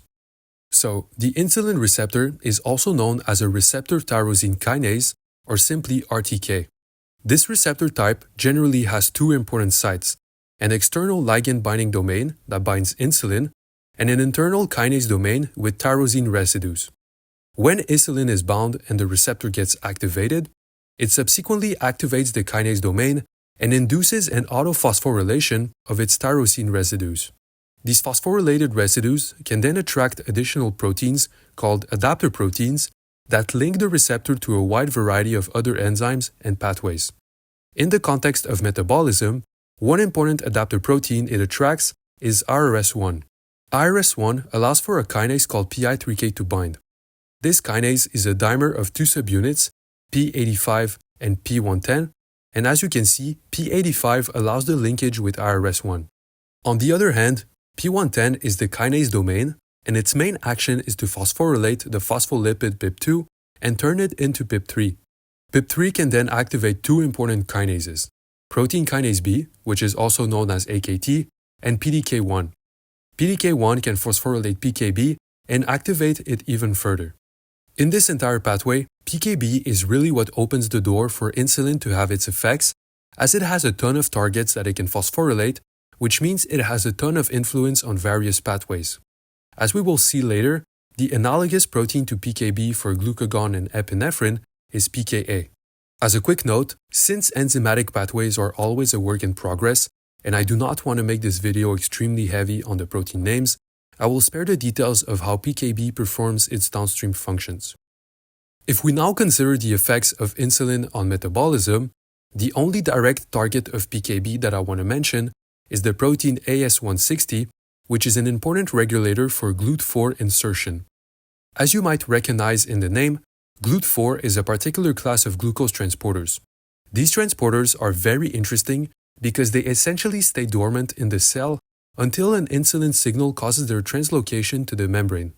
With more glucose transporters, cells can take up more glucose from the blood. In terms of our tissue of interest, only adipocytes and muscle cells are responsive to insulin in this manner. The liver does not express GLUT4. Nonetheless, the liver will still absorb glucose after meals as it expresses GLUT2 like the pancreas. The GLUT2 transporter, however, is not sensitive to insulin. Now, with glucose inside the cell, insulin can do a bunch of different things depending on the tissue. If we first consider the muscles, the main impact insulin will have will be the synthesis of glycogen from all the extra glucose that was just absorbed from the blood. More precisely, insulin will inhibit GSK3 beta and stimulate PP1, which altogether will promote the activity of glycogen synthase, thus promoting glycogen synthesis. If ever the proteins that I mentioned when describing how a certain hormone impacts a pathway seem foreign, I suggest going back to the respective sections of the pathways and taking a look at the regulation mechanisms to get a reminder. For example, with glycogen, the regulation pathway looks like this, and these diagrams should be helpful to understand the context behind the proteins that I am talking about. This applies to all the subsequent effects I will describe with the hormones. This way, the video can focus more on integrating everything together rather than jumping back into past topics. With this being said, if we consider how adipocytes react to insulin, instead of storing their glucose in the form of glycogen, adipocytes will store their excess glucose in the form of triacylglycerols. Recall that the two ingredients to make triacylglycerols are fatty acids and glycerol molecules. These two components can be obtained from glucose, as glycolysis links to the production of glycerol, and the degradation of pyruvate through the PDC produces acetyl-CoA. Acetyl-CoA can then be used to synthesize fatty acids. All four of these pathways, glycolysis, the PDC, fatty acid synthesis, and triacylglycerol synthesis, get stimulated by insulin. For glycolysis, insulin stimulates PFK2, which results in the stimulation of PFK1 and thus forces glucose to be degraded into glycerol and pyruvate. As a quick note, all the other sugars that we covered, so fructose, galactose, and mannose, can contribute to this pathway. For the PDC, insulin stimulates the pyruvate dehydrogenase phosphatase, which activates the complex and causes the production of more acetyl-CoAs. In fatty acid synthesis, insulin stimulates the enzyme ACC and accordingly promotes fatty acid synthesis by increasing the concentration of malonyl-CoAs. Since malonyl-CoA is the main inhibitor of beta oxidation, insulin also indirectly prevents the degradation of fatty acids. Finally, insulin promotes triacylglycerol synthesis by its inhibition of HSL, which prevents the degradation of those triacylglycerols. When it comes to the liver, hepatocytes respond to insulin by both increasing their stores in glycogen and triacylglycerols, so they perform all the pathways that muscle cells and adipocytes do. Hopefully, you can see that with respect to fat and carbohydrate metabolism, insulin is simply a hormone that signals to the rest of the body that nutrients are present and tissues should feed on them as much as possible to replenish their stores. Ultimately, this allows to decrease the levels of nutrients in the blood. If we consider this diagram that we have been working with since the start of this discussion, the net effect of insulin looks a little bit like this. All the nutrients get shunted towards anabolism. Now, unfortunately, insulin is not that simple. It turns out that it is a much more complex hormone than what is shown here, as due to its RTK receptor, insulin can also link to a mitogenic pathway that has a wide variety of effects in the nucleus. One of these pathways is called the MAPK pathway and reunites all these proteins to ultimately reach the DNA. Inside the nucleus, the pathway can impact gene expression, cell growth, and many cell differentiation pathways, among other things. The details of this pathway are not too important for us. The takeaway message here is that insulin is very complex and has a ton of downstream effects in the cell. This simple diagram that is shown here does not scratch the surface of what it truly does. Finally, to end this segment on insulin, I want to briefly discuss how the signal can be terminated.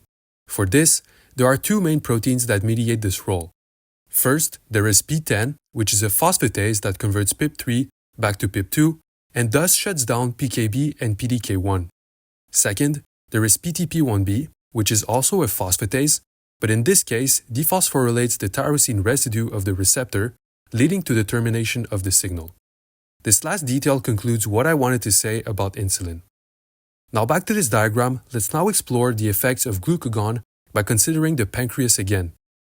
Glucagon, just like insulin, is a peptide hormone produced in the islets of Langerhans, but instead of being produced in beta cells, glucagon actually gets manufactured in alpha cells. The main physiological signals that promote glucagon release are low levels of glucose in the blood, also known as hypoglycemia, and exercise. The mechanism that links blood glucose levels and the release of glucagon is pretty similar to what happens in beta cells, with potassium and calcium channels being involved. However, the dynamics are flipped. In the case of alpha cells, the intuition is that at low levels of glucose, the electrical activity of the cell favors calcium entry and thus exocytosis. But at high levels of glucose, calcium channels close and prevent the release of glucagon. If you want more information on the electrophysiology of alpha and by association beta cells, I highly suggest consulting this article that reviews how those mechanisms are possible. For our discussion, the details are not super important other than knowing that low glucose promotes glucagon release.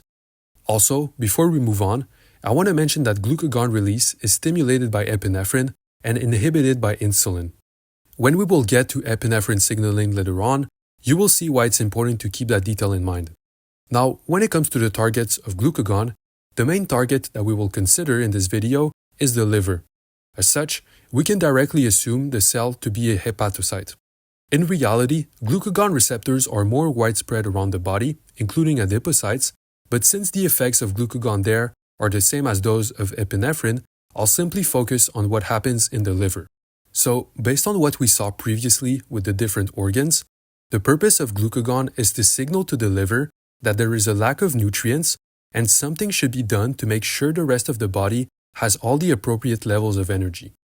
In the case of starvation, some of the main tissues at risk of being nutrient deprived are the brain and the muscles, including the heart.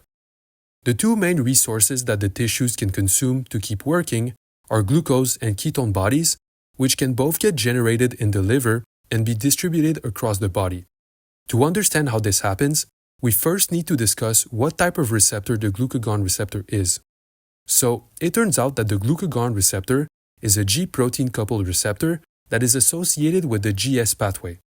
In this pathway, the binding of glucagon activates the receptor and causes it to then activate a G protein by exchanging the GDP of the alpha subunit to a GTP. This activation frees the alpha subunit and leads it to activate another protein by the name of adenylyl cyclase. When active, adenylyl cyclase is responsible for converting ATP molecules to cyclic AMP or simply cAMP. This cAMP can then activate protein kinase A, also known as pKa. As I said during our discussion on insulin, pKa is the key enzyme that can now phosphorylate a bunch of substrates and regulate a wide variety of pathways.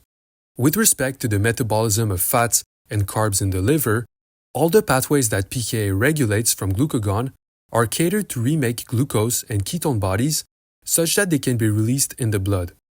If we first consider the glucose side, it can be made by two general pathways, the degradation of glycogen or via gluconeogenesis. In the context of glycogen, pKa acts on four targets. It stimulates the PP1 inhibitor as well as the phosphorylase kinase, and it inhibits PP1 and glycogen synthase. Altogether, these regulations favor the breakdown of glycogen to get back some glucose. In terms of gluconeogenesis, glucagon inhibits both PFK2 and pyruvate kinase, which shuts down glycolysis and thus allows glucose to be remade. Besides pyruvate, the initial substrates for gluconeogenesis can also be lactate, intermediates of the citric acid cycle, and a select few amino acids. Now, when it comes to ketogenesis, glucagon indirectly stimulates this pathway by increasing the concentration of acetyl-CoAs. To do so, the hormone promotes both the breakdown of triacylglycerols by stimulating HSL and ATGL, as well as the breakdown of fatty acids by inhibiting ACC. With reduced ACC activity, it allows to decrease the concentrations of malonyl-CoA and thus remove the brakes on beta oxidation. Beyond making ketone bodies, fat catabolism in the liver is super important because it supplies the energy required to perform gluconeogenesis. Recall that gluconeogenesis is an anabolic process, and so it requires some energy to occur. Altogether, the effect of glucagon on the liver look like this when we consider this pathway diagram.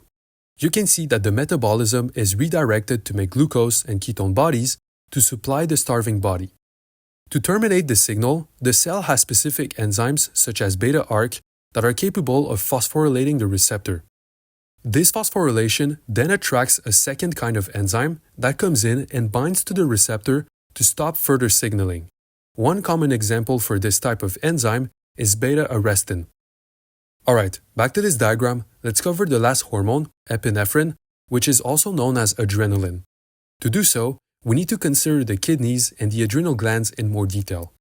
If we take a cross-section of the adrenal glands, it can generally be divided into two main regions: the cortex, which corresponds to the outer part, and the medulla, located within. The cortex can be divided into three further zones, with each being responsible for the production and release of a given set of hormones. In our case, epinephrine is produced and released in the bloodstream from cells in the medulla.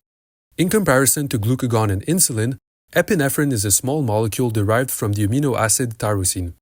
The main signal that causes its release is activation of the sympathetic nervous system, which can be triggered from stress and exercise. Now, if we consider the effects of epinephrine on its target cells, the hormone impacts all three tissues: muscles, liver, and adipocytes. As you may guess from the fact that it's released in conditions of stress, epinephrine's main goal in terms of metabolism is to mobilize nutrients to get the body ready to overcome the stress. To do so, epinephrine operates on two main classes of receptors, the alpha and beta adrenergic receptors. The liver expresses both type of receptors, but the muscles and adipocytes predominantly respond with the beta adrenergic receptor. Both these receptors are G-protein coupled receptors, and the alpha is associated with a GQ protein, whereas the beta is associated with a GS protein, just like glucagon.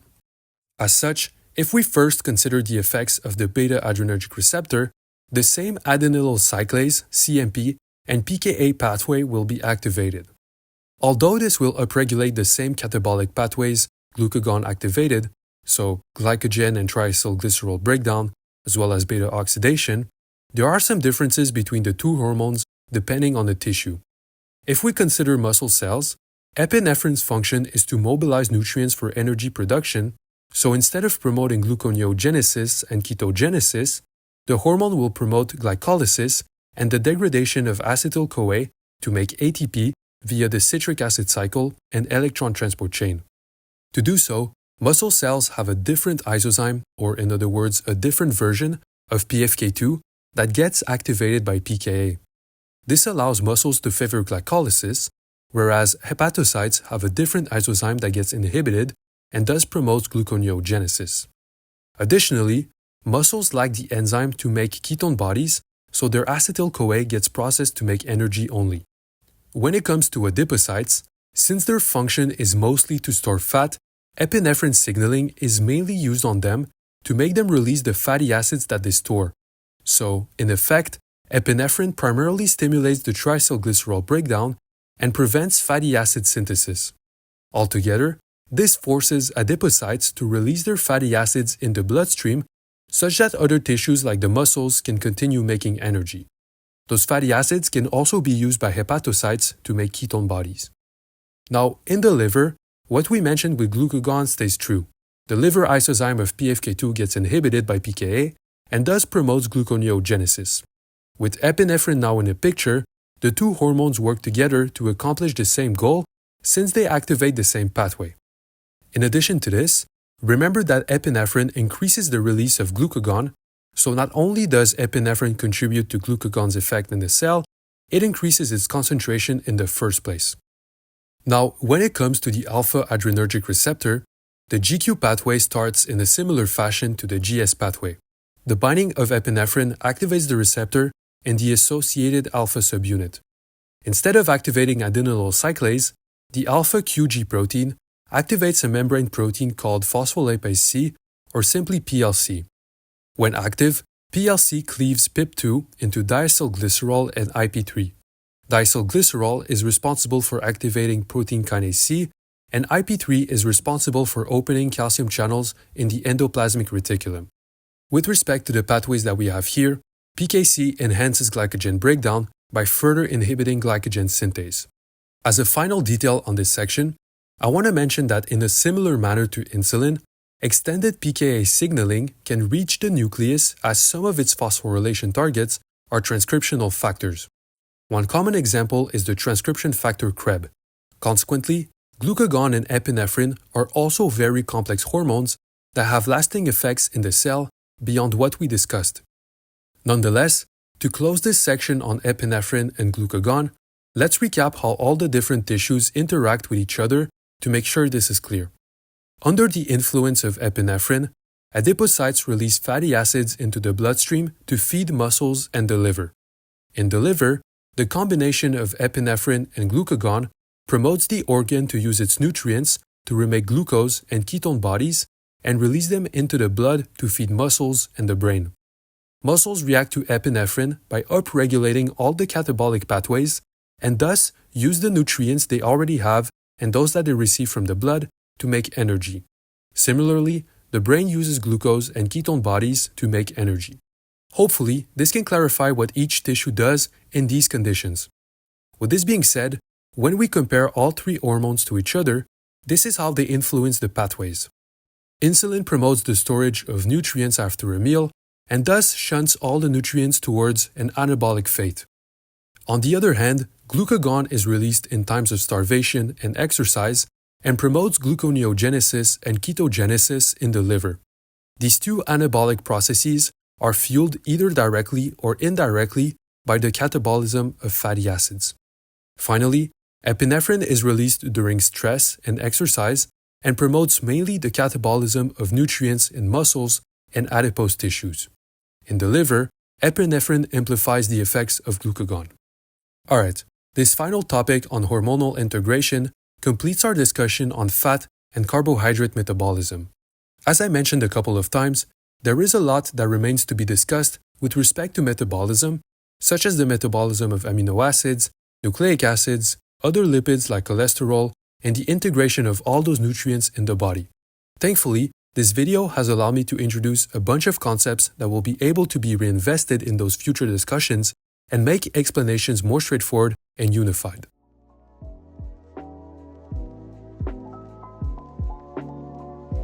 Thank you for watching this video. If there was anything unclear or there was a mistake somewhere in the video, make sure to let me know in the comment section. If you enjoyed this video and found it useful, you can consider leaving a like and subscribing to support the channel. Thank you again for watching, and I'll see you in our next discussion.